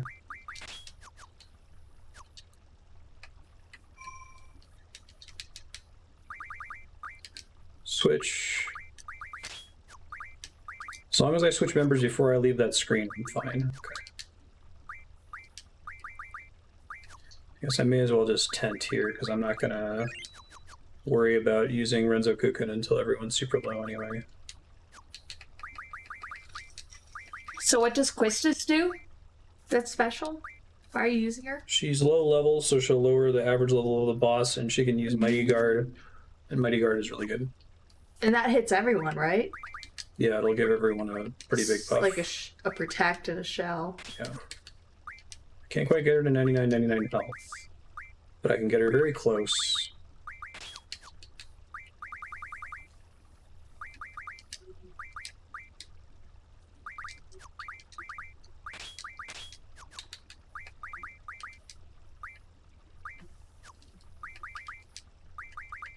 Oh no, Bloody, do they have Amazon in China? Can you like buy it on Amazon China and send it? I don't know. Yeah, it's a comically fast boss compared to everything else. Let's try this again. I saved.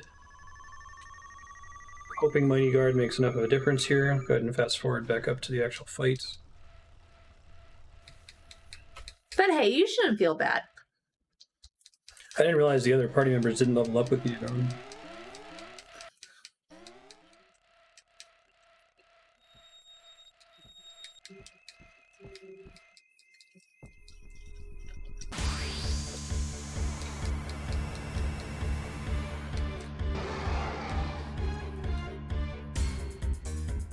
Quistis, I want you to go early here if we can. God damn it. She had it ready to go. Well, yay, Quistis! You did a great job. We're all very proud of you.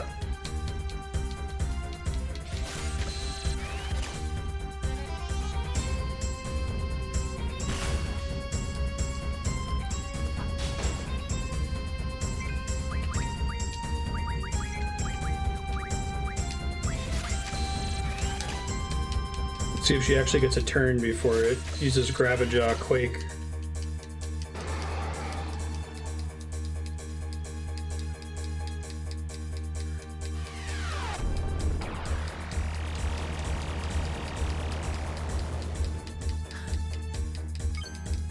Things aren't going well.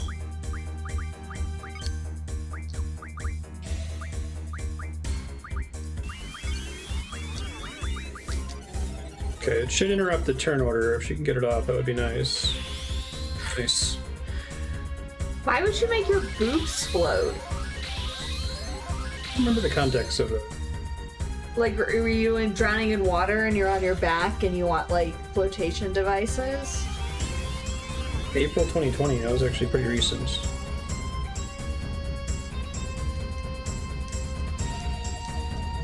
This guy's a Meteor instead of Quake. What a jerk. What a booty butts butthead.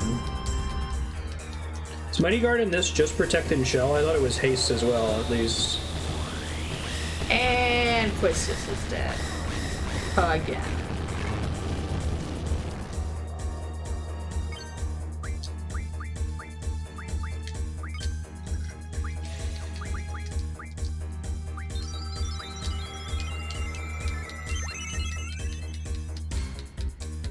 Can add Regen and Aura depending on crisis level. Really? So if she's super low on health, there's a chance for that to happen? Aura would be nice in this fight, so I don't have to keep Squall at low health.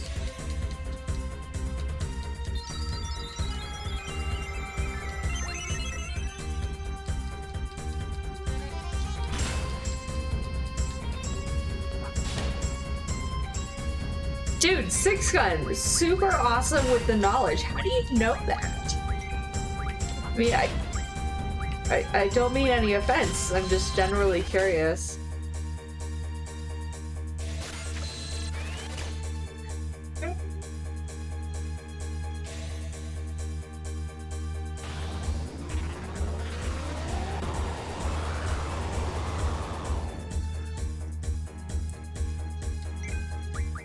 Right on.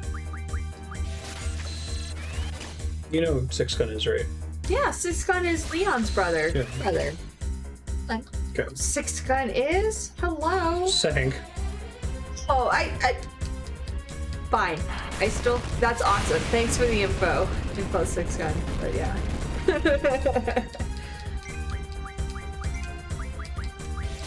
Just seeing the average level of the party go down has made this fight a lot easier.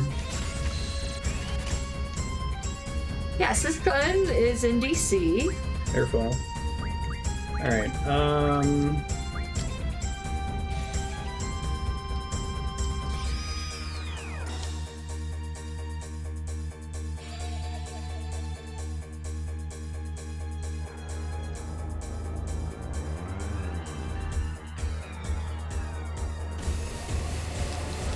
like foreign currents and policy events. Is there anyone who's like an expert when it comes to rivers around the world? What's a riverologist called? A river nerd? River nerd. That's the best I got. Not a streamer. Ah. Hey, you Light said pillar. rivers, not streams. This seems bad. Yeah, it was bad. Okay. What is it? Just always do 99.99? Is there nothing you can do about it?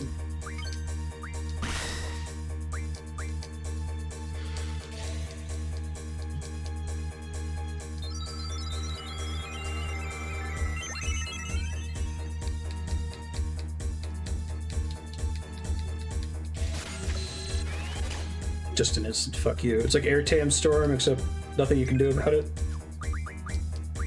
Here we go again.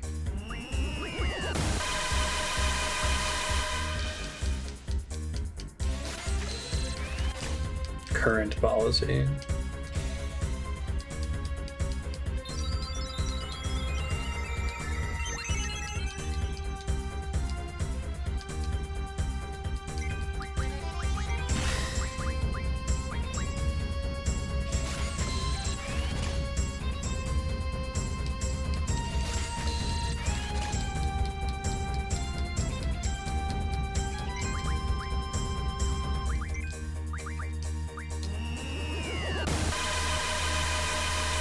Ouch. That's okay, he needed a heal anyway, and full life is a bigger heal than Kiraga.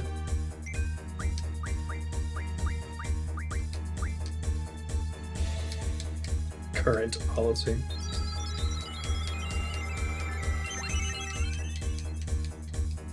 Currents are good, they come in our Blue Apron recipes pretty often.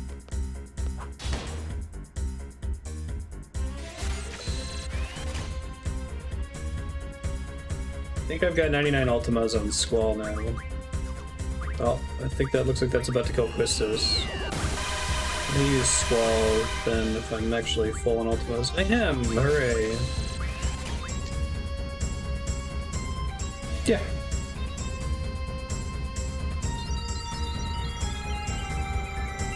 Nice change of base.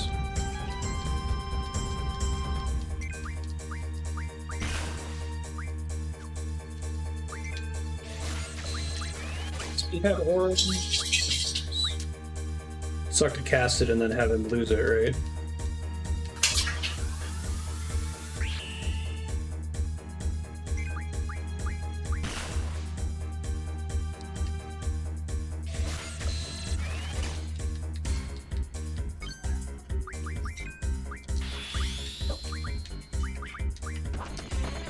I missed that.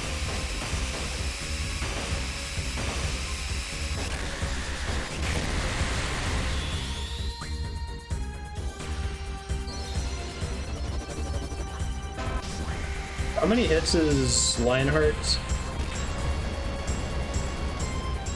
I think it's more hits than the actual R1 inputs, right?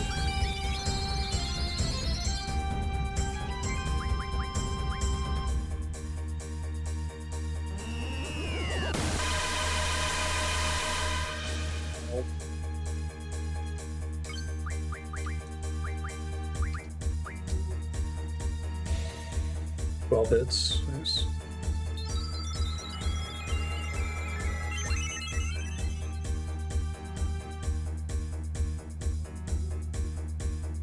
Just don't hit Squall, please. You suck. Do you know that? That was literally the thing I asked you not to do.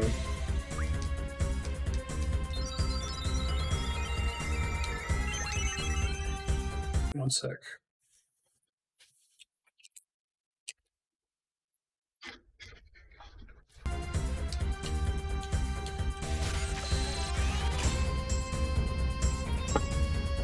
Alright.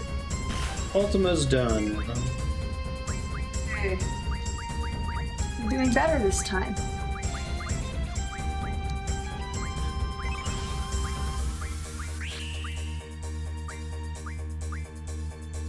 Blackberry soda, Sure. that's so good.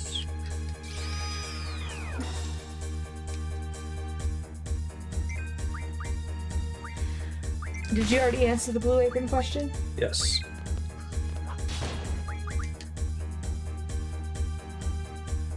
Hey, we did it. And we got Eden and 100 Ultima. Good job! High five! Yay! Oh, your palms are sweaty. His palms are sweaty. He was really... What? Oh, nice, Robinon! Well, we're current customers, so if you need anything from us, just ask. 100 Ultima Stones. Yeah, that's awesome. Eden's card. Need a slap in the face to get Eden's card, but not actually have drawn Eden.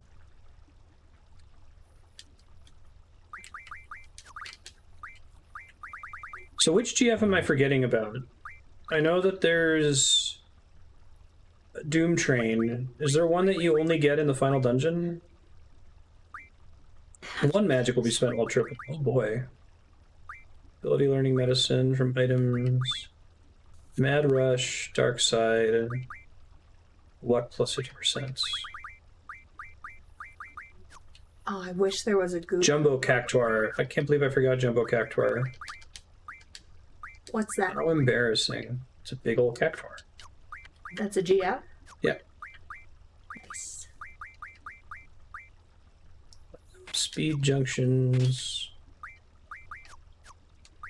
Alright, well, Quistis, you get to be the difficult super boss character that I swap in to reduce the level of the enemy. I like Cactuars at 10 because they're just like...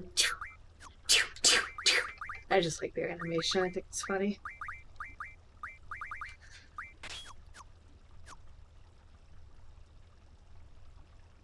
Oh, I had a chance to fight him.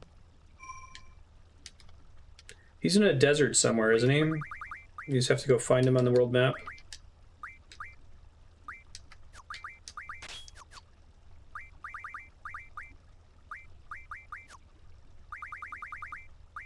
Really, Robinon? They can't keep customers more than 6 months. Shit, we've been a customer for at least a year. Yeah. Is that because there's other options that people find? Like, I know that a lot of grocery stores have pre-made meal kits, but I like... They're gone now, gotcha. I like Blue Apron because you get this huge variety, you know? I'll go do that next then. That was productive though. Oh yeah, I should figure out what getting all those Ultimas did for me. I love that it puts it on strength even though I'm already at 255. Just overkill. And the other options like cheaper, or they offer like more vegetarian options, or... I've been really happy. I didn't realize rare items had equipped. I should get the VIT bonuses, that would be really nice here.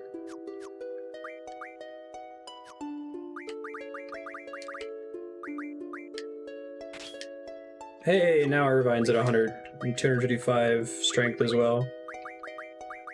Like, I tried one, it was a G something, and it was like a pre-made meal that you had to put in the microwave, and I just didn't like that as much. I don't know, I like cooking with Dylan, it's fun. I do the vegetable cutting, and the sauce making, and the saucier. Is that what it's called? And he does everything else.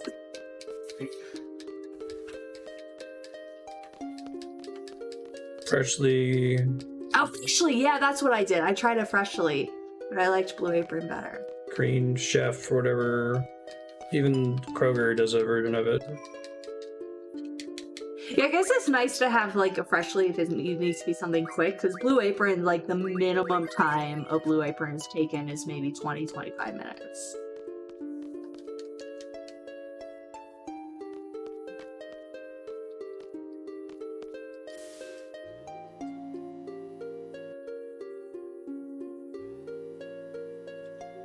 Oh, we're plated. Purple carrot. Okay, what do you think that is? That oh, it's an anglerfish. I'm like, is that a ship? Yeah, I mean, you're in a ship underwater. Why wouldn't there be other ships? It definitely feels like a Bitcoin thing, right? Like, oh my god, this thing is so great. Let's make a million shitty competitors and dilute the hell out of But it. yeah, the shitty competitors are apparently hurting Blue Apron. Well, it also seems like none of those competitors, like, you basically, in order for it to be a sustainable business model, there almost has to be a monopoly. Mm. Like, you need to have a ton of customers in order for it to be economical for you to send out these meal packages. At least that's my guess. I'm not the one writing a paper on it, Robin. Let me know if I have that completely wrong.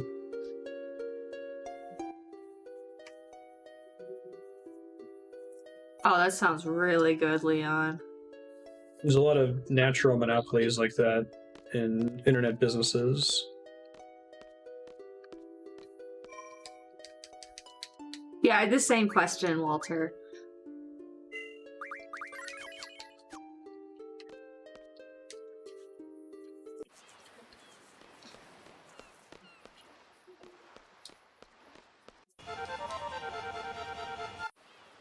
Well, I guess if Blue Apron goes away, there's a lot of other options?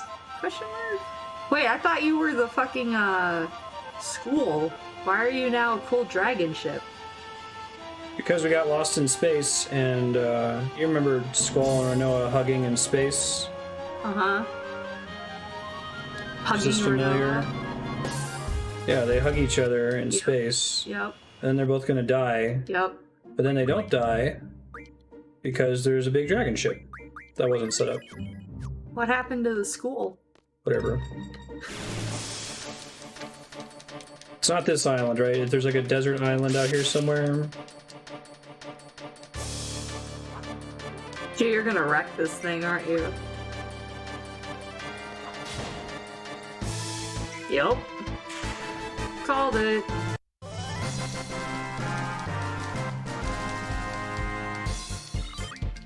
The Gundam never gets to stand up.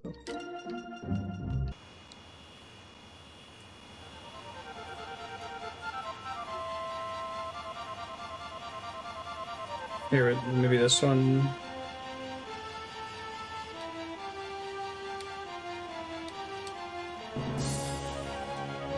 I can encounter it even with encounter none, and I'm not going to see it from the Ragnarök, right? I got to be out of this thing.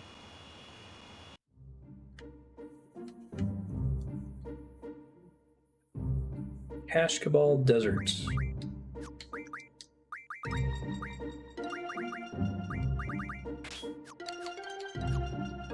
Oh, island to the east. Oh, yeah. Hey, I found him! He's there! All right. I saw him. Where'd he go? I think he does 10,000 needles.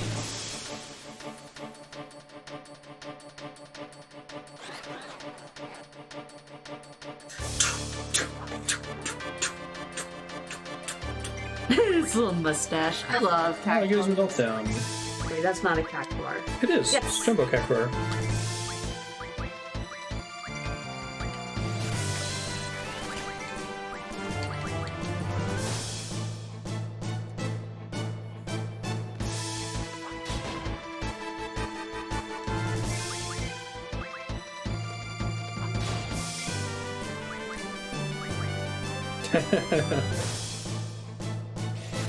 Just the cactus. I feel like targeting home cooks maybe isn't like you can do home cooks, but I don't know. I love that they like hard coded in the little damage numbers on that. It's adorable.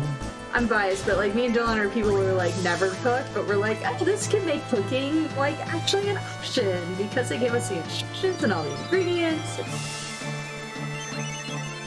Almost. Almost. You have to have your own oil. You do. You have to have oil, Salt and pepper. salt and pepper, pan, stove, range.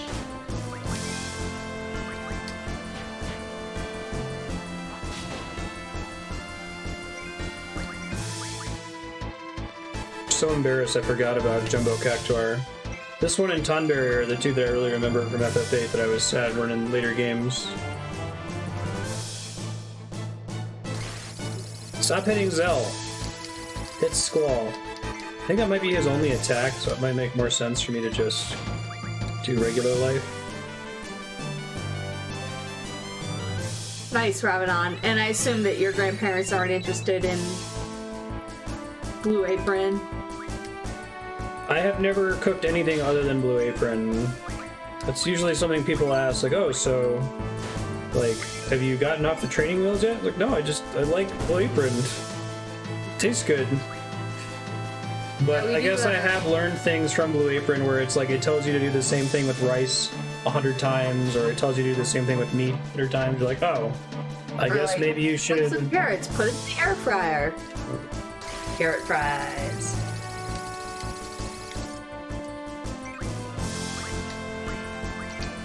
It's not delivery, it's DiGiorno.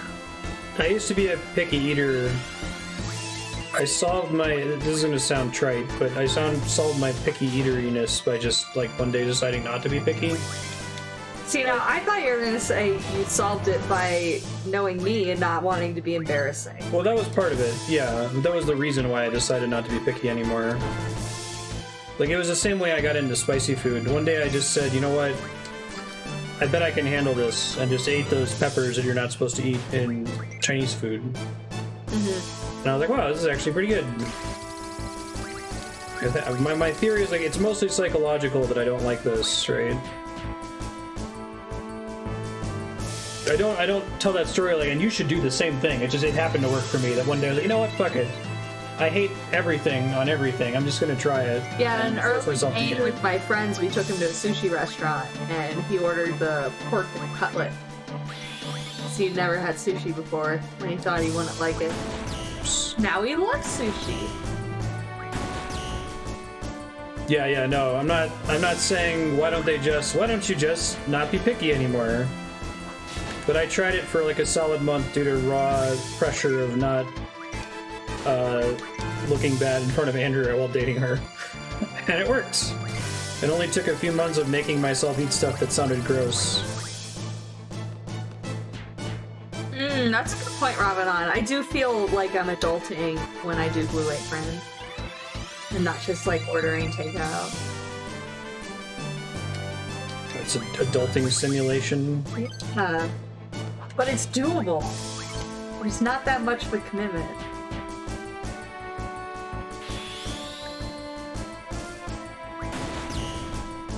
Oh, I'm really sad to hear that they can't hold on. Performative adulting. Yeah, thanks, Ramadan. I as I was saying it, I'm like, this doesn't make me sound like an asshole. I just stopped being picky. You should try no. But literally, that's what worked. It worked. Being picky. Have you tried not? I didn't mean it like that. But I literally tried that and it worked for some reason. Hooray. Alright, I got a Gaia's ring. That's cool. Oh, wait, did you get him? Rip Cactus Man. I did, yes. Congratulations. Thank you. So I'll put it on Ifrit.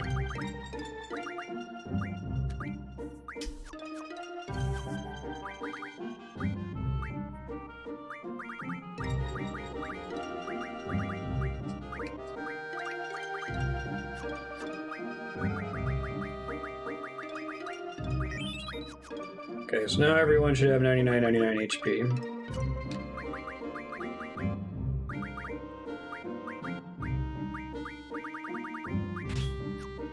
Sweets. Oh, it's like with him, he used to work at Subway, he hates Subway. He'll eat it, but he's not happy. Yeah, I think that what ended up happening is the things I really, really like, and I'll eat. If I was trapped in a desert island, I would eat them over and over forever, and I would never get tired of them, basically. But I managed to put myself in the mental state where it was like, it's okay if I eat something and I just think it's fine.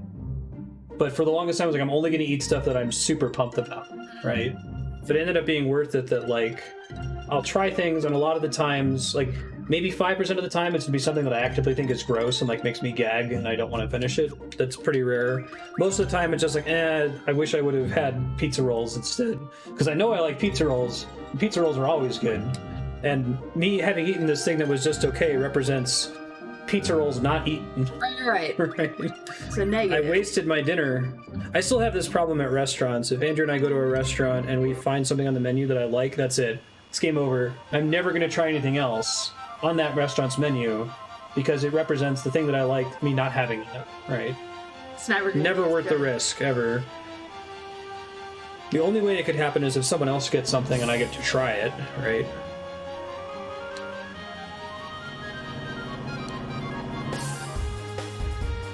Alright, so can I just go anywhere in S-Star and do the thing to summon, That's exactly it. So Doomtrain? Yeah, opportunity cost is the main driver of my pickiness. So I need 6 marble tentacles, 6 steel pipes, and I already have the 6 remedy pluses. I think Malboros spawn out here. I don't think I have anything to make me immune to status effects, so I just have to kill them really fast. I used to be Mexican pizza at Taco Bell lately. What did you think?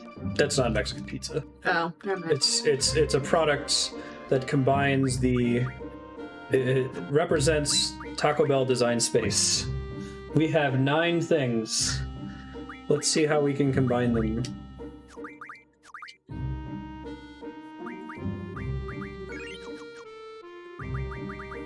Man, 2 tacos for $8? That's kind of expensive. But I mean, that's coming from the like queen of Taco Bell, so. How do I get his health lower? Why is it already so high? Exactly, Taco Bell combinatorics.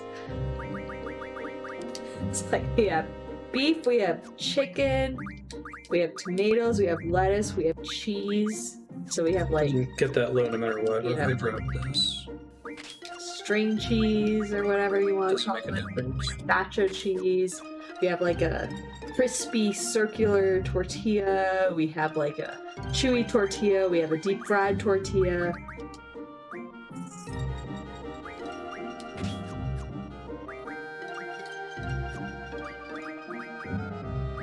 Taco Bell has dropped so many important items from their menu. What, because of COVID or just... No, just You're just for my mad life. that they got rid of those, No. There's like 4 things that Taco Bell has had that were like gonna be my staple, and they dropped them. They had the chicken flatbread sandwich, Yep, that's which was what I only thinking. 89 cents. They were incredible. That may have been a test market The only little thing. ghost Made it in pepper- Columbus. The ghost pepper grillers were really good. Grillers.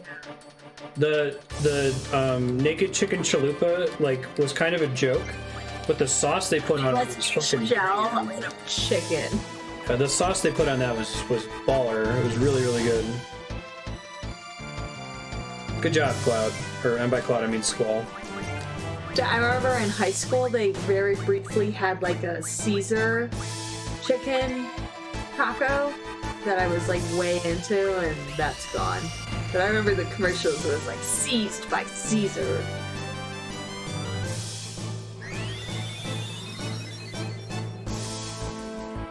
Oh, they had Oreo donuts? That sounds good. And apple cinnamon sounds good too. I don't know. When I go to Dunkin' Donuts, I'm a Boston cream girl. I'm really glad that's one of their staples. I don't think they're ever going to do it.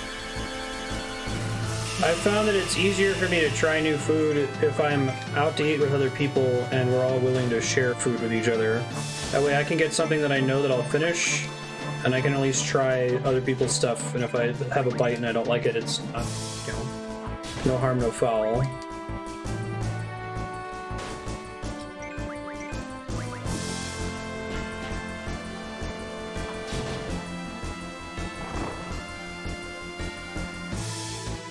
Poor little cheetah. I wonder if they called this a Tarama instead of a curl, or Coeurl, however you're supposed to pronounce it.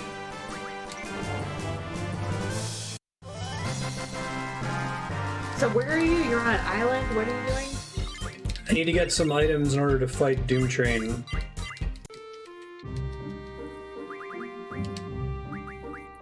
I should take advantage of that status defense junction times 4. Hold on. I don't know if I have the resources to do it though. Second.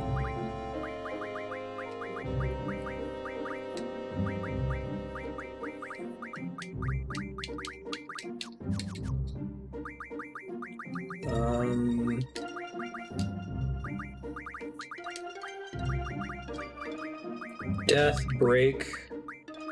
I don't have confuse. Reflect is just global status resistance. Confuse, berserk, and sleep. I don't know if they back attack you in this one. Where are you? I'm in S-Star. Why? Oh, is that where I need to Ramella get some is? items to drop so I can get the Doomtrain GF.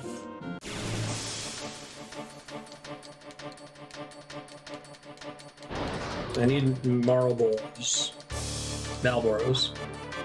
Oh, those are in this game. Yes.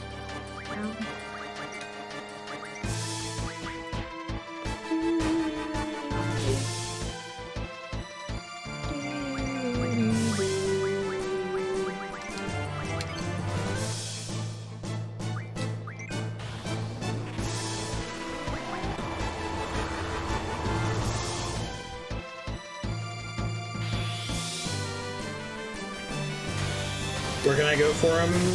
I think I need to go somewhere to get steel pipes as well.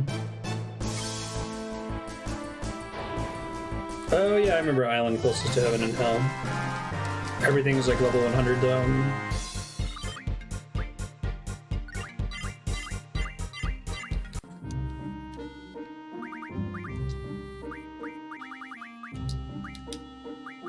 GF ability. I should pick up boost for Eden. Before this playthrough is over, I'm going to do all the summon animations one time. This is my first time playing Final Fantasy VIII where I haven't just spammed GFs constantly. It's how I always played Final Fantasy as a kid. Oh, why aren't you? It gets really dull really fast. Can you do one now? Yeah, I'll show you Eden. I want to learn boost first though. Oh, this could be bad. Oh, death. It's level 5 death, so it's an insta-kill if your character level is a multiple of 5. Oh, wow.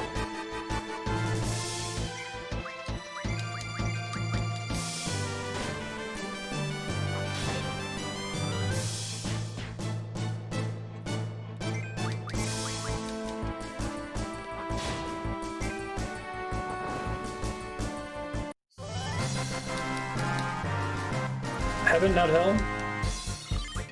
Are they on the map? Is it obvious where they are?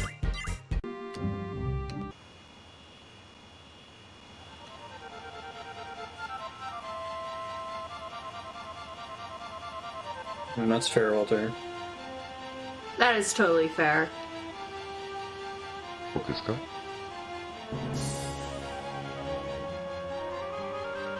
Slightly northeast of the Granditi Forest.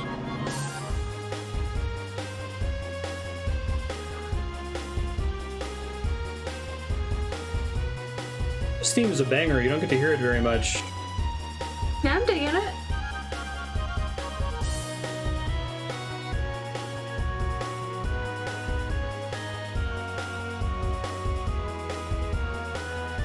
Yeah, I think I remember there being...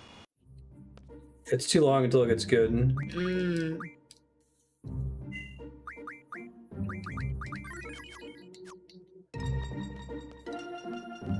That's fair. Dude, I don't know. If I had something and I really like it and people want to try it, they maybe get a little bit. If I'm feeling generous.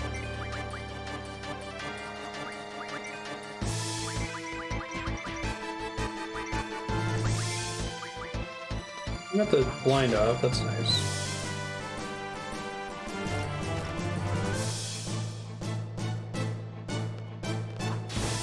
I like that they didn't split counter and evade counter.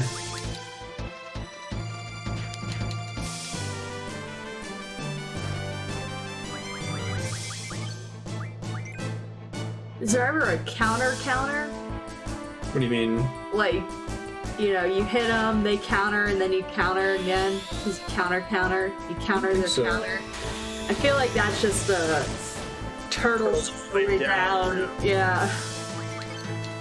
You don't wanna open that door. This guy has that. They have that with Reflect. The way you deal with Reflect is you cast Reflect on yourself.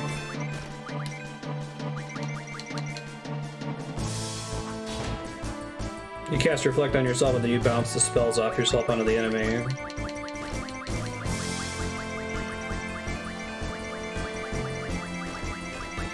Oh, nice, Leon. Oh, curious, Leon, have you been to Texas Roadhouse? Because in my humble opinion, they have the best, like, quality to cost ratio of their steak.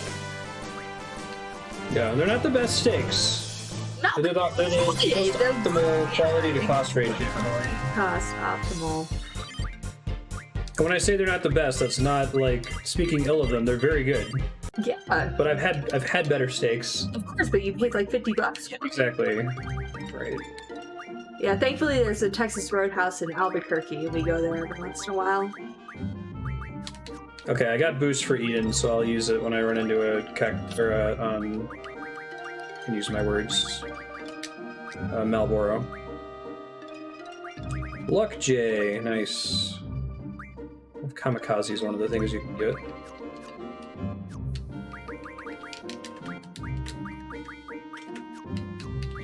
don't think Cactuar gives anything new to people right now. It will give stuff to... There's a Texas Roadhouse in Columbus. It was a little far away, though. Dylan took me there on one of our first dates. But yeah, Texas Roadhouse, if you get the chance and you don't have the chance for something better... Oh, there's a ton of draw points on this island, basically. Man.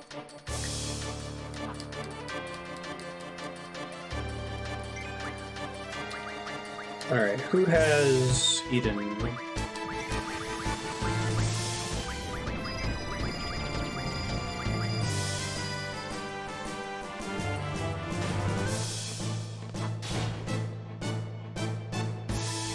Alright on, Bloody. He's alright. There's a Petroglyphs National Park, if I recall correctly, that I've never been to. Just smash the confirm. I was gonna say, if I was gonna be like, what are the highlights of Albuquerque? Well, they have a melting pot, and they have a Waffle House, and they have a Texas Roadhouse, and they have the airport. And the Waffle House is near the airport, and that's very important. The airport. The airport.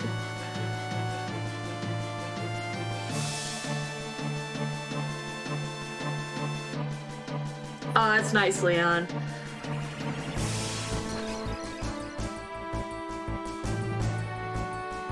Better damn well have missed. He's doing a really long summon cast here. Oh, I can turn the combat speed up. I forgot. I turned it down for ultimate weapon.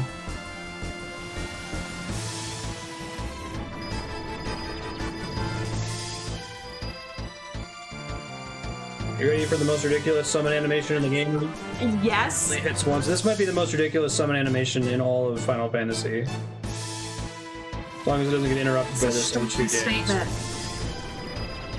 After this, they were like, we need to step this back. I may have gone too far in places. When's it happening? Is it happening now? Who is this? It's Eden. Fuck, I already fucked it up. This is a boss in Final Fantasy 14. It does part of this.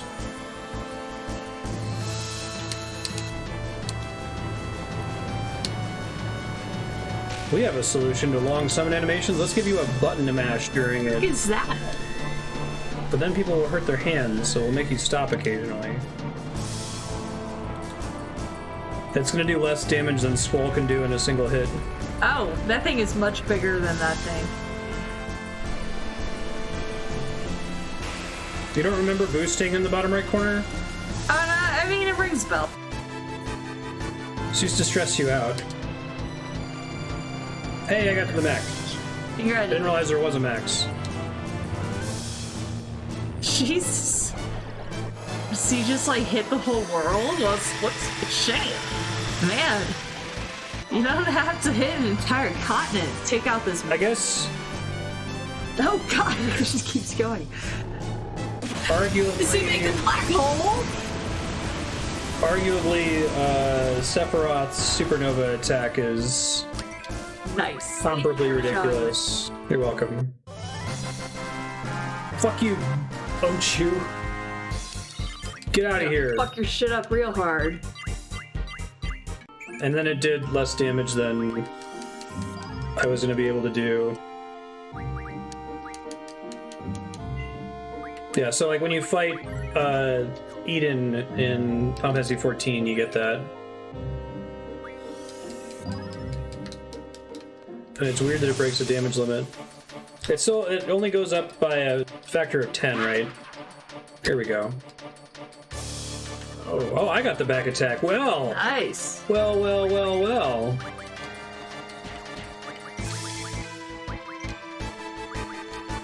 But I don't have Renzo Kukin now. I healed for some reason somehow. It's bad. Has nothing. No, I just have to use a thing to remove it. Uh-oh. Bad breath is never. I might game over here, we'll see.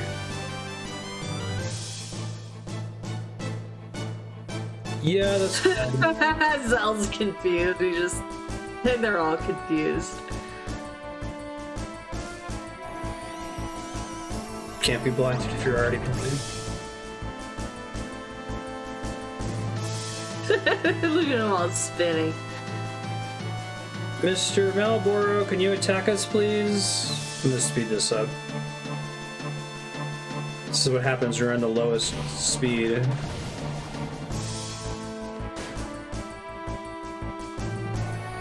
I don't know how much health it has as part of the problem. That bad breath is nasty. Yeah, there's that infamous Final Fantasy X speedrun that was going to come in like an hour under the world record. Then he got back attacked by a Malboro at the very end of the game, right before the final boss. It's so sad.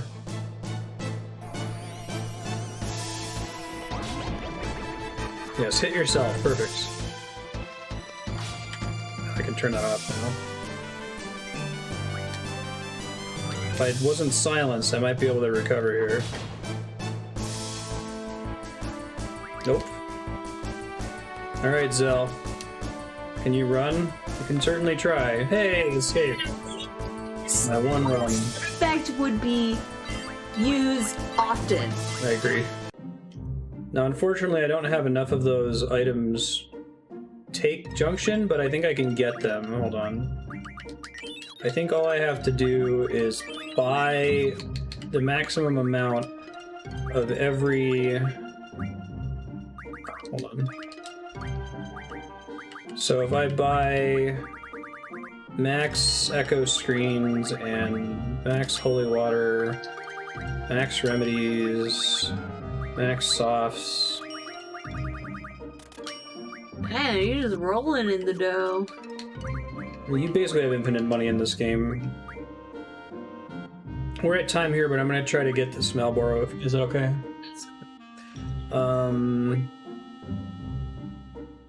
Status medicine, right? Breaks, blind, silence.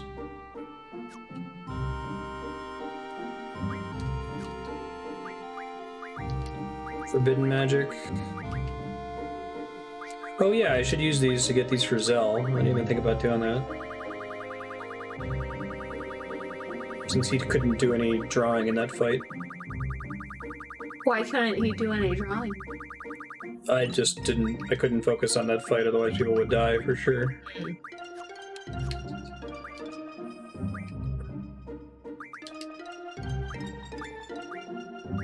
So I got break, silence, sleep, pain, bio, blind, berserk. Here we go. So I gotta get magic stones. I can't buy magic stones, right?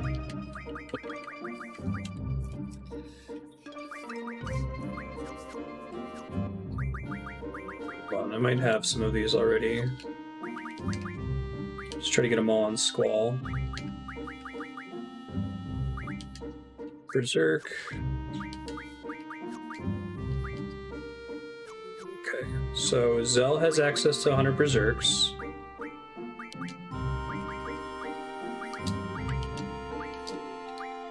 He needs to be immune to Berserk, Sleep, and it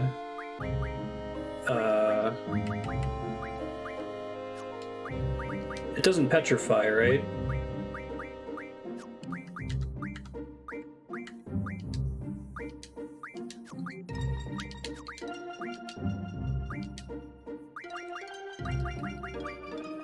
It's on a counter.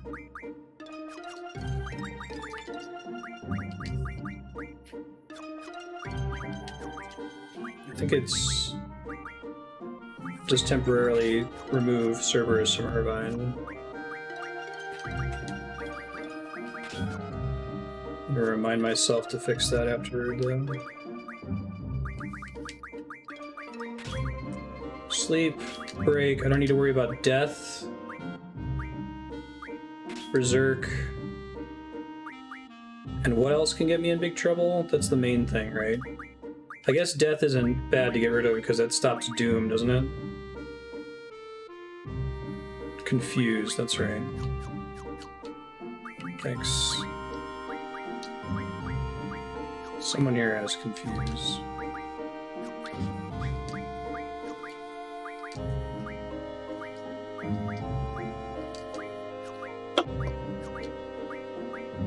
thought I had a million confuses.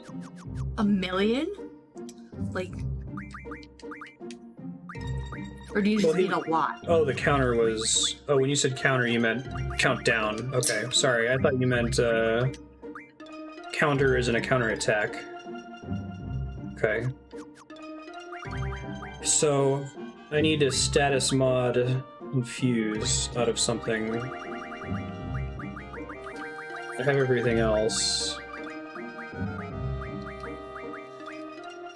So you want to make him immune to confuse? Yeah. Although I guess confuse drops off, and then I can be okay. He's also lower health now. Let me just try getting into a fight and see what happens. When I sign off, don't let me forget I need to move Cerberus off of Squall back onto Irvine. Okay, Cerberus, Irvine, got it. Otherwise, I'm gonna forget.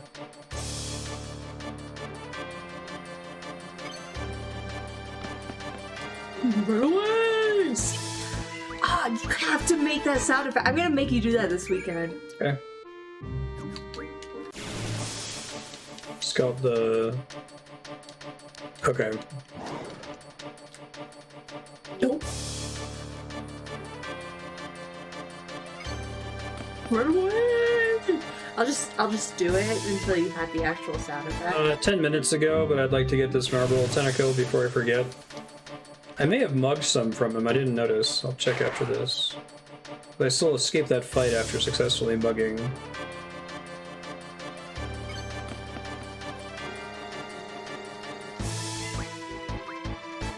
I didn't see what the... I mugged for. Okay, so if I mug, I can always run away. I don't have to necessarily win the fight. Ah.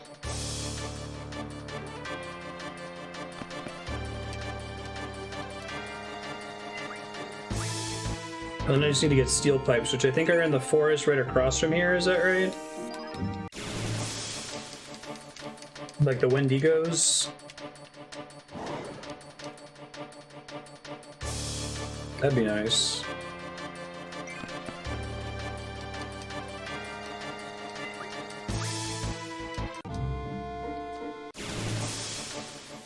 That is a high encounter rate. Yeah, it's the island closest to heaven.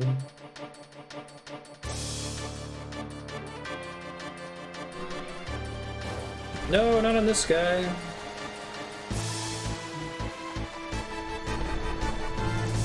I guess there's nothing stopping him from going twice in a row, although there might be. Oh, really? You think it's hard-coded? No, I just mean, Not truly random? it's possible that it's not random. It's just like after X number of battles without seeing Odin, the chance of seeing Odin goes up. I have no idea.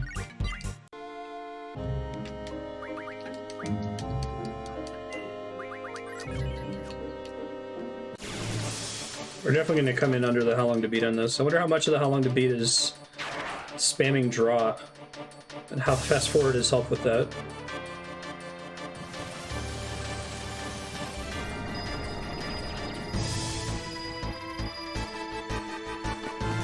Come on, game.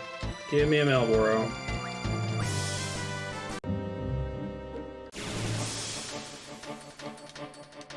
Maybe this time. The beginning of the sun. This time. There it is. Hey. Chance for first strike. Again, actually. Hey, look how lucky that is. Called it. Dude! What's the chance? That must be very low. Well, I think that's the main story estimate. I'm definitely doing a main plus extra playthrough. Yeah, otherwise mugging would have been nice. Hey, 8 of them. Look at that. Ooh, you got your More than thing? what we needed. Yep. Calm down, game. I know you're excited. What do you need the thing for? I'm sorry, I wasn't paying attention when you told me.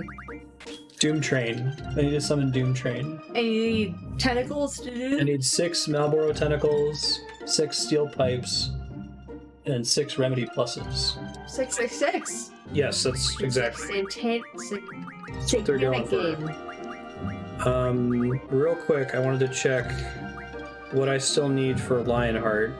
Dragon Fang and Adamantine. So I need to look up how to get those next episode. I've got the Pulse Ammo. I think that was the hardest part that you can't get until later in the game, but I have the other ones. Oh, let me move Cerberus off of Irvine.